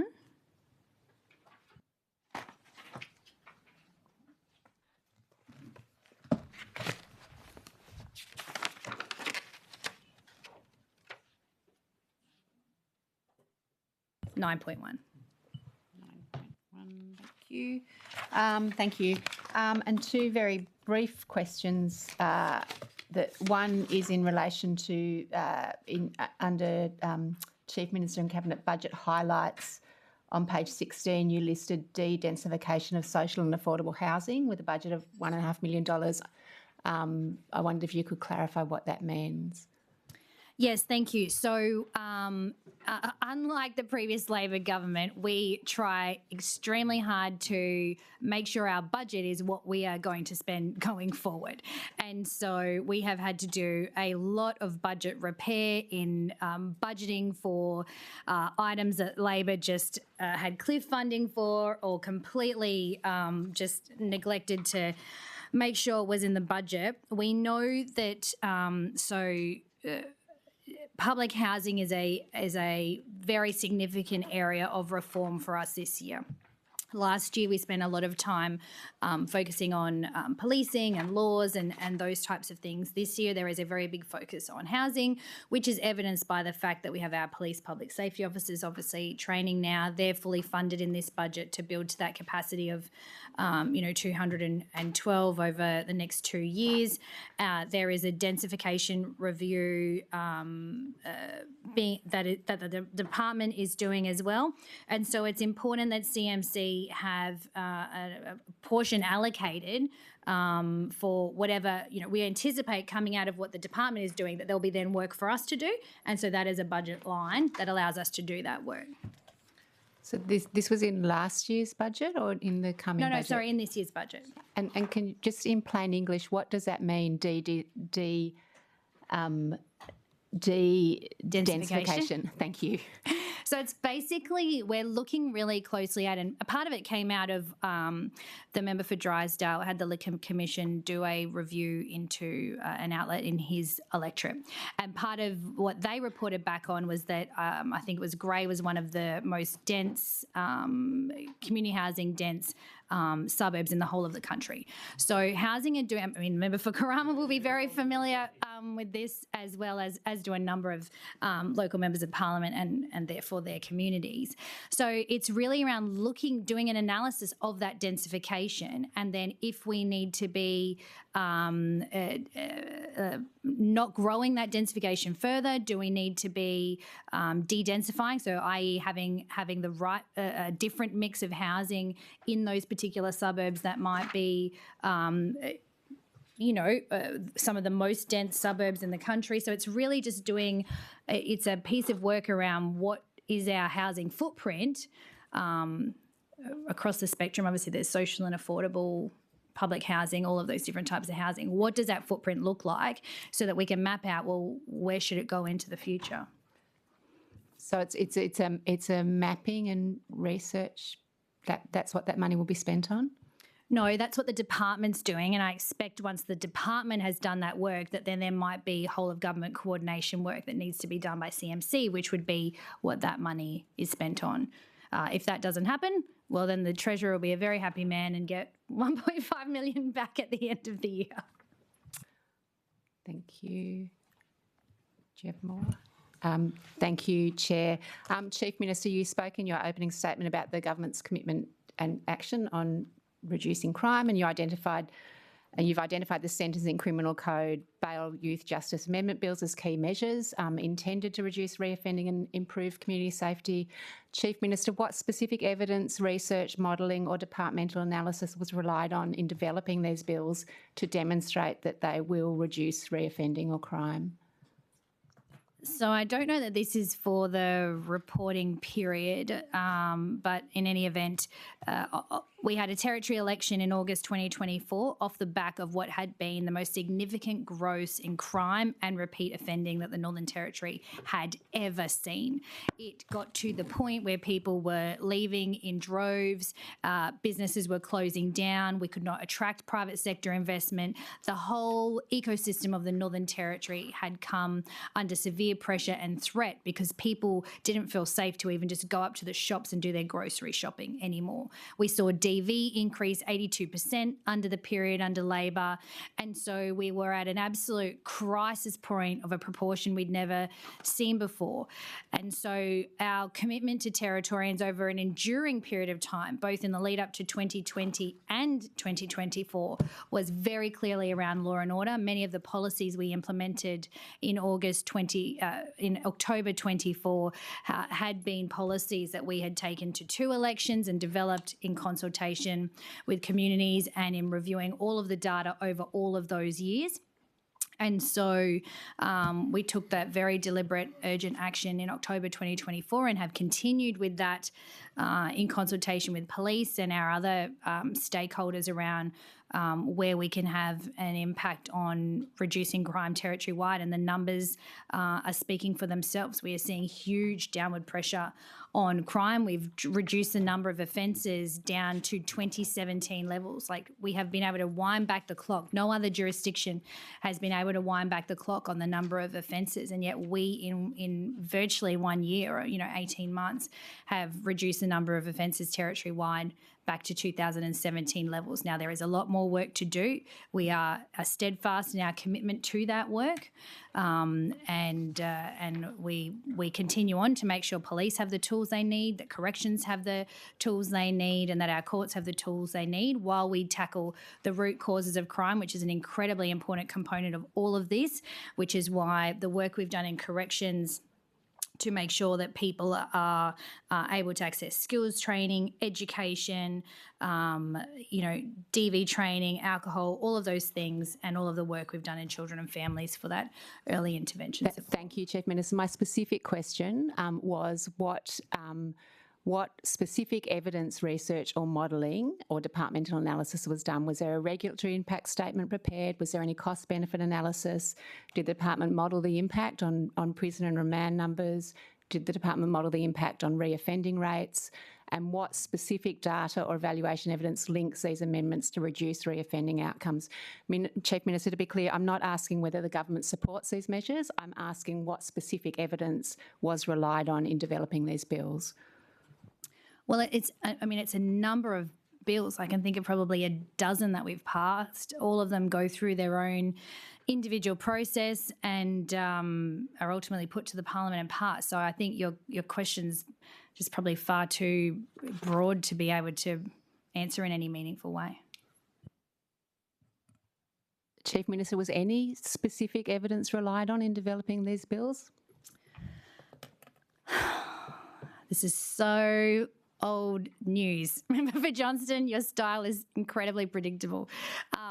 Through the chair, it's not me who's here to defend themselves. And through the chair. We constantly answer. The chair's got it. Okay. I have your question. I'll give the Chief Minister a final answer, and then if we can move on to your next question. Yeah, but with respect, I'm not the subject of estimates. The Chief Minister's portfolio is, so I just want to put that on the record. This is for police anyway. I'm not really sure. The answer is every piece of legislation is looked at individually, measured individually. And I mentioned earlier in a response around some changes that you make are able to be felt instantly and others take a longer period of time. That is true for law and order as well. Some of our reforms had an immediate impact, say bail, for example, and others will have a longer term impact. Others are used more than others. It really just depends what it is. So there is no global answer to your global question, and I reject the premise of it that this isn't based on evidence. I mean, we talk a lot about community consultation. I think the lived experience of Territorians over the last 8 years of Labor speaks for itself. How much more evidence do you need before you do something? And for us, that was more than enough.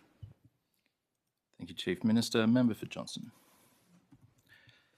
Okay, are there any final questions on the opening statement? Member for Daly. Back to floods. I just want to ask. I might not ask it repetitive. No, it's not. If it's about a new question, it's definitely a new question. But I just wanted clarification in what output it's going to be in. And it's Chief Minister. It's just around the evacuation of residents. So what output does that sit with police, That's or does police. it sit with emergency services? Yeah. Evacuation is police. Coming home is us. Coming home, back home. As in repatriation. Repatriation, yeah.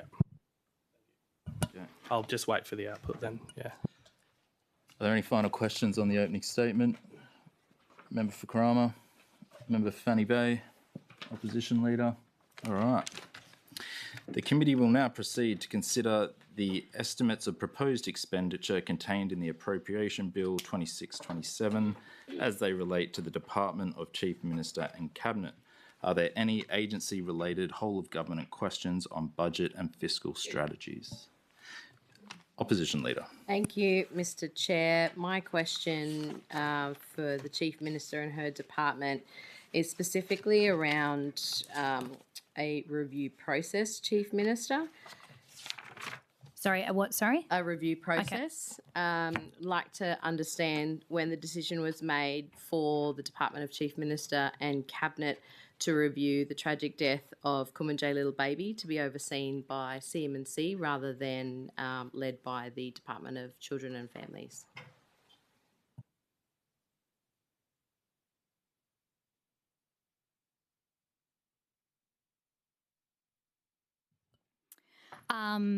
Thank you very much, and I obviously acknowledge the tragedy and heartbreak that Kumanjay little baby represents for every Territorian. It was an absolutely awful time and continues to be a very, very sad time, particularly obviously for her family and community.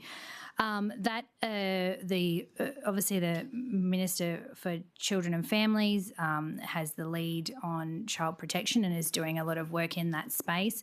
It was wanting to be elevated to a more whole of government level, that strategic coordination, which is what CMC does. And so on request of Minister Carl through to the Chief Executive, that it come through CM&C, and that request was accepted. Thank you, Chief Minister. Just understanding when was the timing of that decision made?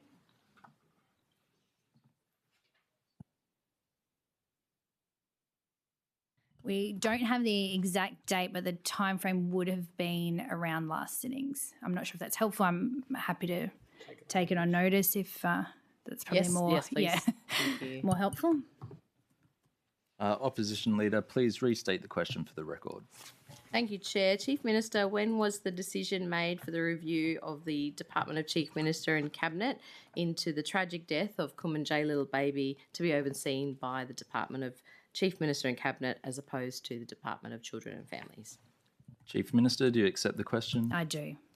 The question asked by the Opposition Leader of the Chief Minister has been allocated the number 1.5. Opposition Leader. Thank you, Chair. Chief Minister, I'm trying to understand why the terms of reference for that review have not been made public yet.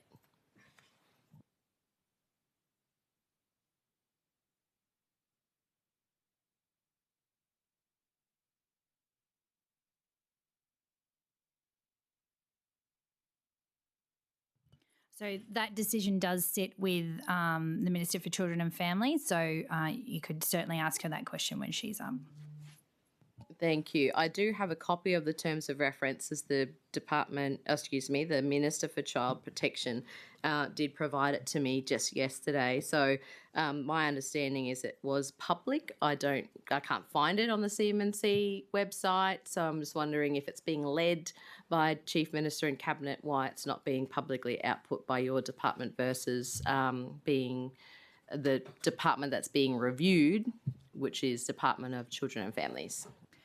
I believe it was part of Minister for Children and Families as part of her media release announcing it. The terms of reference were part of it. Thank you. Chief Minister, how does the scope of the review that's being led by your department, Chief Minister and Cabinet, differ or build on the coronial investigation into specific circumstances and systemic responses leading up to the tragic death of Kumanjayi little baby's death? Sorry, could you say that again? Just the scope of the review from your department, how does that differ or build and on the coronial investigation around... into Kumanjayi little baby. Sorry, thank you. I missed. Thank you.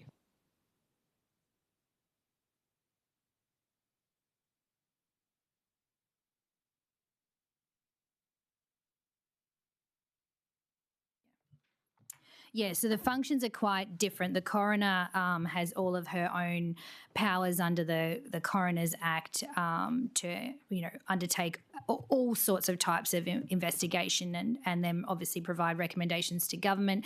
They are then legislated, and so we have reporting obligations and all of those types of things. So it's a much higher threshold, I suppose, the coroner and her powers.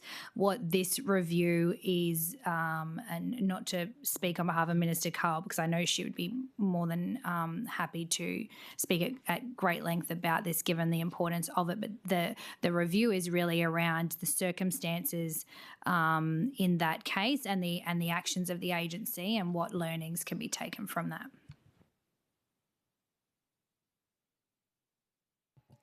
Thank you, Chief Minister. Can I understand, or for the committee's purposes, will the outcomes of the review be made public from your department?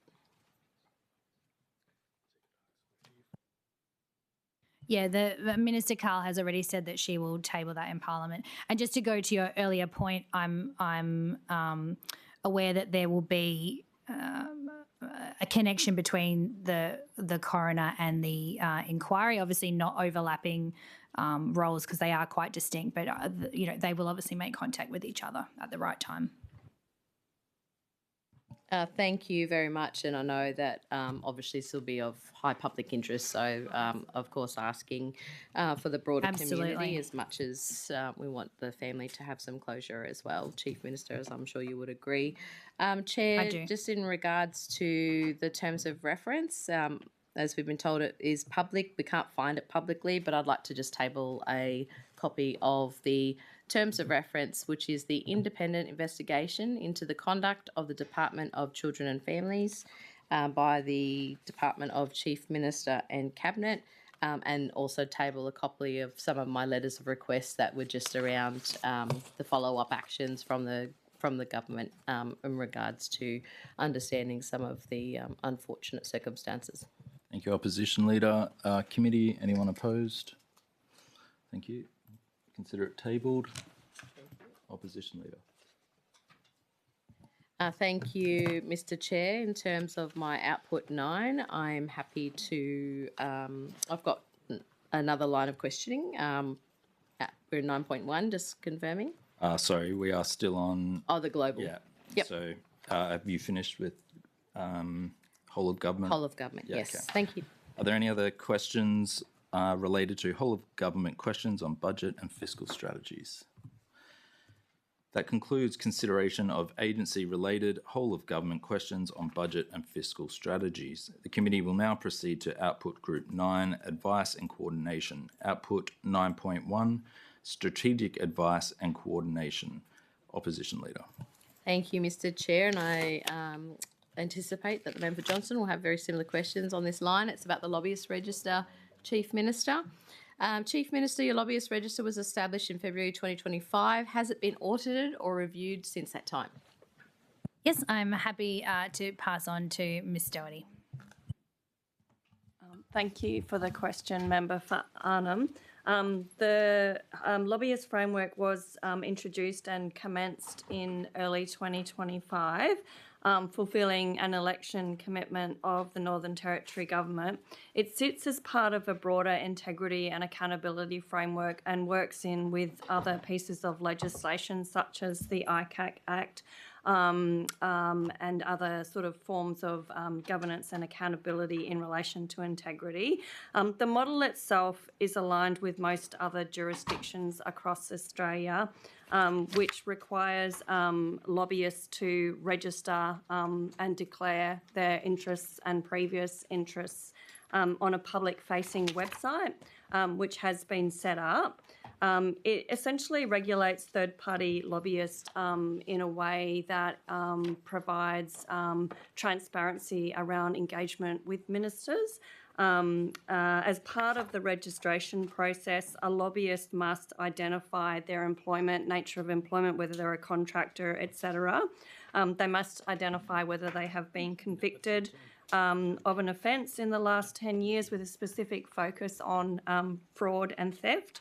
And they must identify any other illegal or unlawful behaviours or any other breaches of codes of this particular lobbyist framework or any other lobbyist framework across Australia. They must also identify within 10 business days of any material change to their circumstances, which needs to be declared.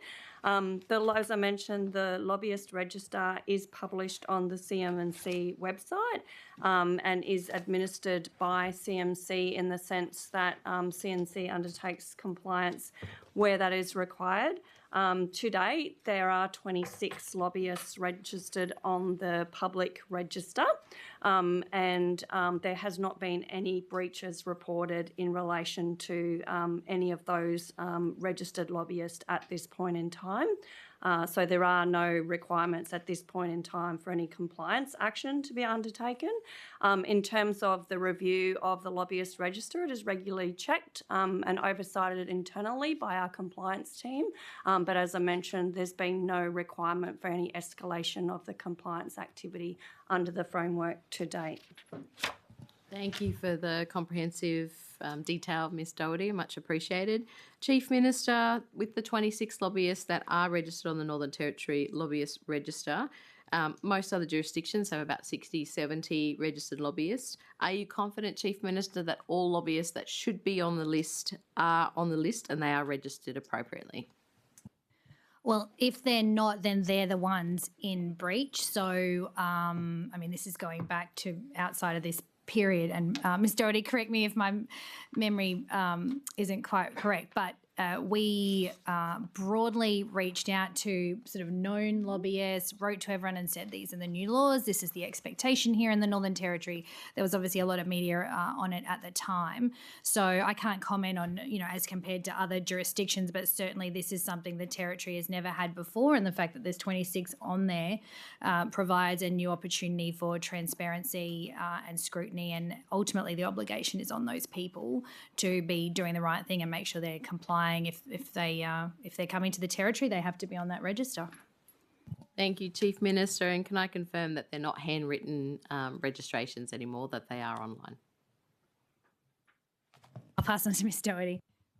Thank you, Member for Arnhem. Yes, I can confirm that there are online registrations, and also to confirm that we did write to all listed registered lobbyists in other jurisdictions as part of our commencement of the new framework, and the number has increased since the website has been initially launched. I think we had about 5 or 6 initially in the first week, so there has been an increase in the number of lobbyists registered, which is a sign that the education and awareness campaign has worked. Thank you. Thank you. That's much appreciated. Chief Minister, there is a lobbyist register code of conduct, and I quote, "A minister must not knowingly and intentionally be part of the lobbying activities by a lobbyist not on the registered lobbyist list," end quote. Can you confirm in this reporting period, Minister, that all of your ministers are meeting the requirements set out in the lobbyist register code of conduct? Yes, I can, because as Ms Doherty said, there's been no compliance requirements or infringements of that. The obligation is on the lobbyist to be on the register and make that notification, and where we have no instances to say that there is non-compliance, which is good. Thank you. And Chief Minister, my last question around the lobbyist register is, what are the consequences if a minister is not conforming to the lobbyist register code of conduct?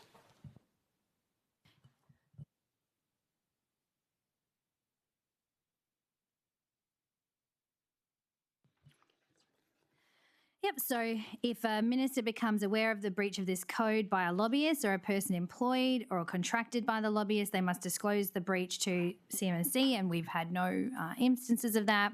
If a minister knowingly breaches this code, then the Chief Minister, I may, amongst other things, make the minister apologise, require the minister to stand aside or resign, refer the matter to an appropriate authority for investigation, of which I can stand the minister down during that time as well if so required. Discuss the matter with the minister and seek the views of Cabinet before making a determination. So there's 4 different actions that could be taken, but as we said, there has been no non-compliance. Thank you, Chief Minister. Thank you, Chair. That's my questions for 9.1. Member for Johnston. Thank you, Chair. I think my questions are mostly answered. Just what's the budgetary allocation for the lobbyist register?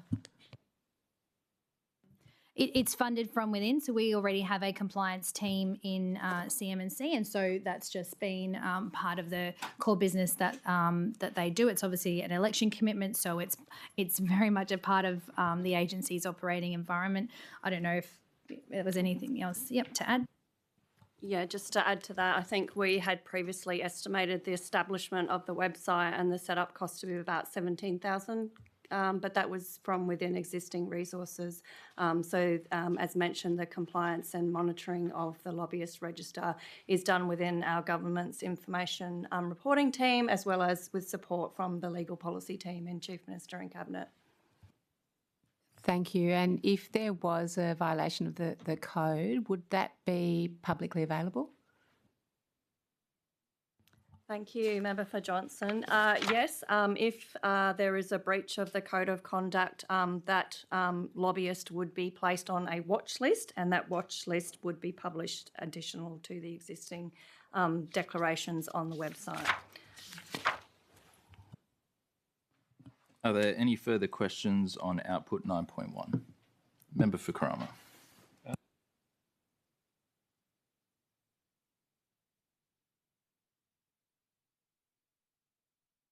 Sorry, yes.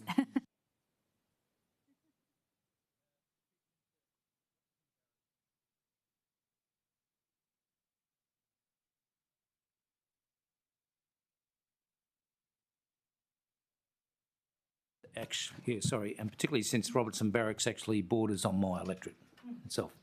So in the recent NT Defence Strategy 2026 released, one of its key priorities is Army's littoral pivot.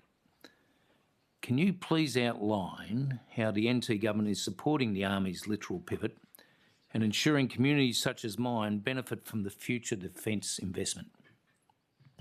Thank you very much, Member for Karama. Just for the benefit of the committee and for Hansard, I'm now joined by Jimmy Kiplocks, who is our General Manager of Defence Security and Resilience as part of the Department of Chief Minister and Cabinet.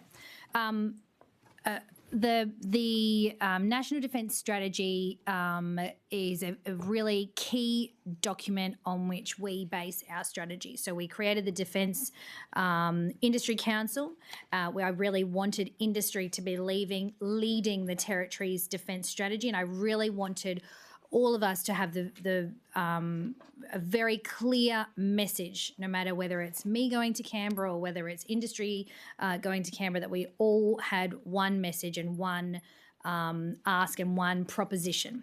So that work was done and announced during Defence NT Week, and it was modelled off the National Defence Strategy.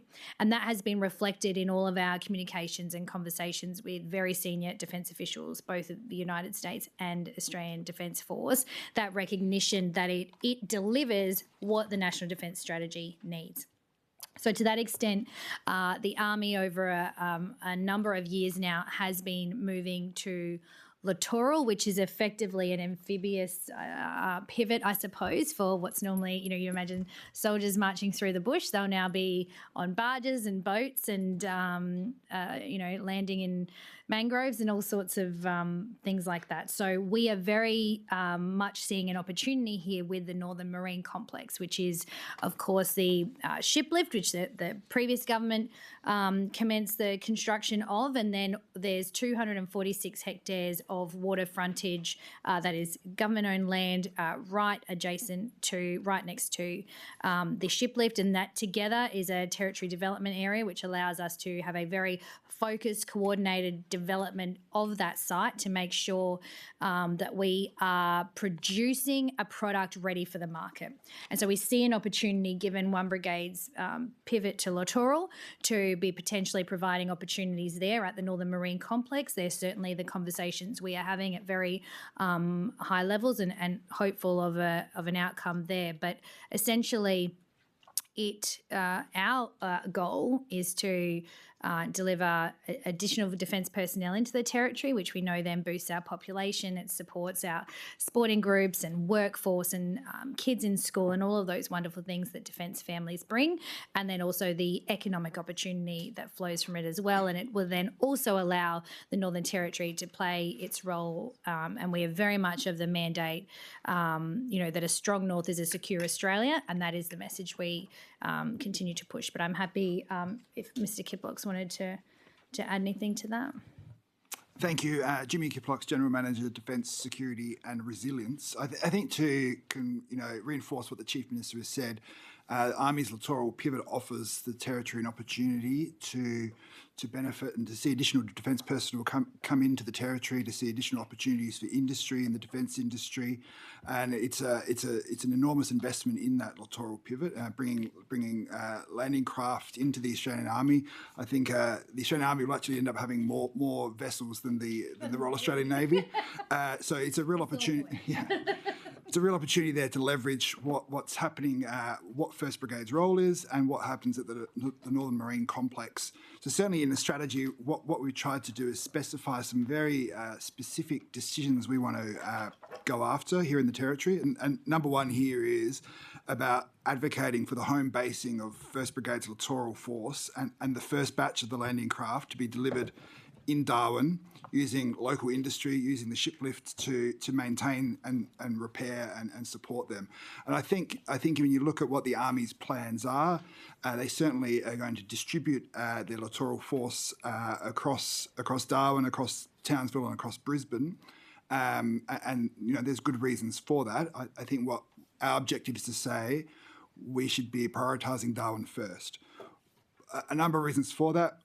Strategic geography, the training ranges here in the Territory, the marine rotation being here in Darwin, and the opportunity to train with them and to work, how they interoperable together, and the opportunities that offers to help deliver, as the Chief Minister says, deliver on the National Defence Strategy, which is one of the biggest areas of focus is Australia's northern approaches.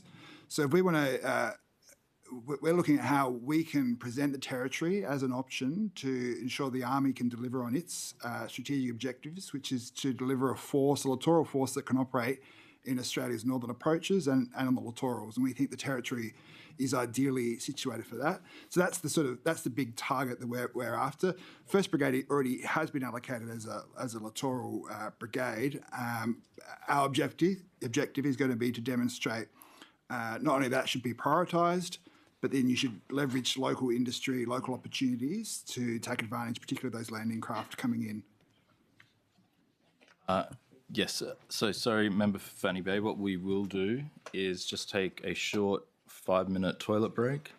And Member for Fanny Bay, you'll have the floor, I promise. So time now is 2:34. We'll resume at 2:39.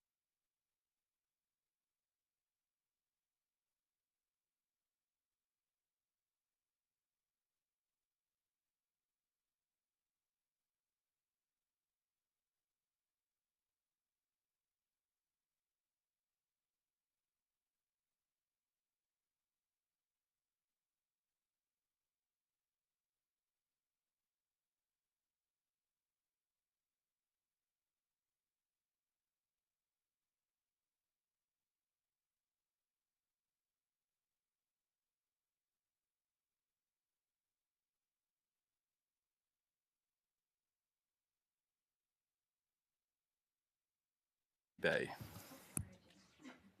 Thank you, Chair. Thank you, Chief Minister. Given that we're talking about Defence NT at the moment, I'd just like to ask a question around what steps government is taking to help Territory businesses access supply chains and win more defence-related work in the Northern Territory. Yeah, I'll pass over to Jimmy in a second, but basically it goes back to what I was saying earlier about Arafura as well. Working with Industry Capability Network is really allowing us to have a very detailed understanding of how much territory content there is in this work. And we know, for example, with defence spending, it's about 90 cents in every dollar that defence spend in the Northern Territory goes to a local business. So defence literally is putting food on the table for Territory families. So in terms of bang for buck, it doesn't get better than defence spend in the Territory for local content. So that's why we're so focused. That's why our strategy aligns with the National Defence Strategy. That's why I wanted it to be industry-led. I wanted that private sector ownership of the strategy rather than it being something government was forcing upon industry, because we know that the growth in Territory businesses and new opportunities for Territory businesses is there. And that's why the Northern Marine Complex is also so exciting. Obviously, that's far bigger than defence. You know, defence is an aspiration for us in that complex, but it presents a new industry and new opportunities for people to establish businesses and grow their workforce and their profession. So I'll throw to Mr. Kiplox, but it's the whole part of our focus is that. Thank you. Yeah, to back in what the Chief said, you know, the way you obtain opportunities for defence industry and for industry to go into the defence sector is to attract more defence presence into the Territory. So more defence personnel, more platforms located here, more operations from here, more exercises from here. So that's the first part. The second part is then to ensure that everyone in defence and across defence industry understands the capability that's present here in the Territory and how that can be used. So again, that's working with organisations like ICN-NT to identify who those particular businesses are and how they might be able to fit into those supply chains. So whether that's direct supply chains, you know, supporting acquisition projects, maintenance and sustainment projects, or whether it's into global supply chains as part of working with some of these defence primes. So I guess it's very multifaceted as we work across all these different components of the defence sector to be out there selling what the Territory is offering, what Territory businesses are offering, and part of that, what we do at Defence NT is get out there and engage with local industry, understand what their capabilities they're offering, liaise back into those defence primes and back into the Defence Department itself and ensure they appreciate what capability is resident. They understand the workforce issues and how we can bring skilled workforce to bear on particular issues. So it's a whole engagement piece, and you talked earlier about, you know, trade shows like Land Forces and Indo-Pacific. Again, they're great opportunities to showcase Territory businesses. So at Indo-Pacific in November in Sydney, we were able to showcase, I think, 23 organisations from the Territory, companies and organisations, and they were able to be on the stand, meet with senior decision makers from defence and defence industry, and again, raise awareness of what the capability is and what the opportunities are. So that's all part of the strategy we lay out. Again, in the new NT Defence strategy, we've identified that one of the key roles we can really play working with industry partners like ICN, like the Chamber of Commerce, like Master Builders, is to develop that single, regularly updated picture of industry capability, including the skills, the workforce, the accreditations, the facilities, the throughput and surge capacity available in the Northern Territory, so that we can again demonstrate as those exercises come, as allied and partner nations come and use those training facilities as they come and visit, you know, whether it's HMS Coonawarra or Tyndall down in Katherine or Alice Springs, that we've got the capability here and they can get their kit repaired, they can get things they need when and where they need it. Just a follow-on question from myself, Chief Minister, and it might be a question for the General Manager. I know Defence struggles historically with filling postings to the Northern Territory for a variety of reasons. Are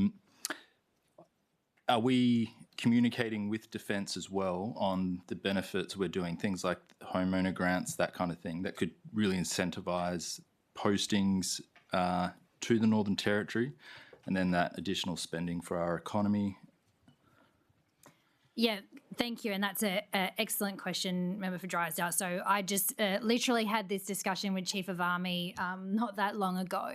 And so it's really about, and there's more work to do at our end, but it's really about packaging up some of these historical myths. I know, you know, you're obviously ex-serviceman, and a lot of what I'm doing going around the country and speaking on this defence platform is about trying to move the old narrative on that the territory is somewhere that people don't want to be posted. It's just not true, and the data doesn't show that either. There have been decisions made by, you know, successive federal governments about where troops end up, and that's something that's not in our control. But what we can do is make sure that Army, Navy, Air Force and our allies understand the offerings here in the territory, understanding the schooling opportunities, understand the services that are available here, what type of lifestyle people might have. Of course, our homegrown grants are the best in the country, and so when you have a housing situation nationally where people, you know, their first home is going to be $1 million+ home, it's completely unachievable for most people. They can come here and access $50,000 and build their, you know, their future here. So we're doing that work. There's more of that sell for us to do, but a lot of it has been the very direct one-on-one myth busting, including, you know, I met with Admiral Papara of Indo-PACOM not long ago and a number of other senior officials. It's about just directly and in a sustained way keeping on top of the narrative, letting this old narrative fall to the wayside and the new one being pushed through, and that is that the territory is a vibrant, thriving, growing place to live, a great place to raise a family, and we are the natural strategic location. We are the only capital city north of Brisbane, and we are the natural capital of Northern Australia, of which our Defence Forces and federal government need to place a high level of focus, resource and attention on. Member for Johnston. Thank you, Chair. A quick question in relation to defence. Last month, Mr. Kiplox, you sent an email to all NT government department heads requesting they consider creative ways to celebrate the US's 250th anniversary on the 4th of July. Have any departments responded with ideas on how to mark the occasion? And if so, what are the estimated costs?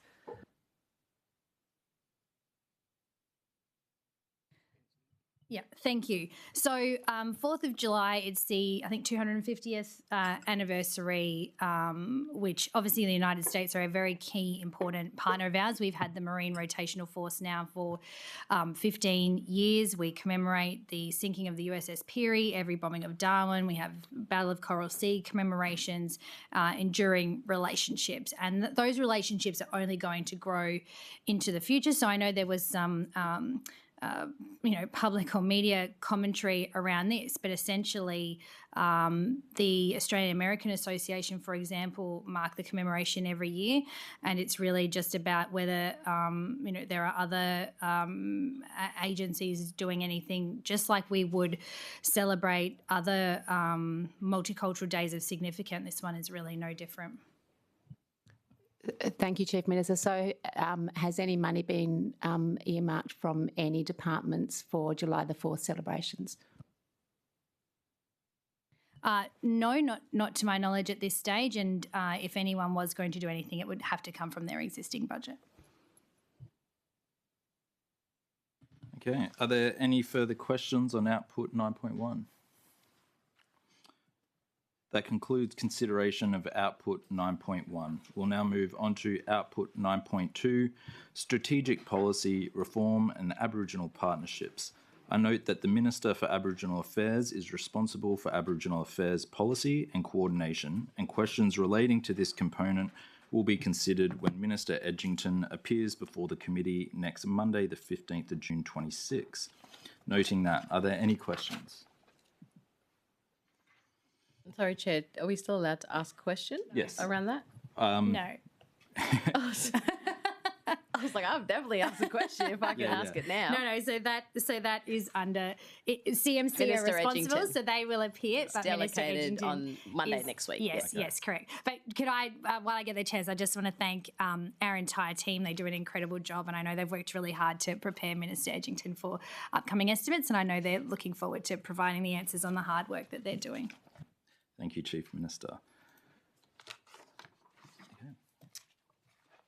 That concludes consideration of Output 9.2. The committee will now consider Output 9.3, Territory Regional Coordination. Are there any questions?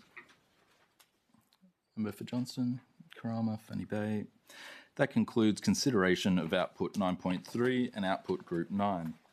The committee will now move on to Output Group 10, the Office of the Territory Coordinator. Output 10.1, Office of the Territory Coordinator. Are there any questions? Opposition Leader. Yes, I'll just wait till the Territory Coordinator joins the table.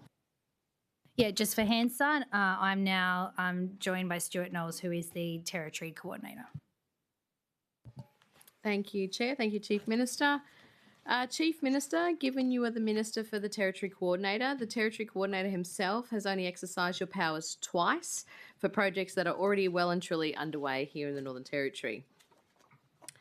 Chief Minister, do you think that this represents value for money in terms of taxpayers' dollars? And can you please confirm the amount of money for this function so far, which we have estimated through the budget papers as $27 million thus far? I will. Apologies, Chief Minister. Apologies, Opposition Leader. I'll just note if we can re-ask questions so we don't ask for a personal opinion. Thank you. Chief Minister, just reiterating the last bit because I'm sure you don't want me to repeat everything. How is the value for money for taxpayers for the anticipated estimation of $27 million so far for this function benefiting taxpayers in the Territory?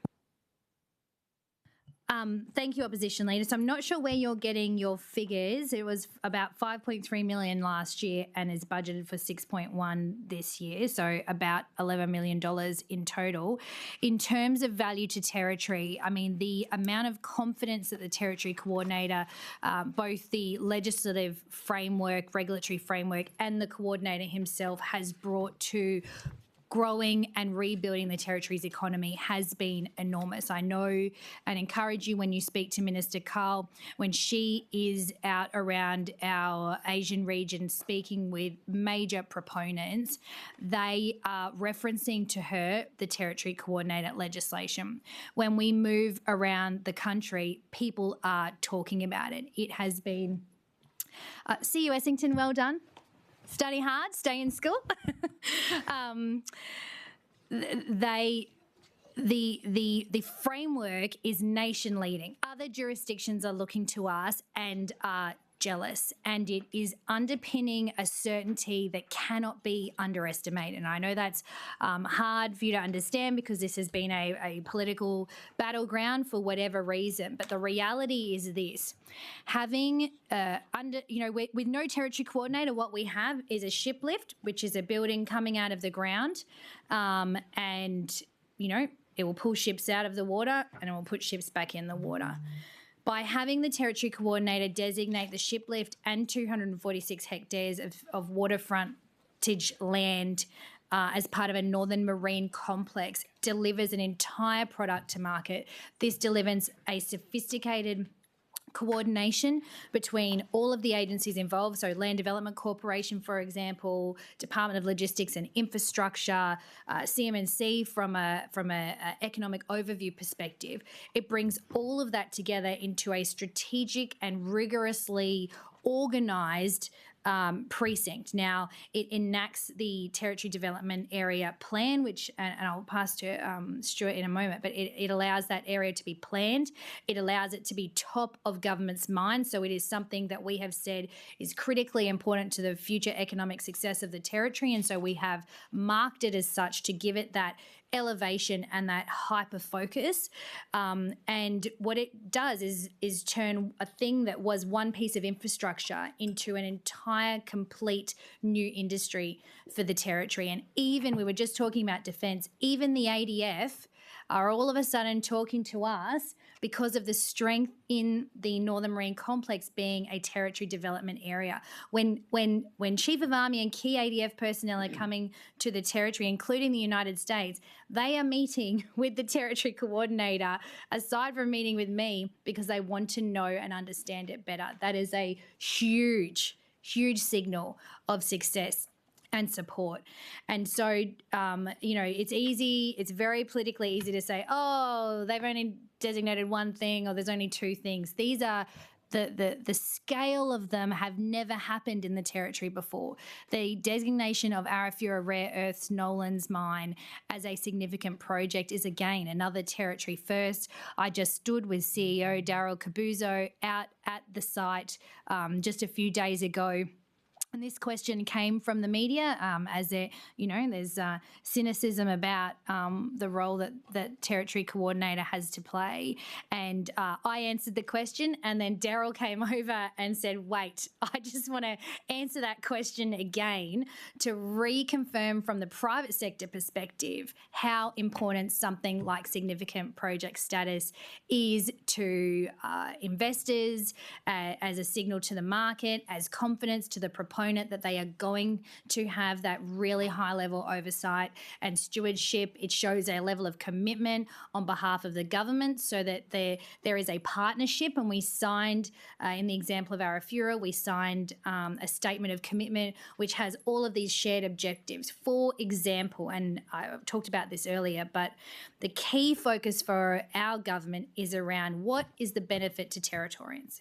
It's easy to talk a big game about $1.6 billion, but if none of it ends up as work to local tradies, work to local businesses in growing capacity and growing workforce, then what is the benefit outside of royalties? What we want is benefit to the everyday Territorian, seeing their community growing, thriving, their business growing, their employment opportunities looking bigger and better than ever before, engagement in the regions. I mean, these are literally the jobs on country we talk so much about, and Arafura has an enormous commitment to the communities in and around Aileron and the people of the bush around all of the different pathways that will be needed to support economic engagement in those projects. So that's an overview, and I'll happy to pass on to Stuart Knowles. But those dollar figures you had, opposition leader, were incorrect, and I read out the correct ones.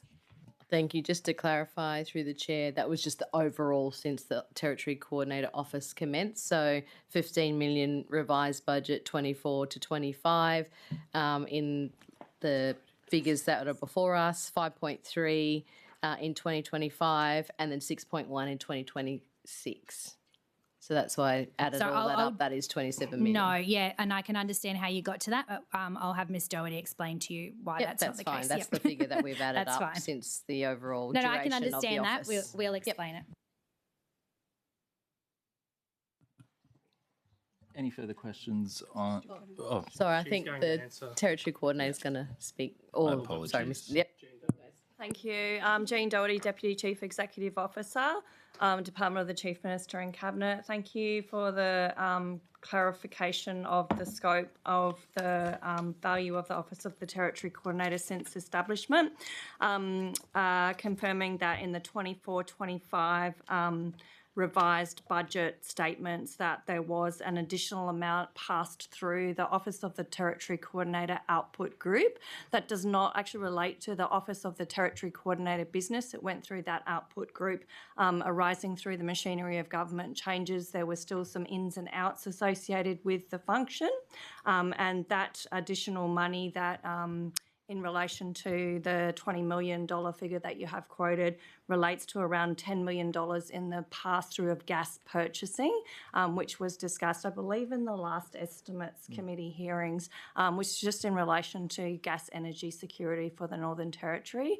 and the funding is no longer residing in that output group. So that was an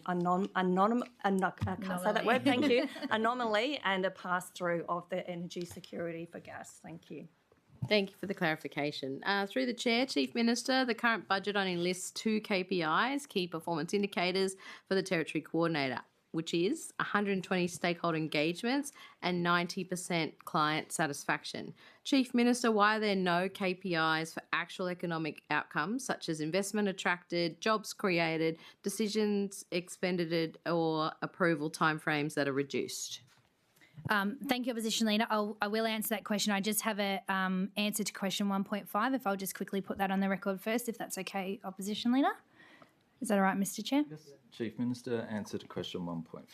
Yes, so the question 1.5 was from the Opposition Leader to me about the independent review into the conduct of the Department of Children and Families.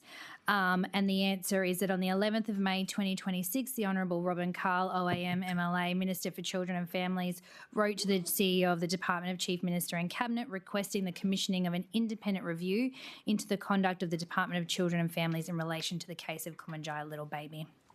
So that answers that time frame question for you. Thank you.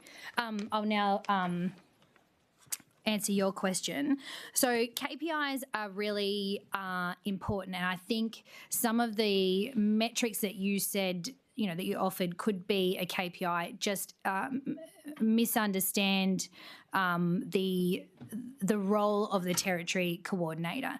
So this is about, so the territory coordinator only uses those powers when there is a territory development area or a significant project, for example. We announced the TDA on the Northern Marine Complex, I think it was January or February, and obviously the significant project has just become one as of, I think it was last Monday. So what now happens is that allows the territory coordinator to pull together, for example, project control groups around those projects, be keeping a very rigorous eye on all of the normal channels that those approval processes have to go through, be seeing in advance where hurdles might be and what we can do to pre-plan and pre-position for those to make that as smooth and efficient as possible, to be regularly engaging with the key stakeholders. In the case of the territory development area, for example, of course, there's all of the planning work that has to happen, and obviously Mr. Knowles can speak to that because that's a whole process in and of itself, which is quite different to the significant project. But this is not just more broadly about, Mr. Knowles' job is not just to sort of walk around government and look on people's desks and say, hey, how long has that been sitting on your desk for? Whilst there is, it was always intended as this carrot and stick. We wanted, in an ideal world, the territory coordinator should never have to exercise the powers. It's the facilitation and coordination in advance and the keeping an eye on everything that gives it teeth. And of course, there's a broader remit across whole of government to be involved in issues, just like Ms McCormack mentioned about Nhulunbuy Futures. But I'm very comfortable with the KPIs because a 90% satisfaction rate from the client, i.e. for, in this example might be Arafura for a significant project. I don't know that many people can claim that kind of success. And when we had the previous Labor government's list of major projects that never went anywhere, I think more of them were falling off the perch than ever came into fruition. This is just an entirely different way of doing business. I appreciate it's new, but we are very comfortable with that, and it's already really delivering dividends. But Stuart, I'm happy if you want to add anything to that. Yeah, thanks, Chief. Really not much to add to it. There is definitely just the presence of the Territory Coordinator legislation and my statutory position does have a lot of what we describe as non-statutory outcomes, which can be quite difficult to measure as well. But just the presence of it and the fact that, you could take a heavy touch or a light touch. If you still get the same outcome, then, the light touch is probably the easier way to go through it without using the statutory powers. So there is a lot of effect and positive outcomes that are happening in parallel through just the presence of the Territory Coordinator. That's about it. Thanks. Thanks. Yes, Member for Johnson. Thank you, Chair. So just in relation to this consultation question. Sorry, is that on the Northern Marine Complex? No, sorry. It's the earlier question asked by the Leader of the Opposition in relation to the target of 120 stakeholder engagements. Sorry, yes. Yep. Are you able to, Mr Knowles, outline who you consider as a stakeholder for those 120 engagements, and what those engagements, does that include a phone call? Is it a meeting? What constitutes an engagement? Yep, I'm happy. Mr Knowles is happy to answer that question. Yep, thanks, Member for Johnson. Those stakeholder engagements in the reporting period, I have had 260 stakeholder engagements during that time. Those stakeholder engagements include industry, business, and also different levels of government. And why I say that is I've been very specific and deliberate about engaging with local government across the territory and land councils. I've engaged directly with all 4 land councils.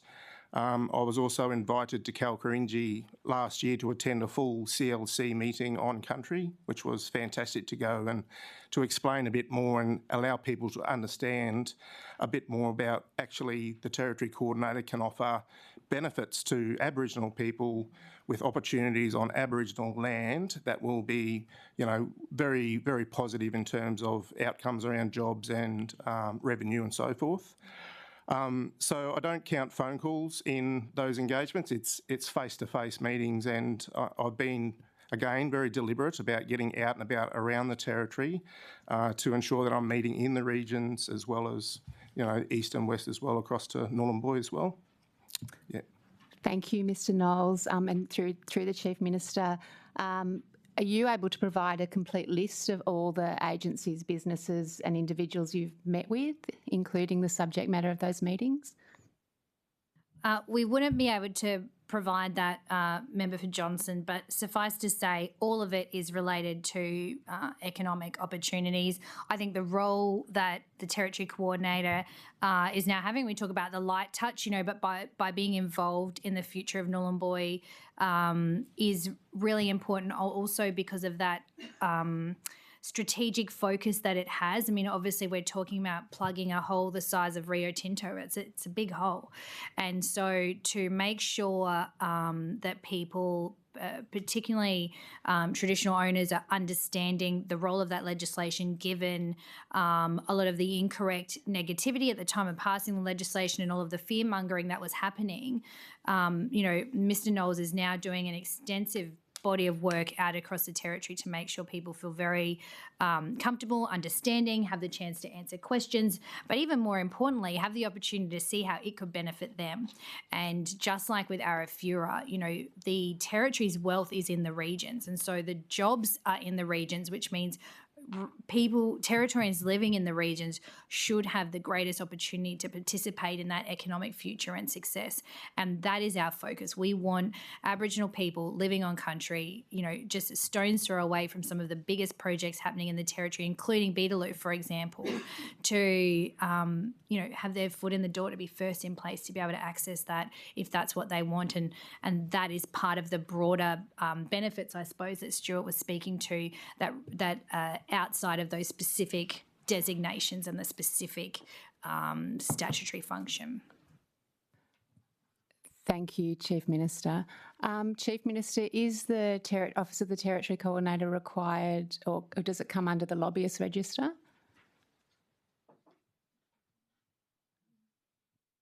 I'll just pass on to Ms Doherty. Thank you, Member for Johnson. So the Lobbyist Register is open for all lobbyists who engage with ministers. So it's in relation to ministerial engagement. So in this case, it would not be in relation to the Territory Coordinator. Thank you. Yeah. And I note, Mr Knowles, Chief Minister, in answer to written question 143, there was a commitment to using interpreters when engaging with people where English was not their first language. I note, Chief Minister, you're not able to provide a list of who actually meetings have been with, but I did hear you say there have been some outside of Darwin, so I'm presuming that there would have been meetings with people where English wasn't their first language. Are you able to update on how you are using and whether you're using interpreters?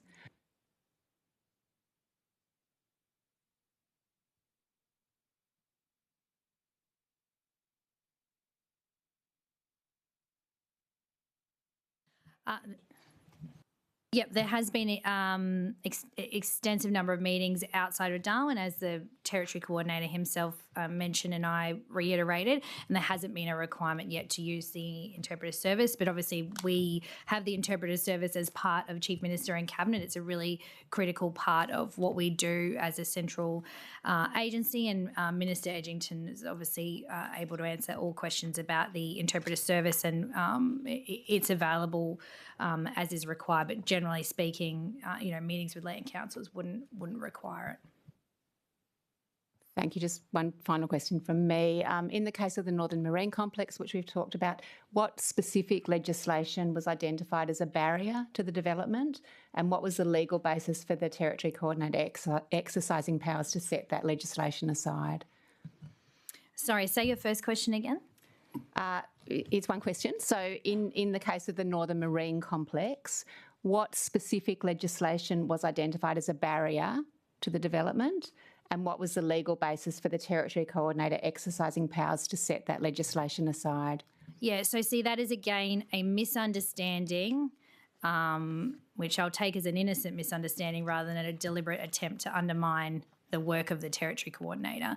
But that is just not how it works. And so no legislation under either the Territory Development Area or the significant project has been set aside. All of the normal processes are still there for proponents. What the Territory Development Area does is provide a sophisticated planning of a precinct that will generate economic opportunities of a wide-scale significance to the Territory. So the work now is to develop the Territory Development Area plan. It's to make sure that it is a really specifically designed precinct to meet the economic needs of the future, to make sure that it is designed and delivered in a way that is going to have proponents want to use it. Like, we need it to be successful. I explained earlier, if we had not done this, all we would have is a ship lift sticking out of the ground, which would lift ships up and lift ships down. What we are now going to have is a huge precinct where we could foreseeably house Army's littoral pivot, where we could have a whole range of, imagine painting, blasting, electronics, furnishings, all of the welding, all of the requirements that go into maintaining a vessel. This ship lift will now pick it up, move it. It will then travel along wherever it needs to go, and in some cases have several interactions with different businesses right across the precinct. I don't know if you're familiar with Henderson and Perth, but that is the type of model we are looking to, albeit Henderson also has shipbuilding capacity, which we are not proposing. But for all of that in-servicing, maintenance, fabrication requirements, we are so perfectly positioned for it. There is no facility like this between Cairns and Perth. Now, that's a very long way. And the Territory is right there at the top of that. We can cut days off shipping routes. We can really turn things around quicker, which means create greater productivity for people with vessels and huge opportunity for local Territorians. So that's the power of the Territory Coordinator, is to be able to do that without having to absolve any legislative processes. Are there any further questions on output 10.1? Yes, thank you, Opposition Leader. Thank you, Mr. Chair. I think that's the first time I heard the Chief Minister speak positively about the shift lift, so that was very engaging. Chief Minister, wasn't the intention of the Territory Coordinator to streamline and fast-track economic projects, which you've outlined, and why have you now brought in an Executive General Manager for Strategic Economic Growth and Development? Shouldn't this sit with the Territory Coordinator's roles and powers? Yeah, so again, two separate functions. So not every part of the Territory's economic growth story is going to sit or have oversight of the Territory Coordinator, right? It is really for the very high level and scalable projects or territory development areas. But you've got to remember, so CMC as a central agency, we need to be providing economic and strategic support across whole of government outside of the really critical and bespoke work that the Territory Coordinator is doing. I mean, an example of this is with the Department of Trade, Business and Asian Relations. They also are responsible for being an economic driver of the Territory. They do all of our Asian relations work, for example, in making the engagements, making sure proponents understand the benefits of investing in the Territory. So there's a bigger piece, and of course, Ms McCormack's role is also to provide the support to the Territory Coordinator, but they are separate functions. One is to make sure that as a central agency we're driving the economic agenda of the Territory. The Territory Coordinator is to make sure that where a project or an area hits a point in time where it requires or should have the benefit of that extremely diligent oversight of government, then we can move it into that basket. But whole of government economic policy is not something that the Territory Coordinator does. Thank you, Chief Minister. Noting last year on the 20th of October, Prime Minister Anthony Albanese and President Donald Trump from the USA signed a critical minerals agreement that specifically identified Arafura Nolans project as a priority project. Since then, Arafura has secured major international backing, Commonwealth support and offtake agreements, private capital and reached financial investment decision. Chief Minister, why has your government only just declared it as a significant project after all the heavy lifting had already been done? And what practical value has your declaration actually added in terms of value? So again, this is just a fundamental misunderstanding, and that is because the previous Labor government was engineered differently in their minds about this. The previous Labor government thought, oh, wow, that's a project. I'm going to stick it on a list. I'm going to give it a fancy name, and I'm going to hope like hell that makes it turn into something more than, just a concept plan on a map. We are not taking that approach. I just couldn't be, I don't know how many times I've said this, but that model has shown it doesn't work. It did not leverage better outcomes for projects. The previous government was constantly adding projects to that list or deleting the ones that fell over. None of them transpired. And so it's not right to say that this is coming in at the end. In fact, Territory Coordinator is coming in at the start of Arafura's real journey. They are turning a sod in September. They now are a viable project where that company has made its final investment decision and said, yeah, all systems go. So they've pushed the all systems go button. They've reached a tier that it says to us that they are ready to deliver in the Territory. We are ready to match that with the oversight and support that they need to see the successful completion of all phases of this project. To your point, though, I do want to thank, and I had the chance to thank Minister Madeleine King and Catherine King and the Prime Minister last week about the federal government's support. You are absolutely right. That meeting with the Prime Minister and President Trump was a total game changer for Arafura. We all have been anticipating that final investment decision for a number of years. You'll be aware when you were in government that they had started building the work camp out there and that things were moving, and then everything sort of halted, and the Prime Minister and President Trump were really able to kick that back off in a rigorous way that brought the world's eyes onto that project for the sheer significance of it. And it wouldn't have reached the point it is now if it wasn't for the support of the federal government. And I am extremely, on behalf of Territorians, extremely grateful for that. Currently, China produces about 90% of the world's critical minerals and rare earths. This is going to give the Northern Territory an opportunity to deliver what is such an important resource to sovereign capability here in Australia. It's going to be producing that product from ore through to oxide, which is such a complicated and technically difficult and Australia first type of mine project. So it's very exciting because of the innovation it brings as well. But this is a is a nationally significant project. It's a globally significant project.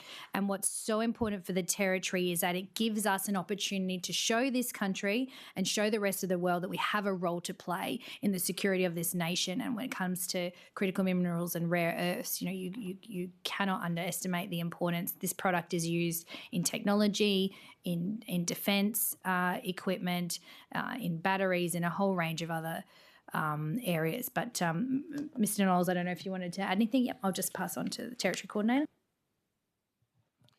Yep, Stuart Knowles, Territory Coordinator. Leader of the Opposition, I've been working with Arafura since day one of being in this job.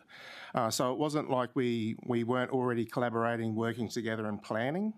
For me, it was about where I could best add value, and designating it sooner was not going to add any value. So we had, through working together and collaborating, hatched this plan around the timing of the designation, which is really, really important, because what is before Arafura now is a massive logistics exercise that's going to need permits and approvals. They've also got plans for phase 2 expansion of their mine, which is another massive piece of work that will require a whole raft of approvals as well.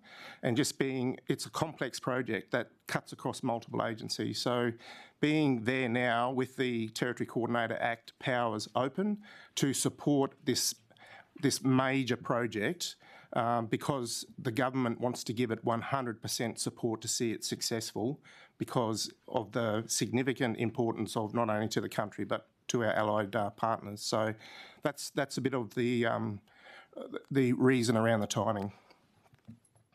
Thank you. And last question from me, Chair, for the Territory Coordinator and for the Chief Minister on this particular output.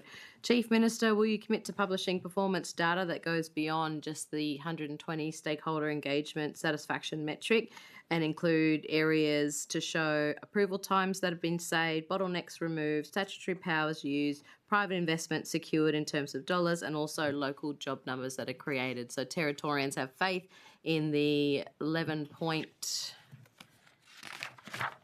5-ish. $4 million dollars of the Territory Coordinator Office is being well spent on behalf of Territory taxpayers. I can assure Territorians it is money well spent, and that will play out over time. As I said earlier, you suggested those additional KPIs, and I've respectfully responded as to why they're not KPIs for the Territory Coordinator, but people can rest assured there are a number of statutory obligations we have around the use of powers, and all of that is required to be either tabled in Parliament, or there's a whole range of mechanisms that must be adhered to. And so the stringency around all of that absolutely remains.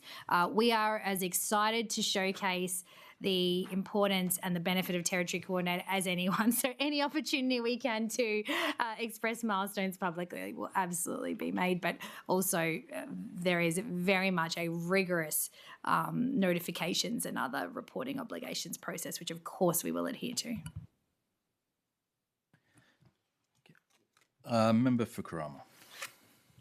Thank you. And look, as you know, I was formerly in the Chamber of Commerce. I'm a big supporter of local business, always will be. So I want to get down to some metrics that I can actually understand, and I know the business community can understand. Are you able to share how many jobs is the Arafura Nolans project expected to create during construction and operations? Yes, so there's a number of reports that have been done into the economic benefits that Arafura presents the Territory, and the conservative figure is 600 jobs during construction. I know the CEO of Arafura was expressing the other day that it's likely to be more, but we don't want to we're not taking any pages out of Labor's playbook around hyperinflating job numbers and all of this other stuff. Like, it will be what it will be. Our focus is not on the on the talk, it's on the action, and making sure that those jobs are meaningful jobs for Territorians or meaningful pathways for Territorians. So conservative estimate is 600, and then once it is completed, the ongoing estimate is about 350. So it is substantial ongoing, particularly if places like Alice Springs can secure, their portion of that workforce, Tennant Creek, for example, local workforce in Aileron and the surrounding areas, and of course, Katherine and Darwin and all parts of the territory. Thank you, Chief Minister. And through the Chair, I mean, these projects are not just seen in isolation. So beyond the mine itself, what opportunities does the project create for Territory businesses, contractors and service providers? And this is the work we're doing with ICN, and that's why signing that statement of commitment between Arafura and the Northern Territory Government is so important. It's why the significant project status is so important. It allows us to hold each other accountable. So Arafura will be holding us accountable, and we will be holding them accountable. And it is this mutual respect and reciprocal obligations that we have that are a very important part of this being successful going forward. So we, ICN, will be putting the packages through that capability network. We are doing a roadshow. There will be a roadshow, Darwin, Katherine, Tennant and Alice Springs, where we are making sure that every local business who might want to be involved in one way or the other has the opportunity to understand what the requirements will be going forward and be able to be part of ICM, which gives them an opportunity to be part of, the future story of that mine. And these jobs, it's not just I don't know if people conjure up images of just miners or people driving huge trucks or whatever it might look like. This is every facet of supporting a work camp. So there's catering, there's toilet paper, there's stationary requirements. I mean, it's limitless, even waste removal, for example. So there's plenty of opportunities for Territorians, and that's where we are really focused on leveraging the benefit. Royalties will be nice one day, and it's forecast to make about a $25 billion contribution for the life of the mine to the Territory, which it's nothing to sneeze at, member for Karama, but I have to say my more pressing focus is to make sure that we are getting as many Territorians in the door first time that little crack in that door appears for jobs and work. I want our people in there first, and that's my focus. Thank you, Chief Minister. And final question. I've heard the Leader of the Opposition raise it. You've mentioned it, part of your speeches, about local content. I'm absolutely a champion for it, I can tell you that. So I just want to know if you can just share a bit more about how Arafura will support local content and what commitments, if anything, have they given in this respect? Yep, so they are following our Territory benefit plan. So there's a Territory benefit plan which expresses how Territorians should benefit. So they have signed up to our Territory benefit plan. Over the top of that, we've overlaid the statement of commitment, which very clearly has all of our mutual obligations on there, of which, using ICNNT, local work, capability, all of those things is a part of it. So I'm very confident and comfortable in where this journey is starting, and now it's about us holding each other responsible and accountable to make sure it happens. And so the road shows are an important part to make sure that every business up and down the Territory has a chance to understand it and be a part of it. That's not to say that Territorians will win all the work. Obviously, there's got to be the value proposition there, but being part of it from the start is critical. Having the chance from the start is critical, and that's where our energy has really been. That's where our discussions with Arafura have been, and everything they're saying back to me certainly has been meeting our expectation, and we will continue with that. Stuart, I don't know if you wanted to add anything. I was just going to add, Chief, that the initial mine life of this mine is 38 years, but the resource is known to be much greater than that 38-year mine life. So there's potential for this mine to be going for 50 plus years. So this operations 350 direct jobs for multi-generation opportunities 135 kilometres north of Alice Springs is just absolutely sensational. Arafura have been making, particularly around that statement of shared commitment, they are focused on the long-term sustainability of this operation. And to do that, they recognise that they want the jobs based locally.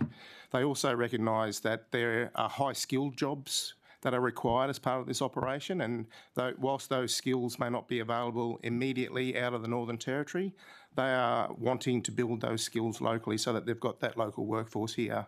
So I think they're making all of the right commitments and all of the genuine, direction that we expect of them. They're also being very clear with the people that they're engaging to do work with them that they will also share that same sort of commitment to the Territory. Thank you. We'll now break for 15 minutes for anyone to go to the bathroom, have afternoon tea. So we'll adjourn till 1:45. Thank you.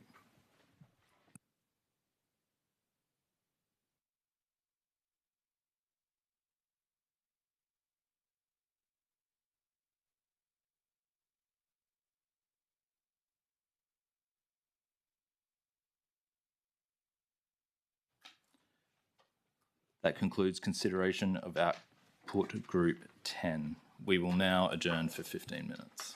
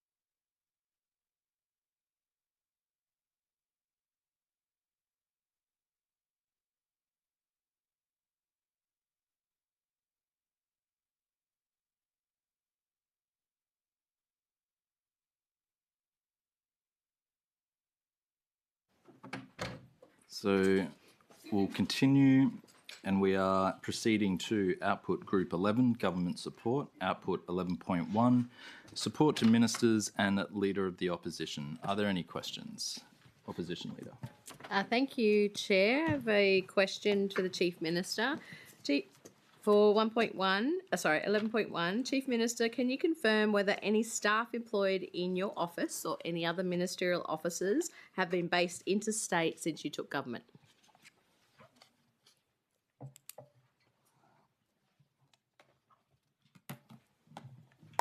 Yes, I'll just find that for you 1 sec.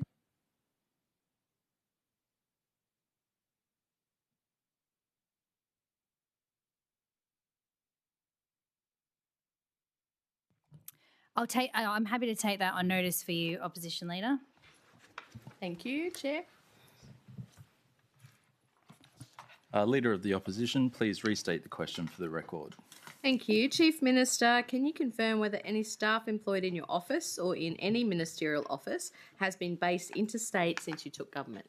Chief Minister, do you accept the question? I do. The question asked by the Leader of the Opposition of the Chief Minister has been allocated the number 1.6. Opposition Leader. Thank you, Chair. And Chief Minister, further to that, for any such staff, has taxpayers paid for flights, travel, accommodation, allowances or other costs for that staff member to travel between an interstate city and Darwin or Alice Springs in order to perform their ministerial office duties? I'm happy to take that on notice as a follow-on from the last question. Yep. Leader of the Opposition, please restate the question for the record. Thank you, Chair. Chief Minister, for any such staff, has taxpayers paid for flights, travel, accommodation, allowances or other costs for the officers to travel between an interstate city and Darwin or Alice Springs in order to perform their ministerial office duties? Chief Minister, do you accept the question? I do.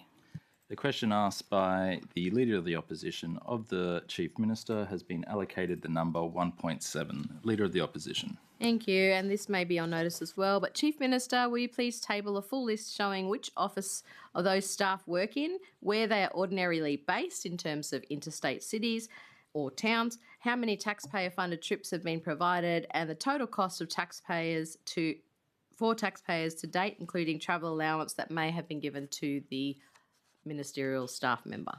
Happy to take that on notice. Leader of the Opposition, please restate the question for the record. Thank you. Chief Minister, will you table a full list showing which office those staff work in, where they are ordinarily based in terms of interstate towns or cities, how many taxpayer-funded trips have been provided, and the total cost to taxpayers to date, including for any travel allowance for those ministerial staff? Chief Minister, do you accept the question? Yes. The question asked by the Leader of the Opposition of the Chief Minister has been allocated the number 1.8. Leader of the Opposition. That's it for that output. Thank you. Member for Johnston. Sorry. Just one question on behalf of the member for Mulka. Chief Minister, could you advise if there will be any funds provided for an independent researcher for the independent members of Parliament as were provided in the 13th and 14th Assemblies? Yes, thank you very much, obviously, Member for Johnson, but for asking the question for the Member for Mulka. This is, I think, a question that's come up every estimates that I've ever been a part of and is a matter for the Department of Legislative Assembly, who will be appearing before estimates. I'm aware that they provide independent and crossbench members library services and research services, but any additional resources are best directed to the DLA. Are there any other questions on Output 11.1? That concludes consideration of Output 11.1. The committee will now consider Output 11.2, Support to the Administrator. Are there any questions? Opposition Leader. Thank you, Chair. Chief Minister, can you please outline why the Administrator's Office received an additional $1 million in taxpayer funding last year, more than $1 million additional in the 2026 to 27 budget? Sorry. Yes, absolutely. I'll pass to the Chief Executive. Thank you, Chief. Lia Finocchiaro, Chief Executive Officer, Chief Mins and Department. I may just lead off and then pass over to the Deputy. The funding was to fund the actual expenditures occurring. The Office of the Administrator, the support to the Administrator, has traditionally been underfunded since at least 2021, and to the tune of totalling at last account a touch over 820,000 in over expenditure and underfunding. So this additional funding is really to fully fund the existing and ongoing operations and expenses out of the Office of the Administrator that has been traditionally underfunded since those early days. So really it's just to ensure that there are sufficient funds within that office to ensure that we can meet the expenditures that are occurring and have occurred continually for a number of years. I just might ask if the Deputy wishes to add anything. Thank you, Lucio, and Member for Arnhem for the question. To confirm, the Office of the Administrator has, in the last 5 years, consistently received the same baseline budget of around 2.7, 2.9, thereabouts. It did fluctuate a little bit over COVID in that it went down because of the reduced travel requirements. However, as the CEO has indicated, the office has consistently been in a position where it had to have its funding topped up at the end of the year in order to meet the expenditure year on year. The office obviously undertakes a significant program of work, including delivering a civic and diplomatic program of around 600 events annually, highlighting and promoting Northern Territory business culture, engagement, community and trade relations through travel and attendance at events, as well as bringing together the Government House as the official residence and opening Government House up to the public. So there's a requirement there, obviously, for the maintenance and heritage aspects of Government House, which form a large part of the budget also. The funding which was provided to Government House to provide an appropriate baseline level of expenditure for Government House was not new money, in the sense that it was reprioritised from within the department's existing budget, primarily through underspends in some allocation of money arising post-machinery of government, so the settling in of the restructured agency, as well as carryovers from the previous year. So in effect, this is just fixing a continuing legacy issue that Government House had in relation to not having the appropriate level of baseline budget to reflect the actual expenditure for some 4 to 5 years. Thank you.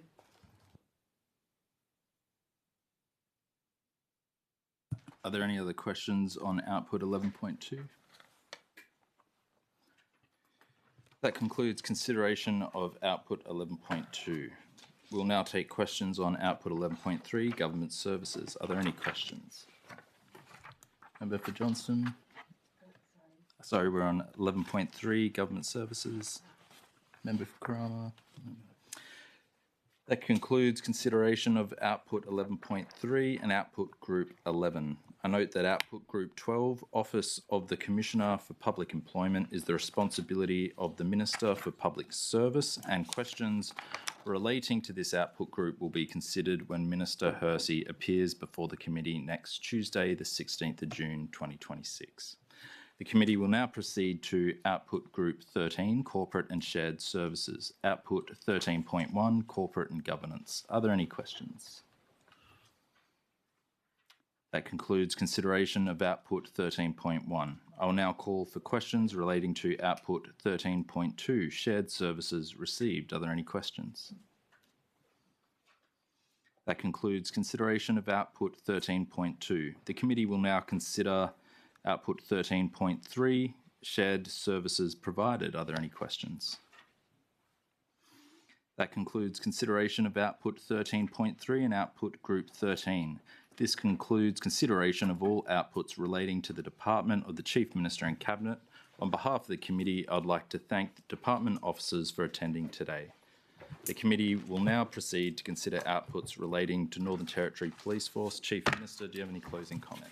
Yes, thank you. I just would like to thank the entire department at Chief Minister and Cabinet. They do an incredible job, and our refocus has really allowed us to make sure as an entire government we're focusing on those three key pillars of reducing crime, rebuilding the economy and restoring our lifestyle. So I want to thank everyone, especially the team that have been up here with me today and everyone who's rotated in and out. A lot of work and time and energy goes into making sure we're well prepared to answer the questions and be transparent with the community. And so I just want to thank each and every one of them for that really hard work. It's a very important part of the process that we value deeply. And thank you very much, everyone. Thanks, guys. Thank you. The committee will just rest in place as the agencies swap over.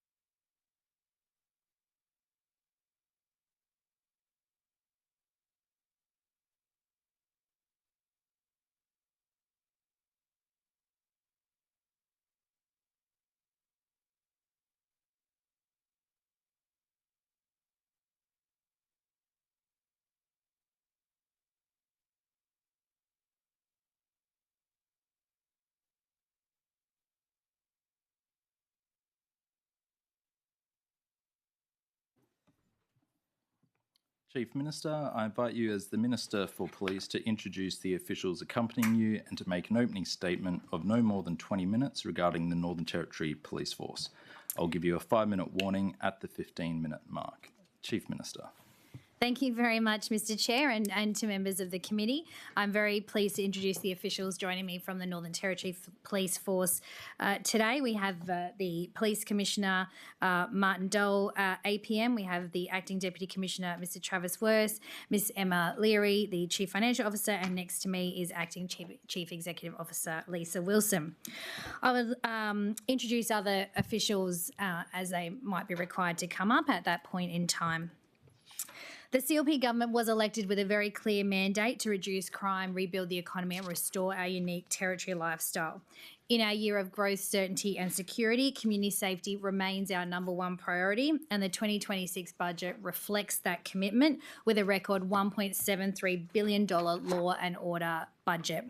That builds on last year's record law and order budget of $1.5 billion, and the budget delivers funds across police, across courts and corrections to support safer communities, strengthen frontline capability and provide a more secure future for Territorians. Importantly, this investment is not only focused on responding to crime, but also in addressing the root causes of crime itself through prevention, intervention and support services. The budget funds additional police officers, police public safety officers and corrections officers. It invests in critical infrastructure, strengthens frontline policing capability and supports programs focused on domestic violence prevention, victim support and reducing reoffending.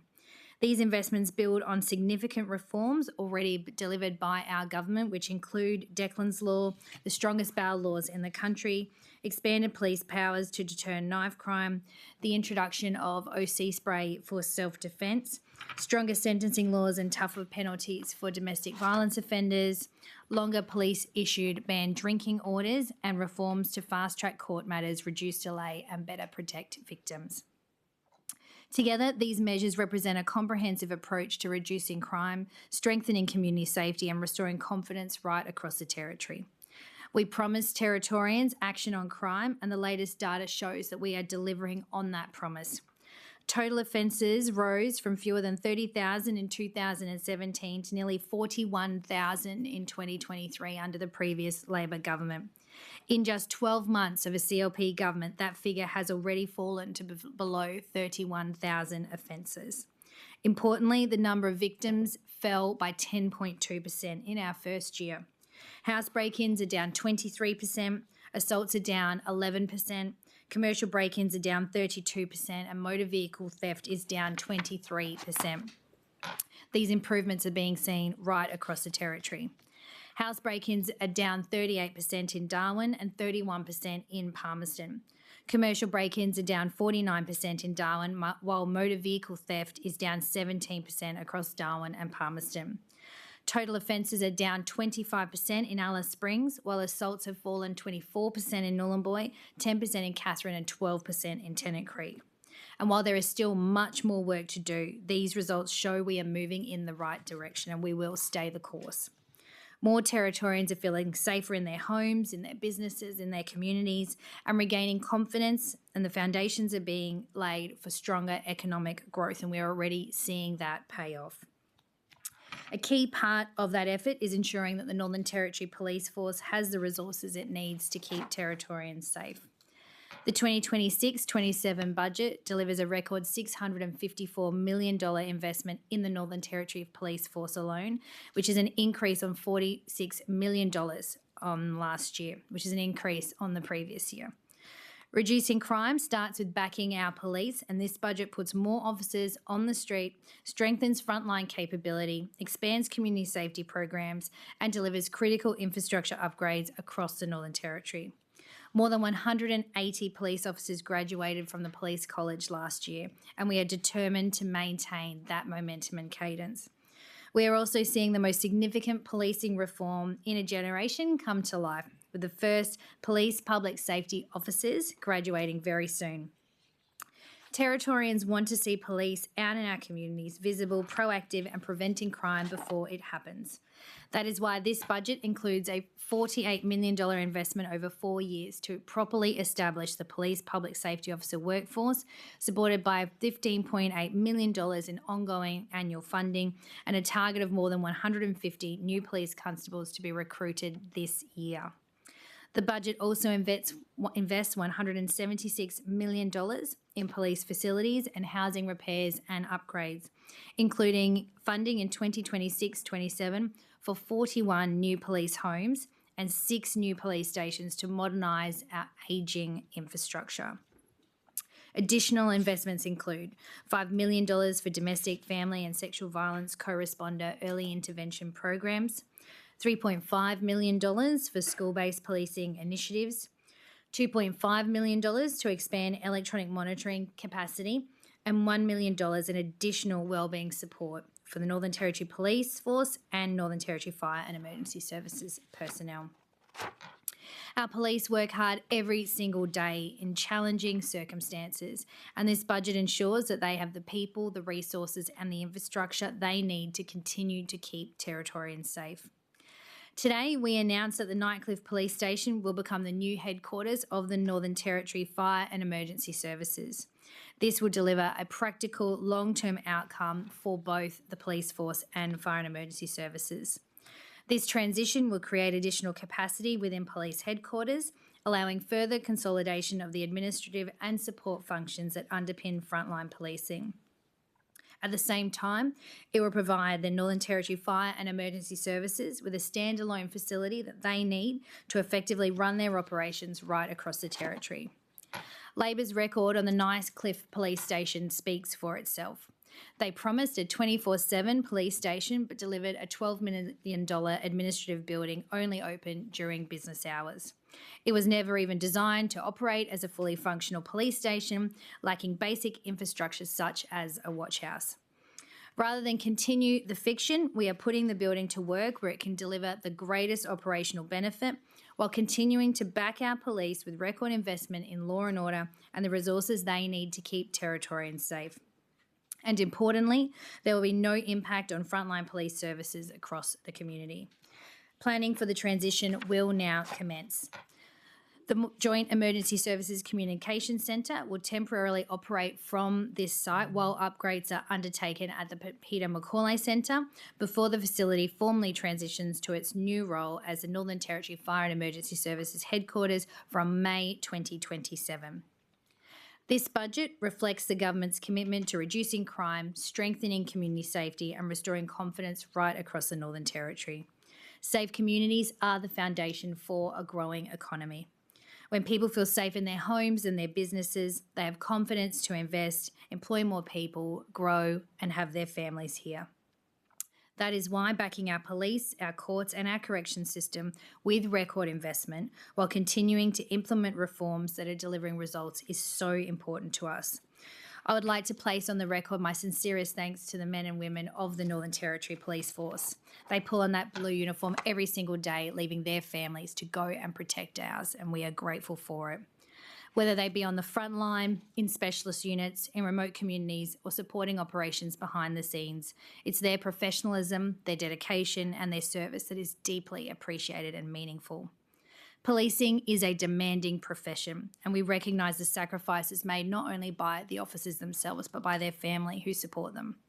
As we approach National Police Legacy Day on the 17th of June, it is fitting to acknowledge the important work of Northern Territory Police Legacy as well, who have supported Territory policing families since 1990 and serves as a constant reminder that families remain an important part of the police family.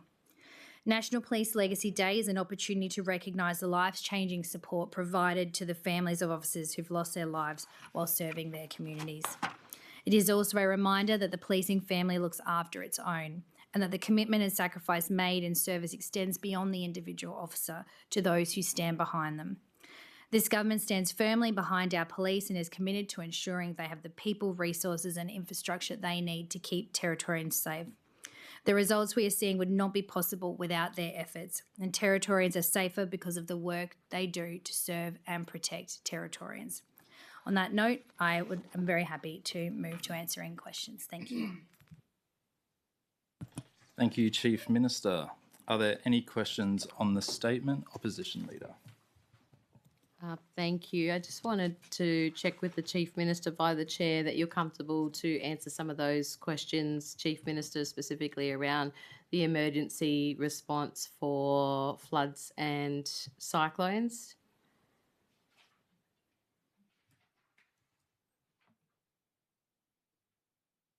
Yep, that's fine. Thank you. I might pass to my colleague, the Deputy Opposition Leader, just so he could finalise those questions, which he made sure we could ask in this output. Member Thank you, for Chief Daly. Minister. Thank you, Chair. All right. It's on. Thank you, Chair. Chief Minister, I was just wanting to get an understanding of what the total cost was for the helicopters used to evacuate residents from the Nayu community. Yes, just give us a minute.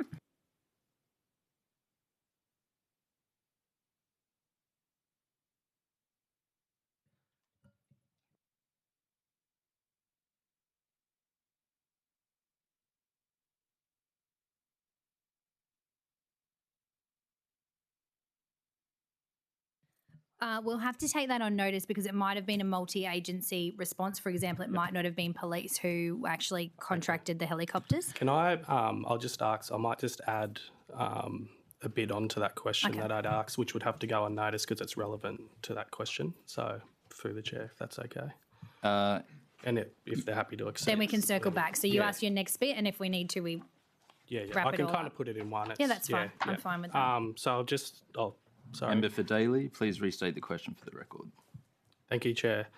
So through the Chair, could you please provide a breakdown of the total helicopter costs to evacuate residents affected by the floods from Nayu? In that breakdown, could we get the number of helicopters used, hours flown, and the cost per operator? Also, which companies or providers were used for the evacuation with the helicopters that are used, and were there any privately owned? And also a breakdown for each cost to each company, if that makes. Yep, we're happy to take it on notice and do what we can. Thank you, Chief Minister. The question asked by the member for Daly of the Chief Minister has been allocated the number 1.9. Member for Daly.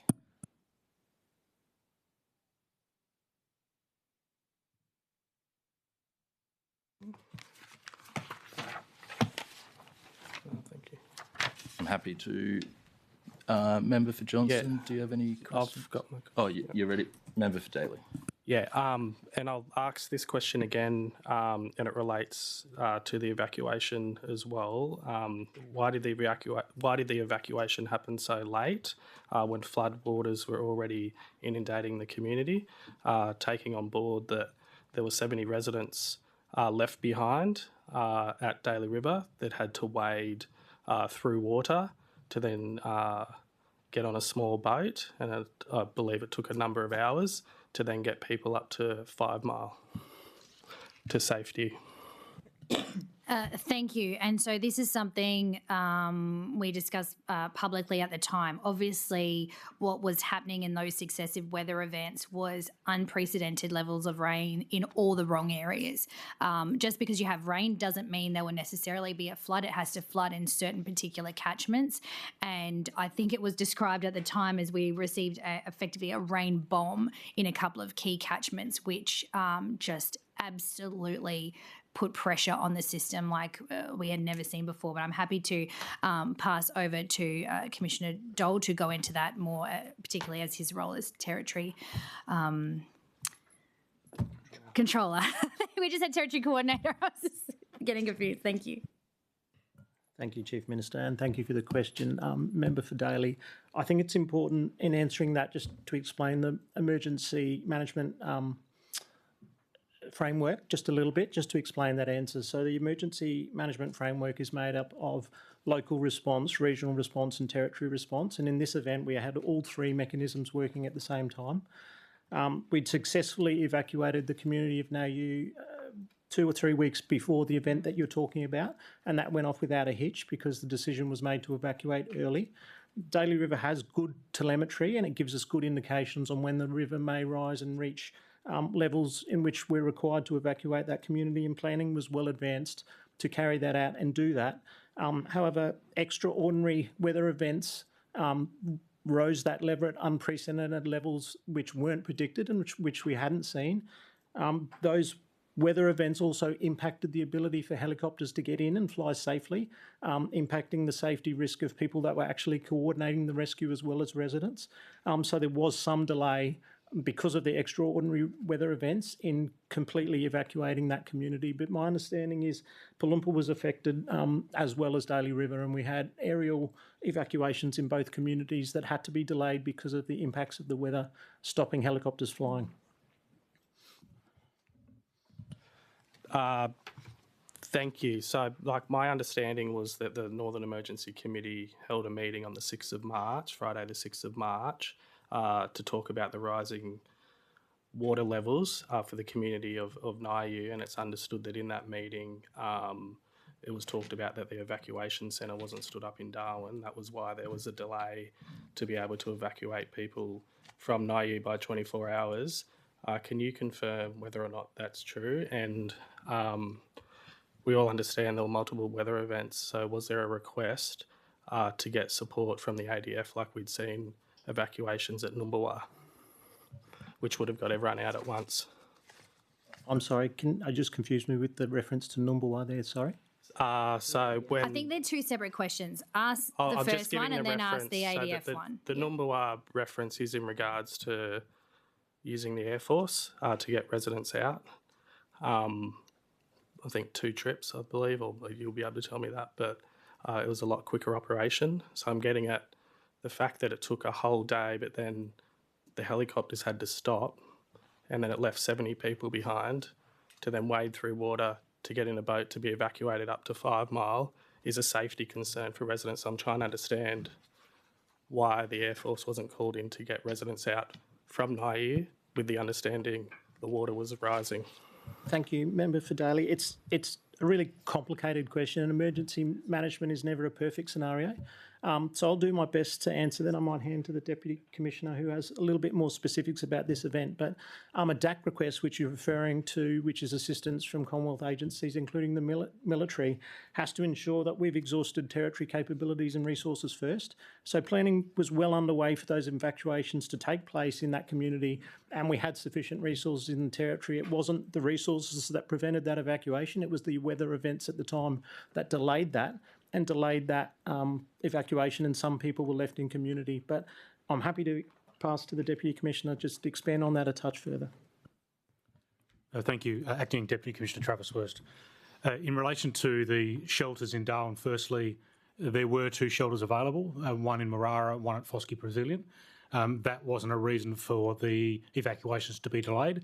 As the Commissioner has indicated, there was we had 18 air assets, helicopters, that were assisting with the evacuation, and because of the weather closing in, we had to cease those evacuations. There are up to 2 of those emergency committee meetings that you spoke of earlier held each day, and one of those meetings in the afternoon considered that particular scenario. And we did have flood rescue boats in the community for the contingency in case that actually occurred. We used those flood rescue boats, as you indicated, to move those last 70 residents that we could not get out via the air evacuation and move them to higher ground, which was 5 Mile. When you say that they had to wade through water, that was kept to an absolute minimum. We had additional policing resources in the communities, along with other services that were assisting to make sure that everyone could be moved through safely as quickly as we could. In relation to your question in relation to defence assistance to the civil community, the DAC, there was, and emergency services will be able to provide you the specifics in relation to the numbers and when those requests were done, because that is a function of their agency. But we did have one Commonwealth asset that was provided to the evacuation process from a Commonwealth department through that particular DAC request. Thank you. So I'm just trying to understand, and I appreciate both your answers, Commissioners. And Commissioner Dole, you stated that in your answer that your exhausted capability, so you weren't able to react quickly to get people out from Daly River. Is that I'm the case? sorry, that is absolutely not what the Police Commissioner just said. And if you were going to continue to misquote and verbal people, we just won't answer your question. To understand. No, you're not. You're putting words in people's mouth deliberately. Member for Daly, the chair has it. So, member for Daly. That was the words that were used. I'm just trying to understand it further. It absolutely was not. You can go back through it wasn't. And if we need, we're not going to go. We won't be repeating or putting words in what witnesses say. That isn't actually, member for Daly, how you've repeated it isn't how I heard it. I do ask if you can re-ask your question without stating. That's fine. Yeah, no problem, Chair. Thank you. And look, I suppose, you know, if there was a huge weather event, as we'd stated, people from Palumpa were being evacuated out. There were other areas that were being evacuated out. So I'm just trying to get an understanding why it took to the following day, when we knew that the waters were rising, to start the operation to evacuate people out, which then meant it left 70 people there. So I'm just not sure why the Air Force weren't called in, because obviously they're able, like it was in Numbulwar. I see the Chief Minister laughing there. It's not funny. People have been traumatised from this event. Because this question has been answered, and in fact, a Deputy Commissioner just answered your question, and you refused to hear when I interrupt. the answer. I ask for the same respect, Chair. Everyone, okay. I'll ask if we can just get to the question. Member for Daly, could you please ask the question? Thank you. So why weren't, like, it's a pretty simple question, the ADF or the Air Force called in to evacuate people to ensure that no one was left behind? Because at the end of the day, people's safety were compromised. There are some people from that group of 70 that have been traumatised from that event to wade through water that I've spoken directly with. So I'm just trying to get an answer for them as why the Air Force weren't called in to get people out in the same day rather than over 2 days, which led to compromising their safety, and whether they felt that their safety was compromised. Thank you, Member for Daly. It's a little bit more complicated than you're suggesting with contacting the military. So my answer to your original question was the request for services from the military is dependent on the territory depleting the resources available to us.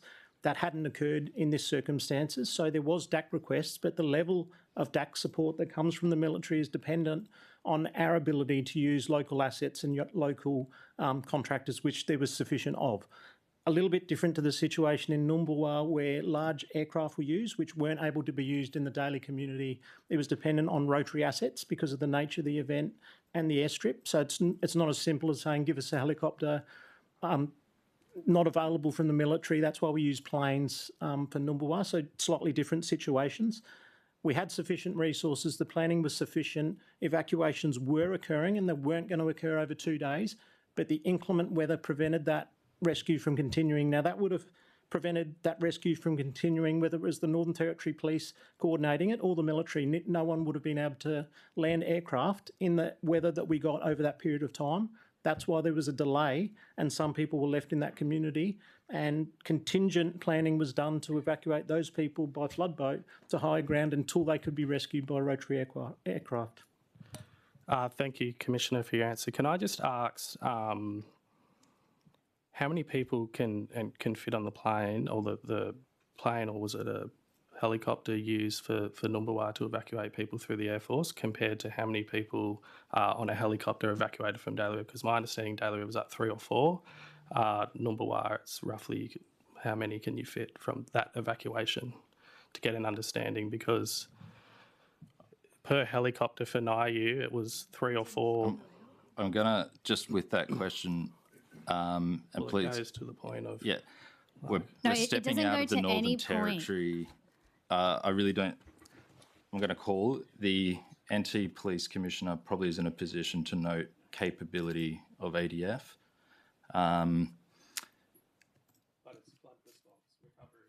Can I just add to it, Mr. Chair, just for clarity for the member for Daly, for some reason who doesn't understand this.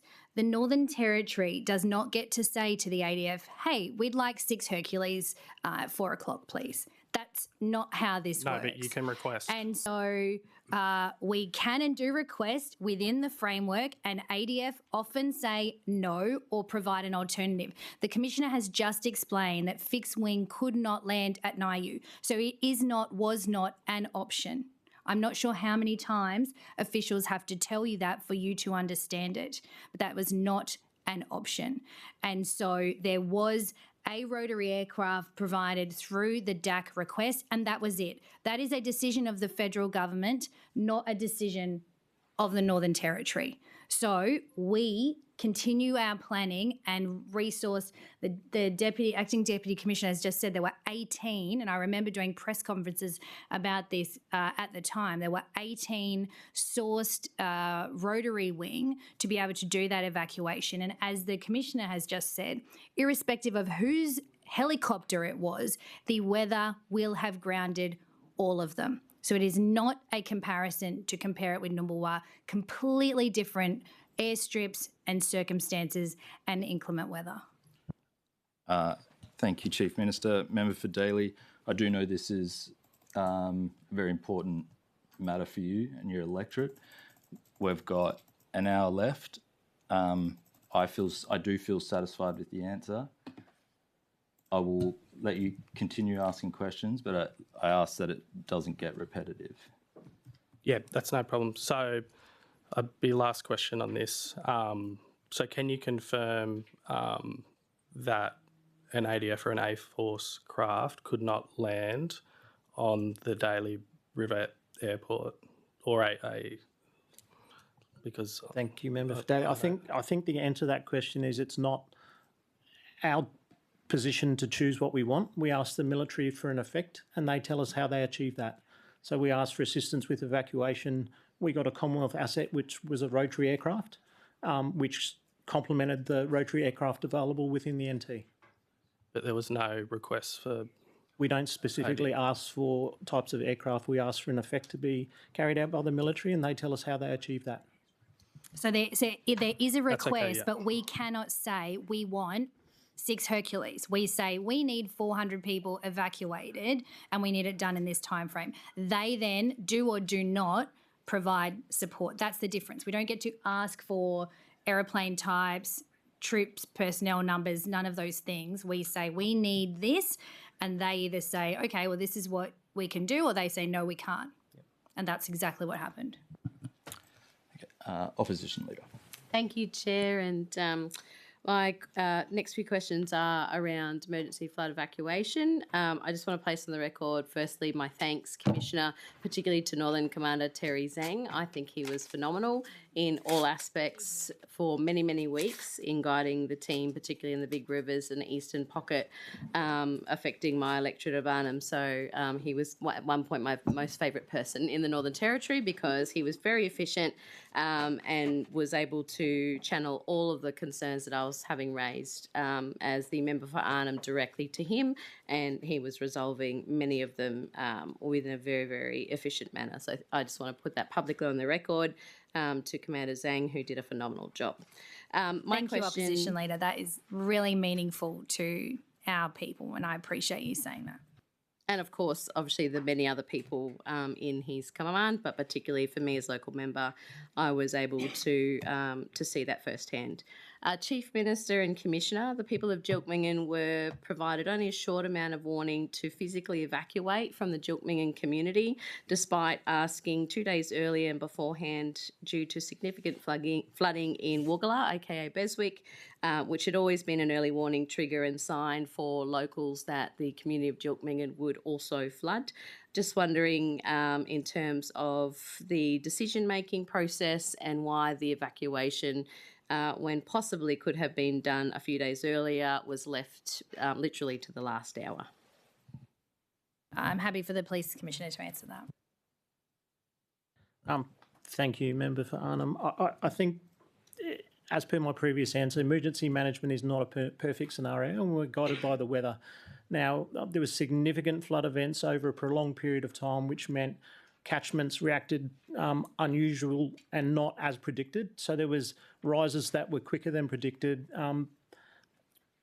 Everything was done in relation to giving people as much notice as possible. But I think the prolonged nature of the flooding in this scenario, combined with the number of events that we were dealing with, led to unpredicted rises in some of these areas. So I take your point, the people of the community had a trigger point that they were aware of. It also needs to be remembered this operation was happening across 3 different stages, so local, regional and territory, all at the same time. And I apologise that they were only given a few hours' notice, but everything was done in as much planning and preparation as we could do to make sure that people were safe and evacuated with as much time as possible. Thank you, Commissioner. I appreciate your response. In regards to the evacuation for Numbwa that commenced ahead of Cyclone Narelle, again conducted with professionalism and efficiency, in my view. Commissioner, the residents of Numbwa were evacuated to Nightcliff High School gym, aware of that particular facility not being necessarily used or utilised in previous evacuations. My question to the Chief Minister and Commissioner is, were there other potential locations that were considered for the evacuation for the residents of Numbwa? For example, I understand there was talk about the old flip-out site here in Darwin at Eaton being of a large and possibly a better facility to house the number of residents from the Numbwa community when they were evacuated, rather than being split across Nightcliff High School, the Free Spirit Resort, and also the Yissa Transitional Housing Facility in Baton Road, Parama/Berrima.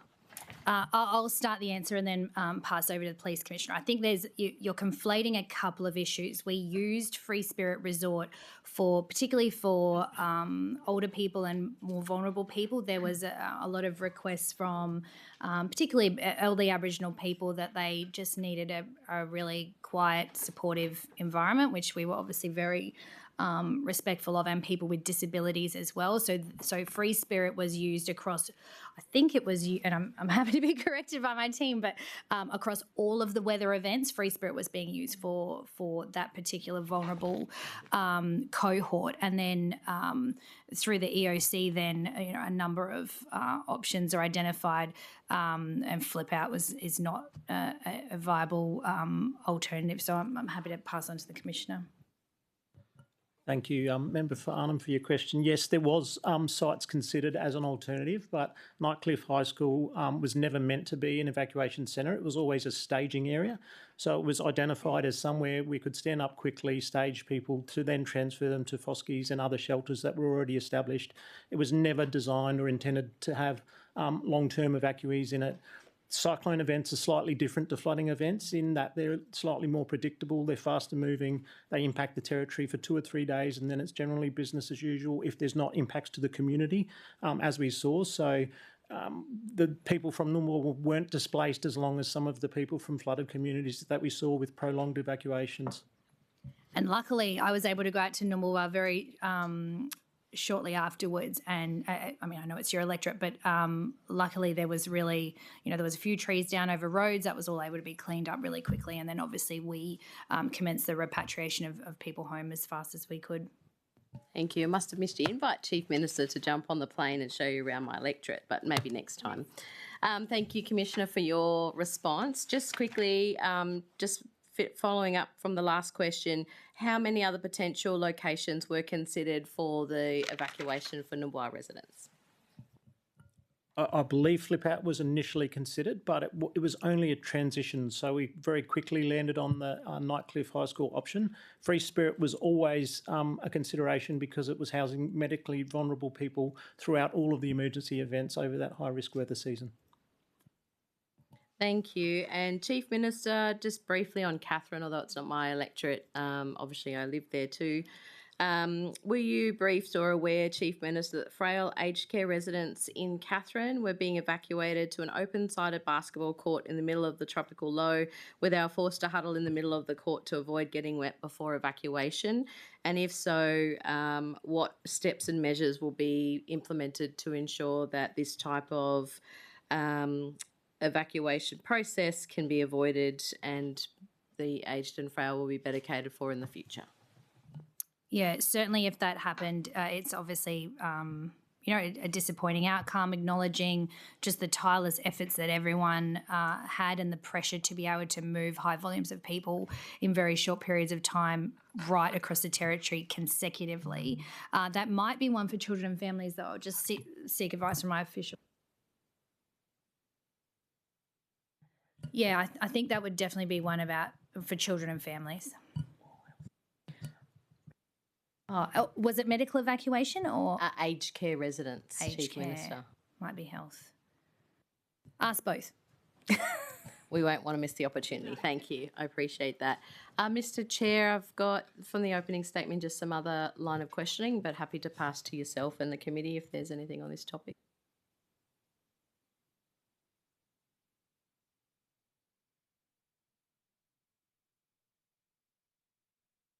Thank you, Chair. Chief Minister, Kumanjay White died in Alice Springs on the 27th of May 2025 after being restrained by an off-duty police officer in a supermarket.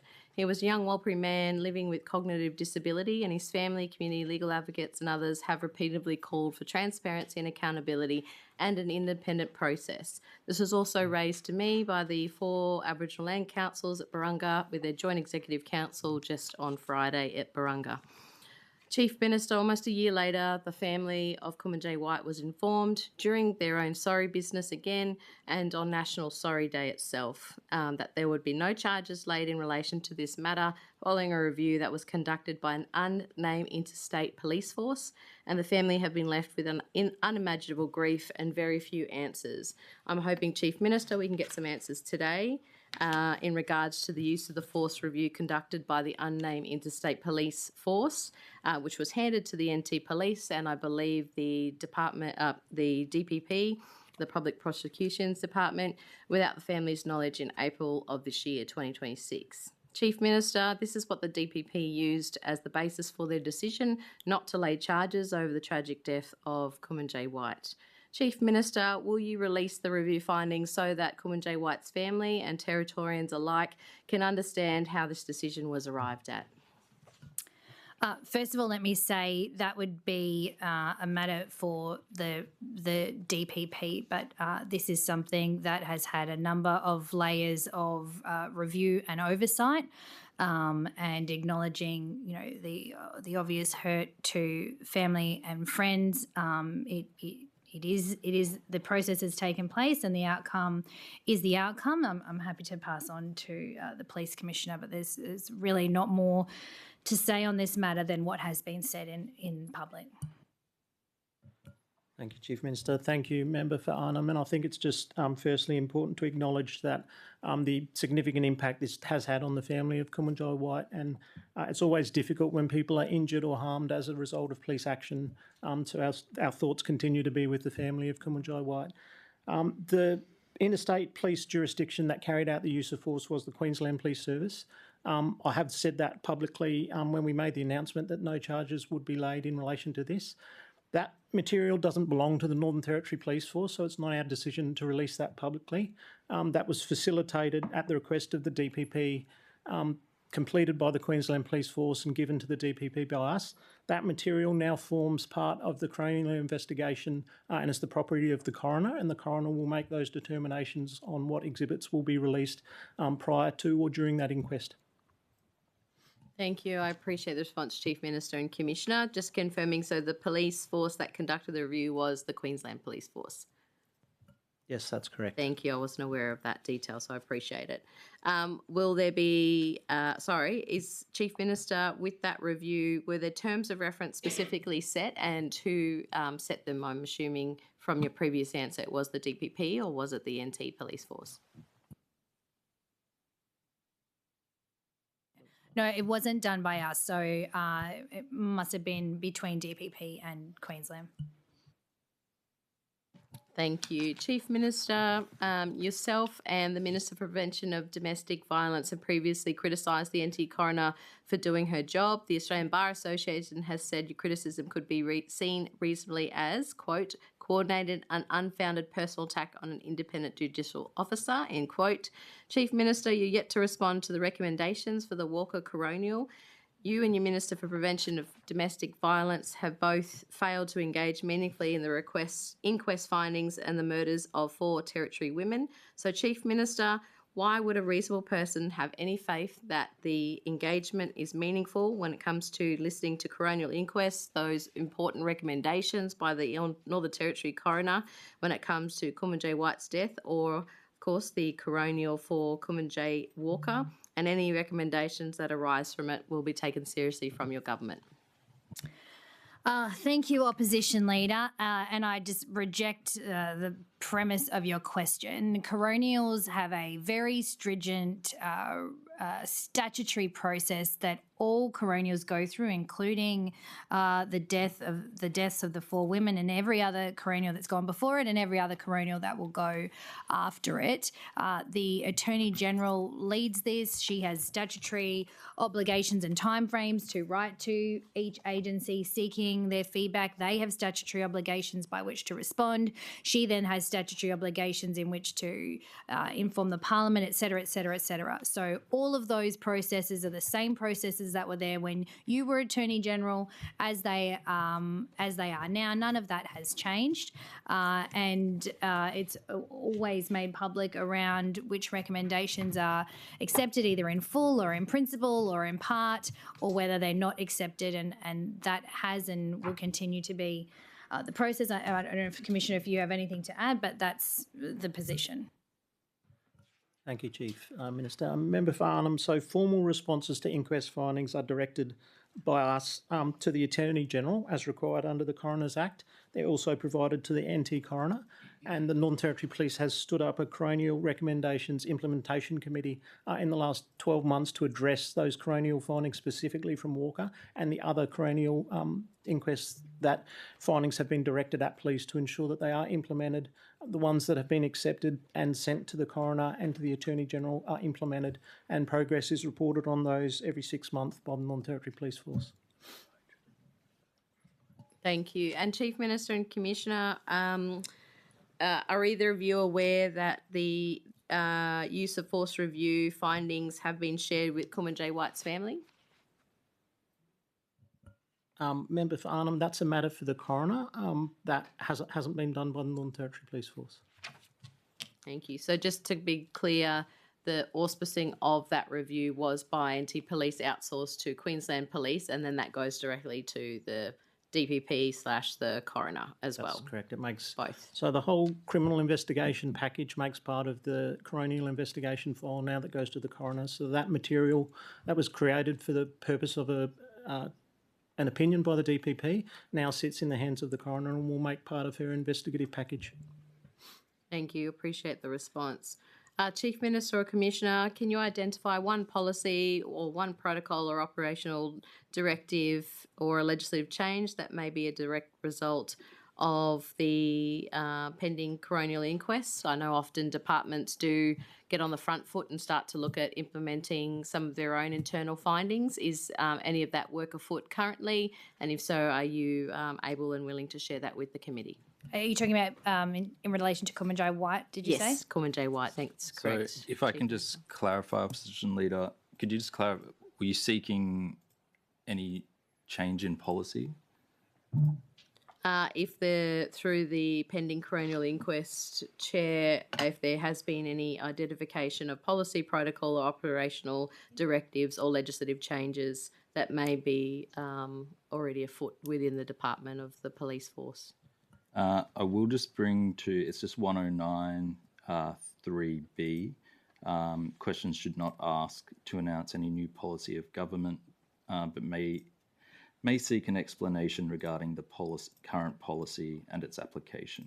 Oh, yeah, thank you. And just to clarify, not asking for a new policy, Mr. Chair, just were there any changes, identification of possible changes for the future?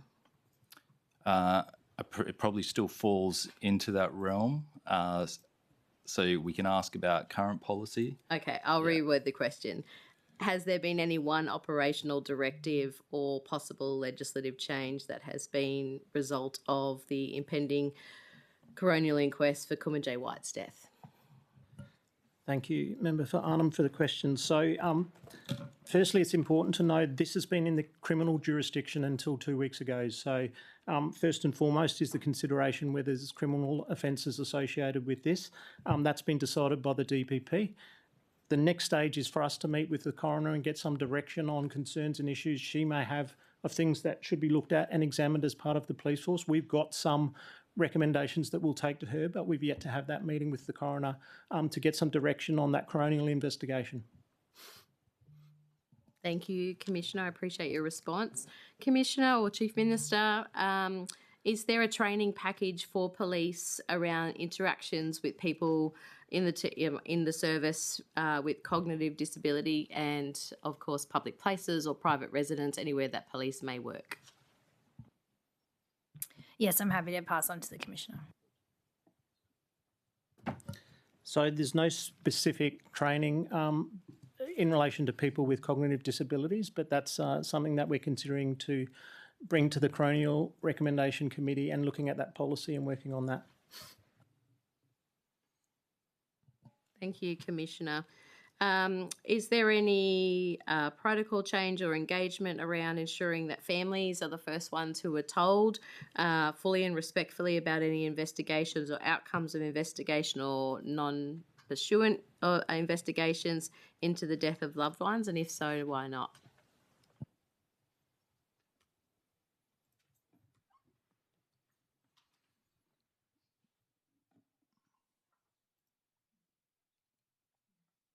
Sorry, are you insinuating that we didn't tell the family before it was made public? I'm just questioning if the family was. Are there any, not at this particular family, yes, but also in all normal protocol and processes, does a family get told before that information gets made public? Yes. Okay, thank you. Thank you. Are there any specific protocols, Chief Minister and Commissioner, that have been identified early to ensure that there are no tragedies like this that occur in the Territory? So as the Commissioner just mentioned, that process now will happen with the coroner, and it hasn't happened yet given just how recent the progression has been, as I'm sure you can appreciate. Thank you. I have more questions, Chair, but I'm happy to ask them in Output 14. Thank you. Are there any other questions, Member for Johnson? Just a quick follow-up from that in relation to, you made reference, Commissioner, to progress reporting on responses to coronial recommendations. I'm just wondering whether you could update on any recommendations from the coronial into Kumanjai Walker. And that leads on from a question, on behalf of the member for Mooka, which is that the coroner made the finding in that case that racism was normalised in police culture and that there is institutionalised racism. So two parts of this question. One is, can you report on any responses to that? And two is, for the Chief Minister, what funding is in this budget to address the issues of racism in the police department? In terms of funding, we have our cultural reform team who are fully funded and operational, led by Leanne Little, and so that's all fully funded. Thank you. And in relation to reporting on progress response? Yeah, I think we're just getting that, yep. Oh, thank you.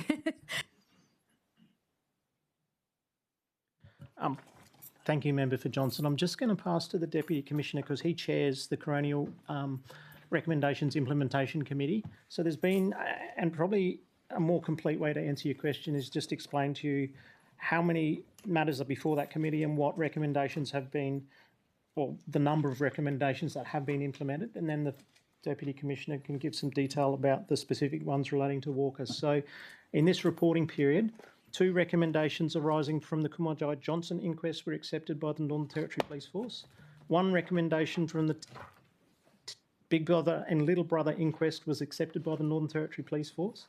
1 recommendation arising from the coronial investigation into the death of Kumanjai Tipperwati has been implemented and closed.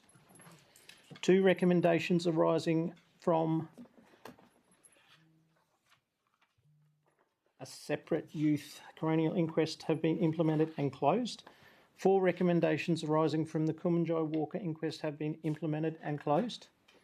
3 recommendations arising from the Garnett inquest have been implemented and closed. 1 recommendation arising from the Delvin Thompson inquest has been implemented and closed. There are currently 22 open recommendations in active management by the Northern Territory Police Force. Thank you, Commissioner. And is that information publicly available in terms of the recommendations and the implementation? It's not publicly available. It's something we report directly to the coroner. Thank you. And Chief Minister, just to clarify, with the Cultural Reform Unit, can you give the figure, the budget figure for that?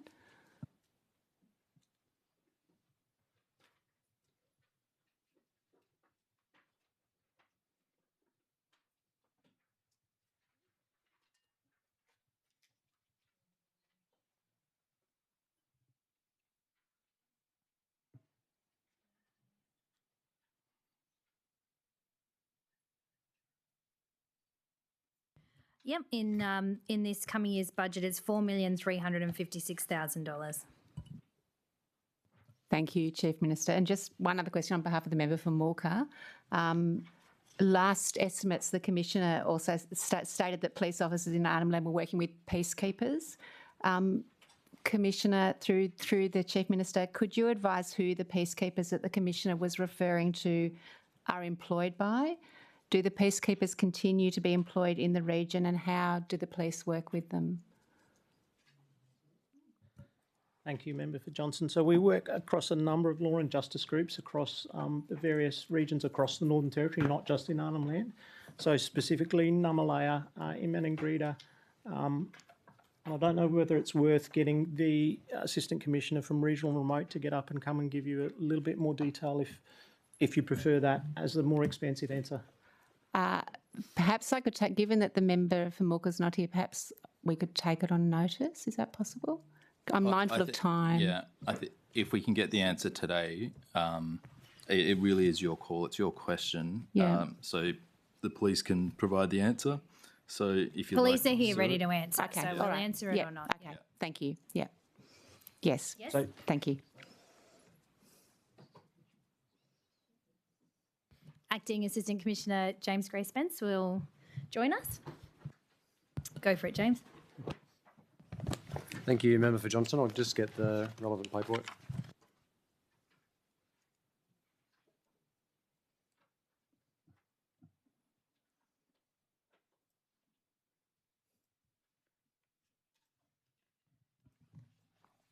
Thank you, Member for Johnston. So the broader approach of the Northern Territory Police in relation to community partnerships and engagement, especially with Aboriginal communities across the Territory, is through our community-led safety plan toolkit that's implemented by the remote sergeants and overseen at the divisional and command levels. Now, at the moment, implementation for the community-led safety plans is occurring both in the Southern Desert Division, so that's in Southern Command, in southern parts of the Territory in 14 communities, and in Northern Command, that's occurring in 19 communities. So the formalisation of the community-led safety plans remain ongoing as engagement continues to develop. Thank you. Are you able to speak specifically to the question about who the peacekeepers are that police officers are working with? Member for Johnston, no, I don't know the name of the group. I'd have to take that specific point on notice. Okay, so can I give that question on notice? Member for Johnston, please restate the question for the record. Okay, thank you. On behalf of the member for Mooka, could you advise who the peacekeepers that the Commissioner has stated police officers in Arnhem Land are working with in last year's estimates, just to be clear? Who are they employed by? Do the peacekeepers continue to be employed in the region, and how do the police work with them? Chief Minister, do you accept the question? Yes. Thank you. The question asked by the member for Johnston of the Chief Minister has been allocated the number 1.10. I might just add, if it's in relation to the law and justice groups, and they're funded by Attorney General and Justice, so the question can be asked there as well. Thank you. I think specifically it's what is the who is being talked about in relation to peacekeepers, and thank you. I just don't want you to miss the opportunity, because our response to the written question might be this is for Attorney General and Justice, and then you wouldn't have had the opportunity to ask. So I just think you should ask both, just Chief in Minister. case. Thank you. Member for Johnston. What proportion, just continuing on these questions briefly, what proportion of NT police staff have completed anti-racism training?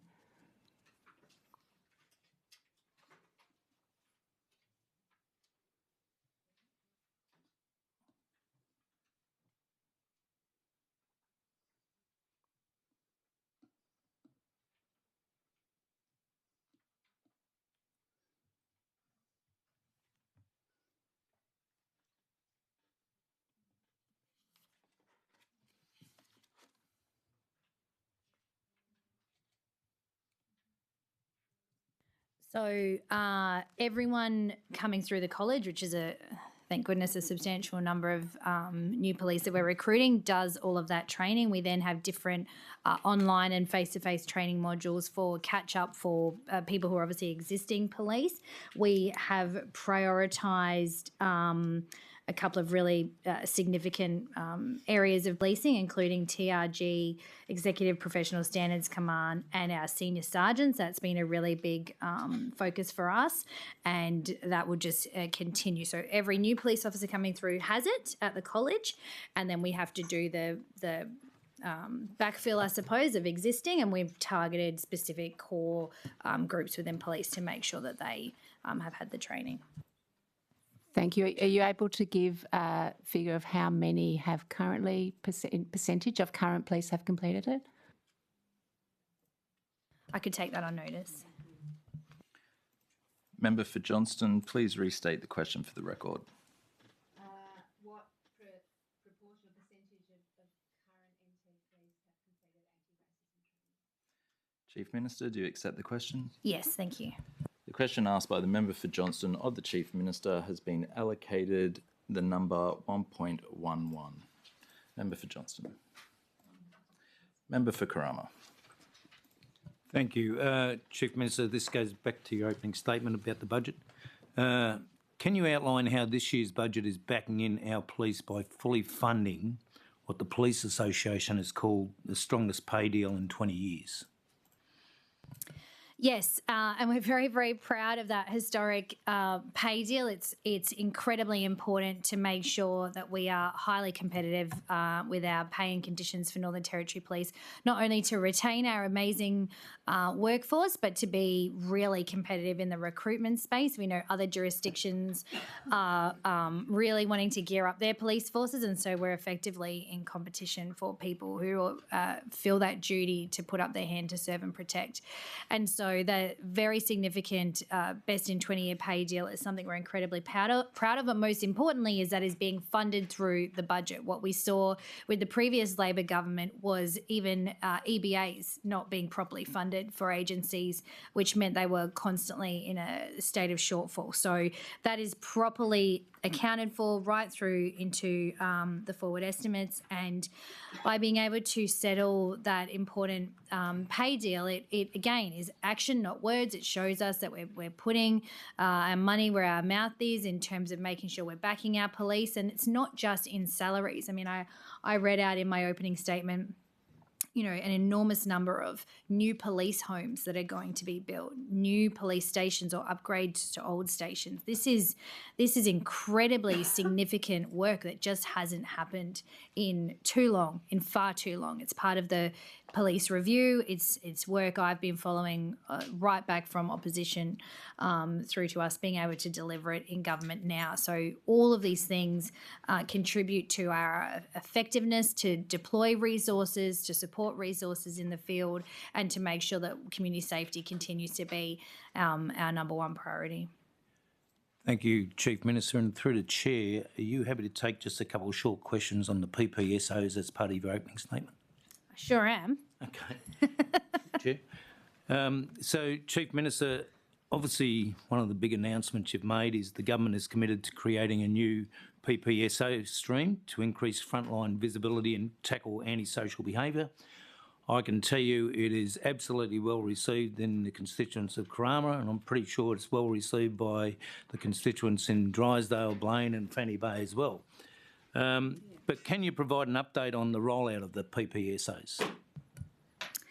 Yes, and that is, again, fully funded right through the forward estimates. So we know this year we will, I think it's about 3 or 4 tranches will go through the college this year, building up right throughout next year. But all of that is fully funded moving forward, including all of the operational funding that attaches to it. That is really important because it gives our police force the opportunity to properly embed and plan this into our policing system. It is a significant piece of reform, having an entire new rank of police, changing how we use that auxiliary, that frontline auxiliary role, and amalgamating it obviously with our transit safety officers and public housing safety officers.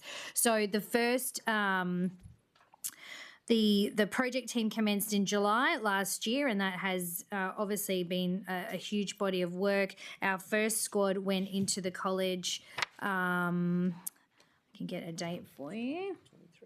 On the 23rd of February. That's an 18-week training program through our police college. And so they will be graduating shortly, which is much anticipated on the 26th of June, so just a couple of weeks away. They will be graduating. And so we've already had them out as part of Operation Ventura out in Palmerston, which is excellent on the job training for them. And from a policing perspective, for those recruits to be given the opportunity to be working as part of an operation as part of their work experience component of the training is really beneficial to them. And we're excited to the growth of this. Obviously, we'll only have, the first squad of recruits of 20 odd recruits, you know, when you spread that territory wide, it's going to be spread pretty thin.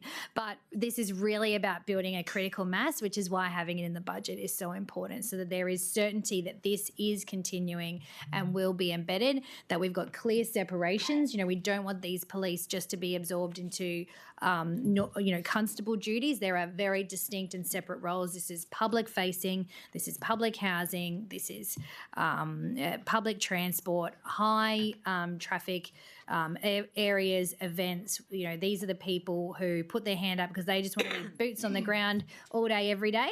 And so this will be a real support to our constable stream to have this public facing stream. And I know Territorians, once we've got that critical mass, will really see how valuable it is to have those highly frontline police mobilised. Thank you, Chief Minister. And how has the transition of public housing safety officers and transit safety officers into the new stream progressed? Yeah, and also, how many officers have now actually transitioned into it? I think it was about 6. I'd have to get you that exact 5. Yeah, 5 were former. That's right. 5 were former. Where are you reading that? Public housing safety officers. 3 were former transit safety officers, and 3 former auxiliaries. So we've had people transition from all 3 of those streams, which is really great. And we are hopeful then that as they move into their new role, once they're out on the street, they will then be able to provide that confidence and reassurance to their colleagues about, yeah, this is fantastic. You've got to come on board. So we're really looking forward to that. The second squad of PPSOs is actually in the college already. They started on the 11th of May. And so they'll be graduating in September.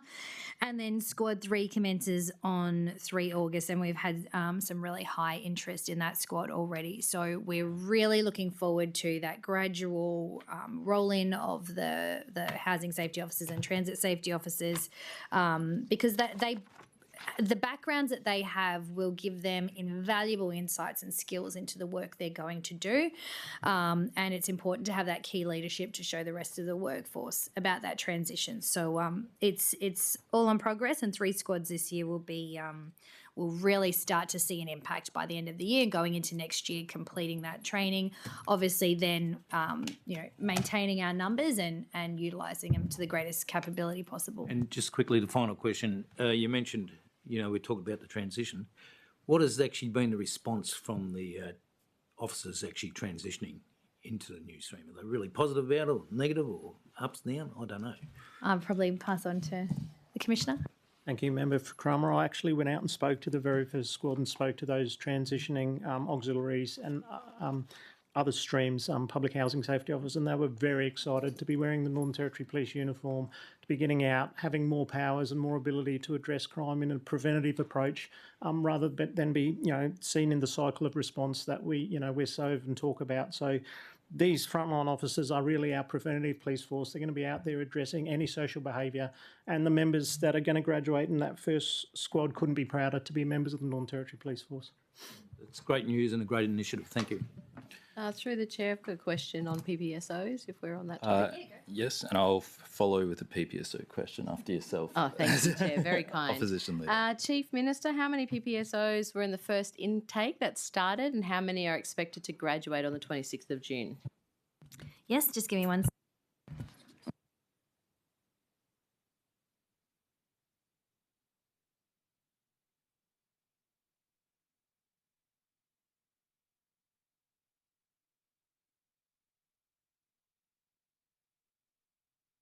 Yep, 24 recruits started and 21 are expected to graduate in a couple of weeks' time. Thank you, Chief Minister. And how many prospective PPSOs for the second intake that you spoke about? Yep, we have 16 in the college now for the second squad, and the third squad will be a bigger squad than the second squad. Chief Minister, you've spoken about a critical mass of the PPSOs and a full complement, which we understand is you were expecting up to 212 FTEs. When do you expect them to be in place if the numbers are 20 and 16, like by 2050 or...? Yep, no, it's on track sort of for the end of next year. Next year, I think we're doing 4 squads, and the squads will just increase in size. 1 second.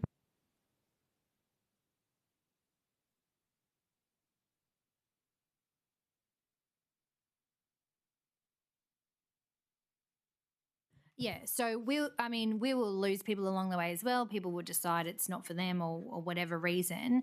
But basically, by the end of next year, there will be what I would call critical mass. We will still be recruiting into the 3rd year to reach that 212 number.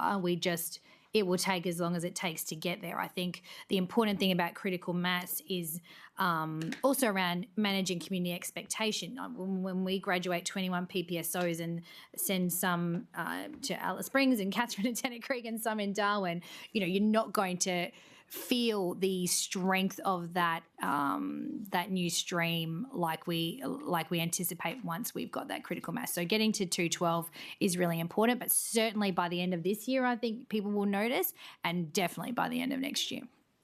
Thank you. Chief Minister, have there been any PPSOs terminated during this first training intake? Sorry, I missed that. Do you mind saying Has that there again? been any PPSOs terminated during this first training intake, and if so, for what reasons?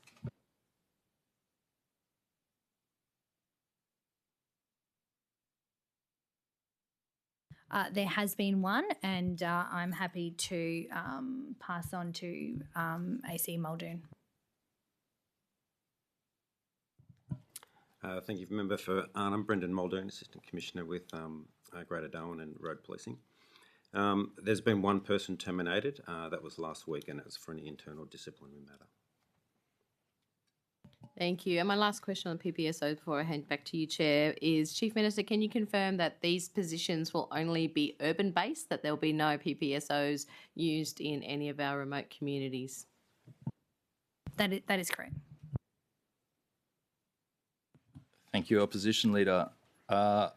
Chief Minister, so some questions from myself, and it's going to be very focused on Palmerston as the member for Drysdale. So first, I would like to thank Commissioner and all the police force for Operation Ventura. It's been much needed relief for us out in Palmerston, so my sincere thanks to every police officer involved in that.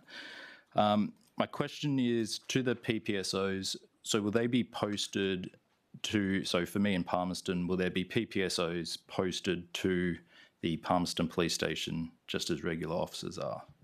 There sure will be, and I'll pass on to Brendan Muldoon. Thank you, Member for Drysdale.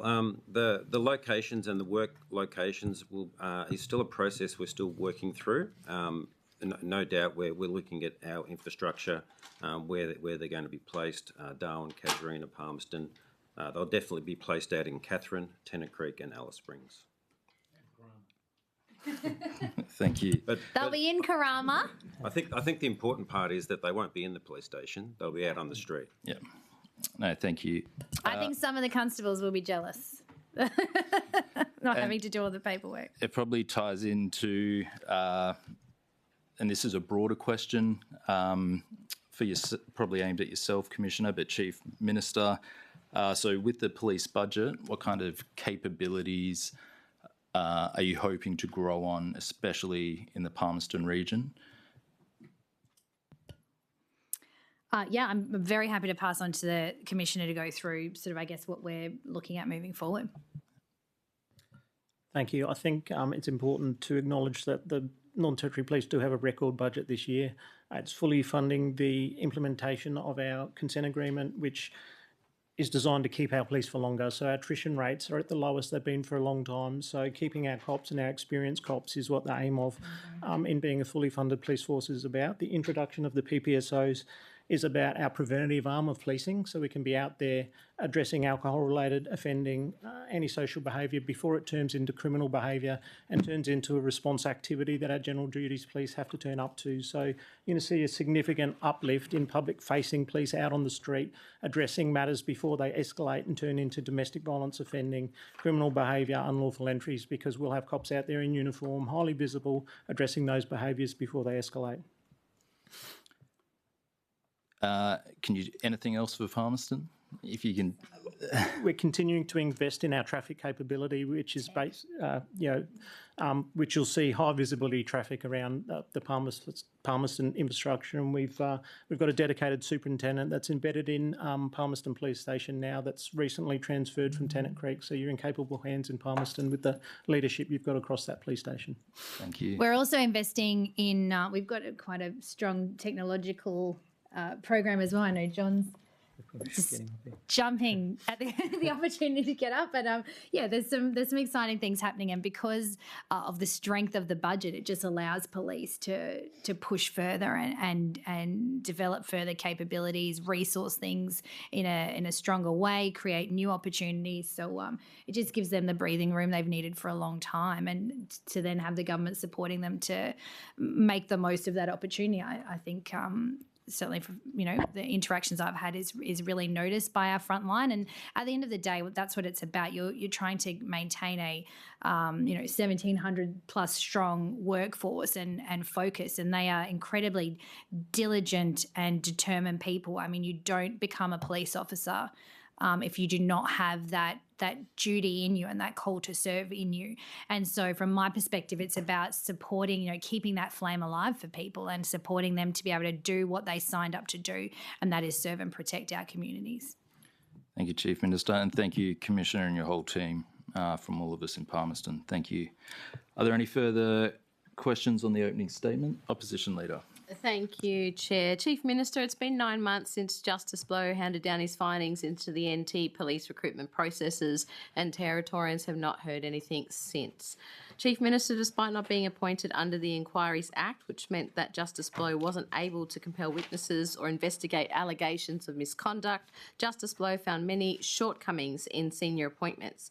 In Justice Blow's report, he says, quote, promotions to the ranks of superintendent and above during the relevant period were affected by favouritism, biased against individuals and undeclared and unmanaged conflicts of interest, end quote. Chief Minister, in the Blow inquiry, it showed police officers had every right to be concerned about a lack of integrity, transparency and accountability in senior appointments, which has seriously undermined confidence within the police force and police morale.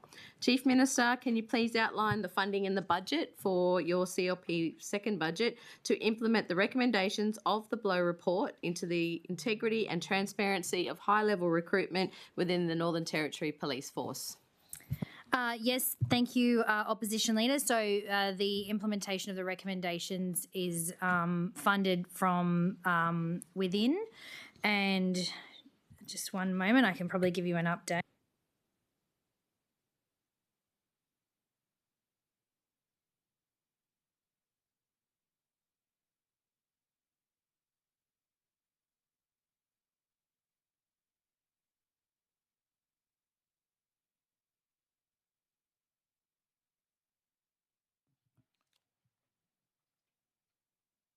Just for the committee, while the Chief Minister's getting that question, I know we've got probably 18 minutes left of the hearing. I'd just like to check in with the committee if they'd like to stay here on the statement, noting we have Fire and Emergency Services, but I'll take the lead of the committee. All right. Chief Minister.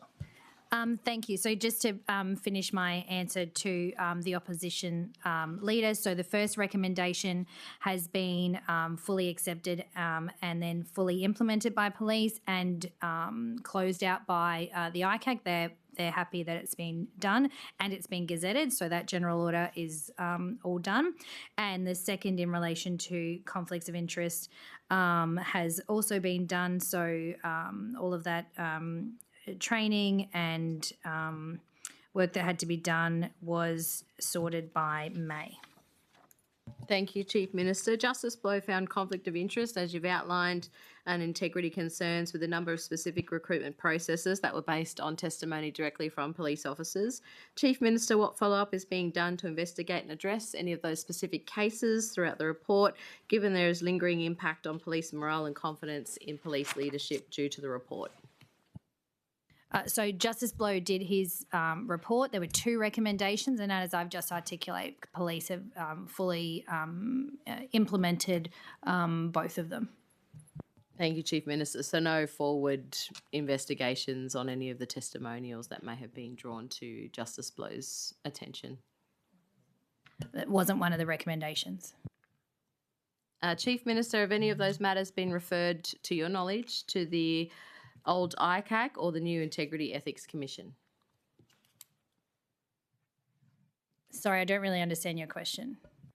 So if there were testimonies provided by police officers in the Blow report, you've said that there's been no follow-up to any of those cases or testimony.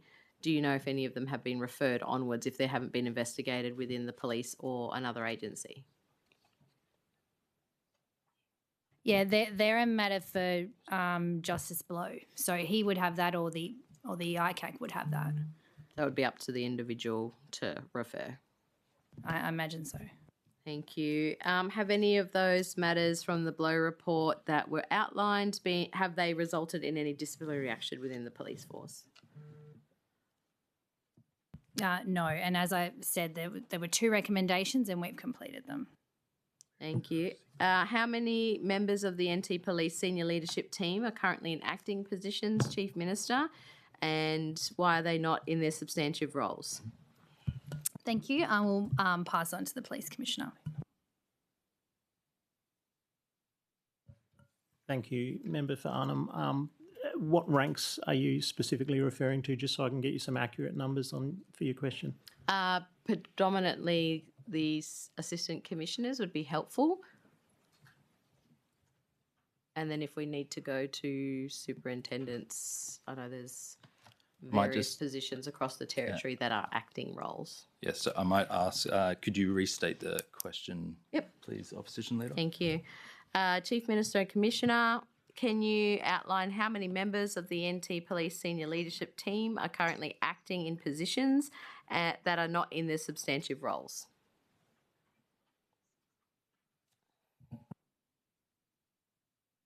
We're just seeing if we can get you that answer now, Opposition Leader. Sorry if you bear with us for a couple of minutes. Specifically around that executive level, just for clarification.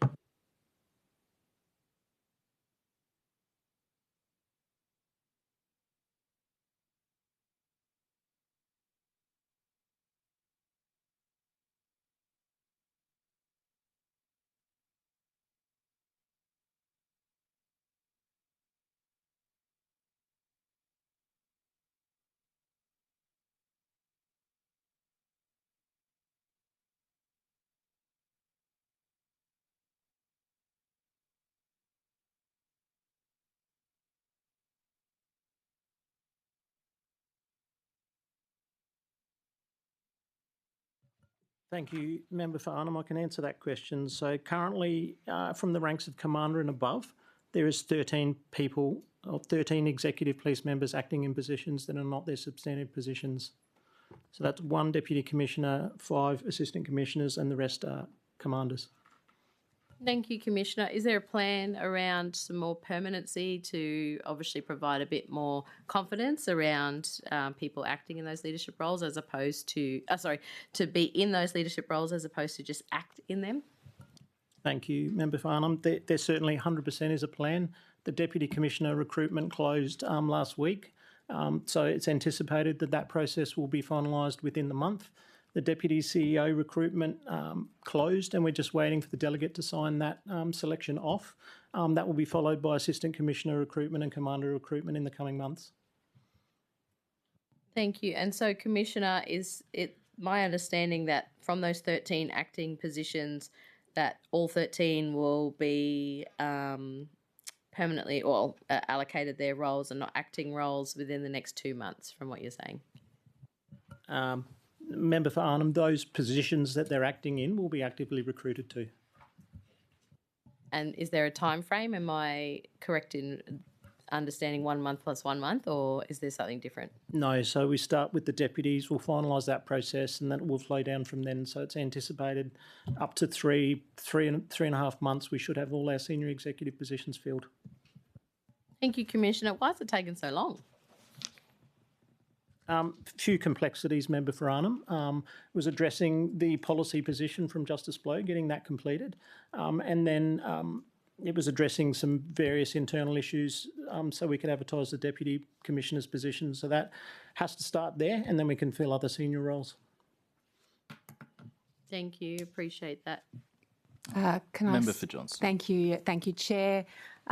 Just in relation to senior police executives, can you give an update on the status of the AFP-assisted investigation into NT police executives? Noting that the NT Police Association said the ongoing instability is not just in the executive, is not just a distraction, it's disruptive. Where is that investigation currently up to? It would be inappropriate to comment publicly on internal investigations. Is there a time frame for that investigation? I'll actually, if this is an internal investigation, I think going to subject matter, we won't discuss a currently ongoing investigation. Commissioner, am I correct? Is there a currently ongoing investigation? Correct that it's not closed out. We don't have a final report from the AFP yet. Okay. Member for Johnson. Thank you. Just in relation to the Blow report, how many versions of that report were prepared before the final report was publicly released, and who else had input into that? You would have to ask Justice Blow. So to your knowledge, no sections were removed or changed with input from others? There's a final report, and that's the one I've seen. Okay, thank you, Chief Minister. Are there any other questions on the opening statement? Opposition Leader. Thank you, Chair. Chief Minister, how many sworn policing roles are currently vacant at the rank of Senior Sergeant and below?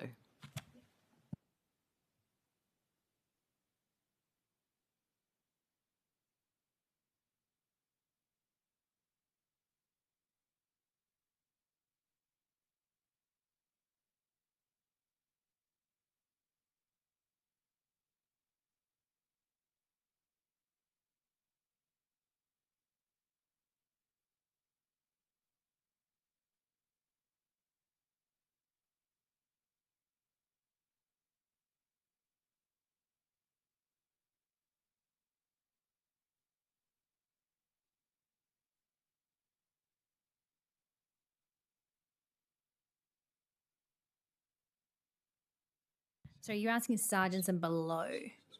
So are you asking like FT numbers per station or? Across the force, Chief Minister, sworn policing roles.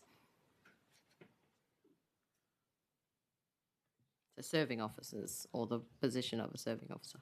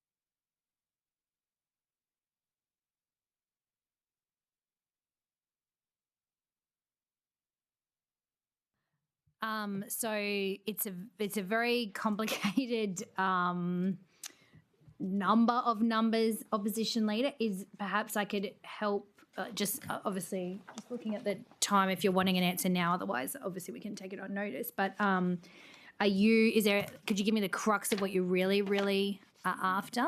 Yeah, we might be able to help you. I've got a few questions around police vacancies, Chief Minister, some of the extended vacancy periods, continuous advertising, some of our remote stations, you would know, Chief Minister, have had, 33 weeks of vacancies, and that position continually gets advertised to get recruitment to, but not filled. So I'm just wondering how much of that is happening across the Northern Territory, and the numbers would be helpful. I'm happy to ask it so it is on notice.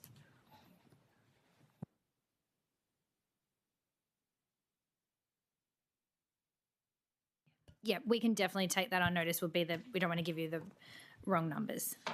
I've got to put it on notice first. Yeah, thank you. Leader of the Opposition, please restate the question for the record. Thank you, and I'll add the regional bit in if you're comfortable with that, Chief Minister and Commissioner.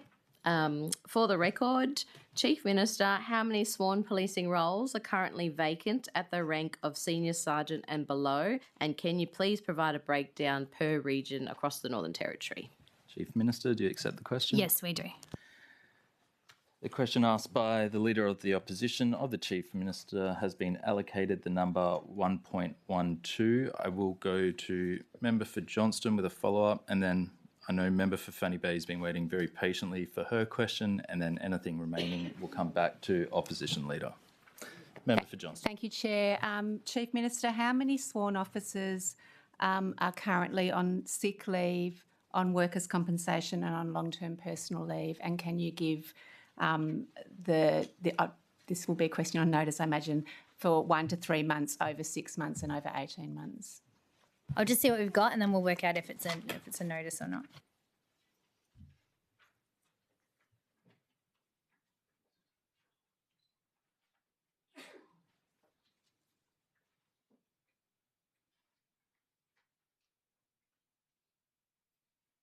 So it's sick leave, workers' comp, and long-term personal leave.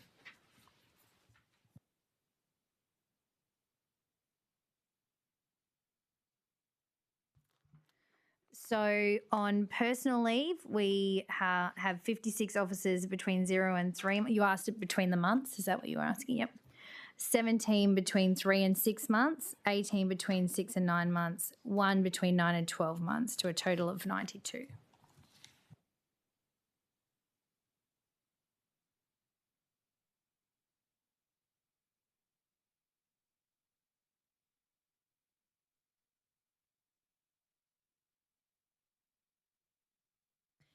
Gallagher Bassett managed those numbers, not us, so we don't have it.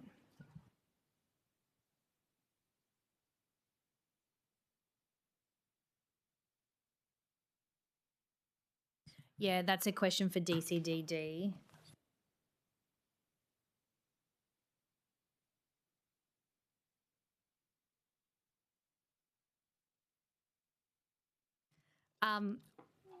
While we just think about that answer to that one, sorry, I do have an answer to a question, but I am apologising profusely. I don't remember the number. That's okay, Chief Minister. But it was the one about the anti-racism training.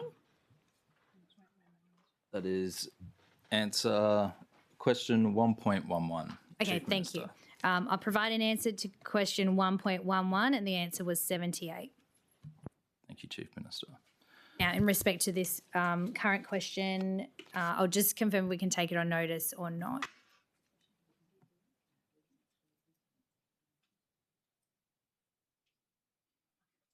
Yep, we can take the question on notice. Member for Johnston, please restate the question for the record. How many sworn officers are on workers' compensation and then the periods of time that their workers' compensation runs for? So 1 to 3 months, over 6 months, over 18 months. Chief Minister, do you accept the question? Yes, we do. Thank you. The question asked by the member for Johnston of the Chief Minister has been allocated the number 1.13, and I'll now hand over to member for Fanny Bay. Thank you, Chair. Chief Minister, a lot of our conversation often goes when we're talking about police out to remote stations. I'd love to have a bit of a selfish conversation around the Darwin region. I'm just wondering if you can provide me with some information about how police will be supported in the Darwin region, given that we are a capital city.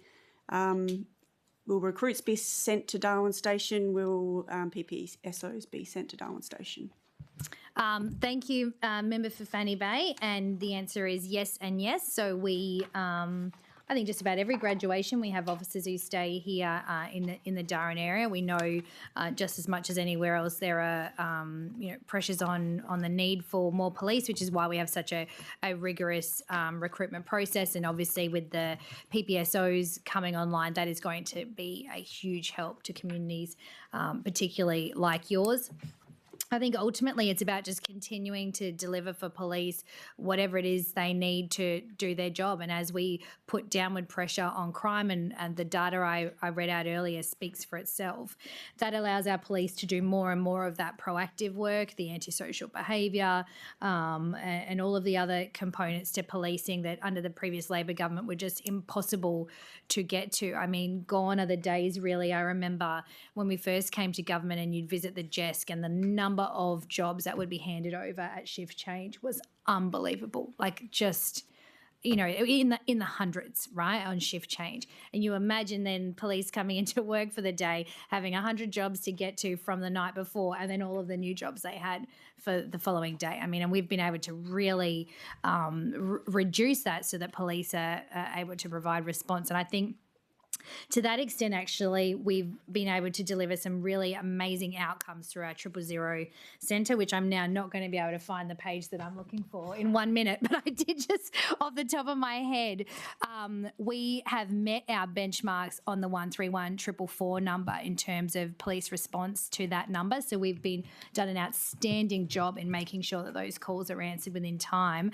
And whilst we remain slightly under the 90% target for 000, we have increased the ability to answer calls quickly by 10%, which is huge. That makes a huge impact on the lives of our community. And I think the reason I want to mention that is because it just shows you the scale of the mess that was left behind by Labor, the scale of the neglect of our police, the scale of the lawlessness. And so, yep, here we are. Yeah, so we've been able to improve it from 79.82% for 24-25 to 89.81%, which is just a smidge short of the 90% of calls being answered within 10 seconds. So huge improvements. That is meaningful work. That is making people's lives better.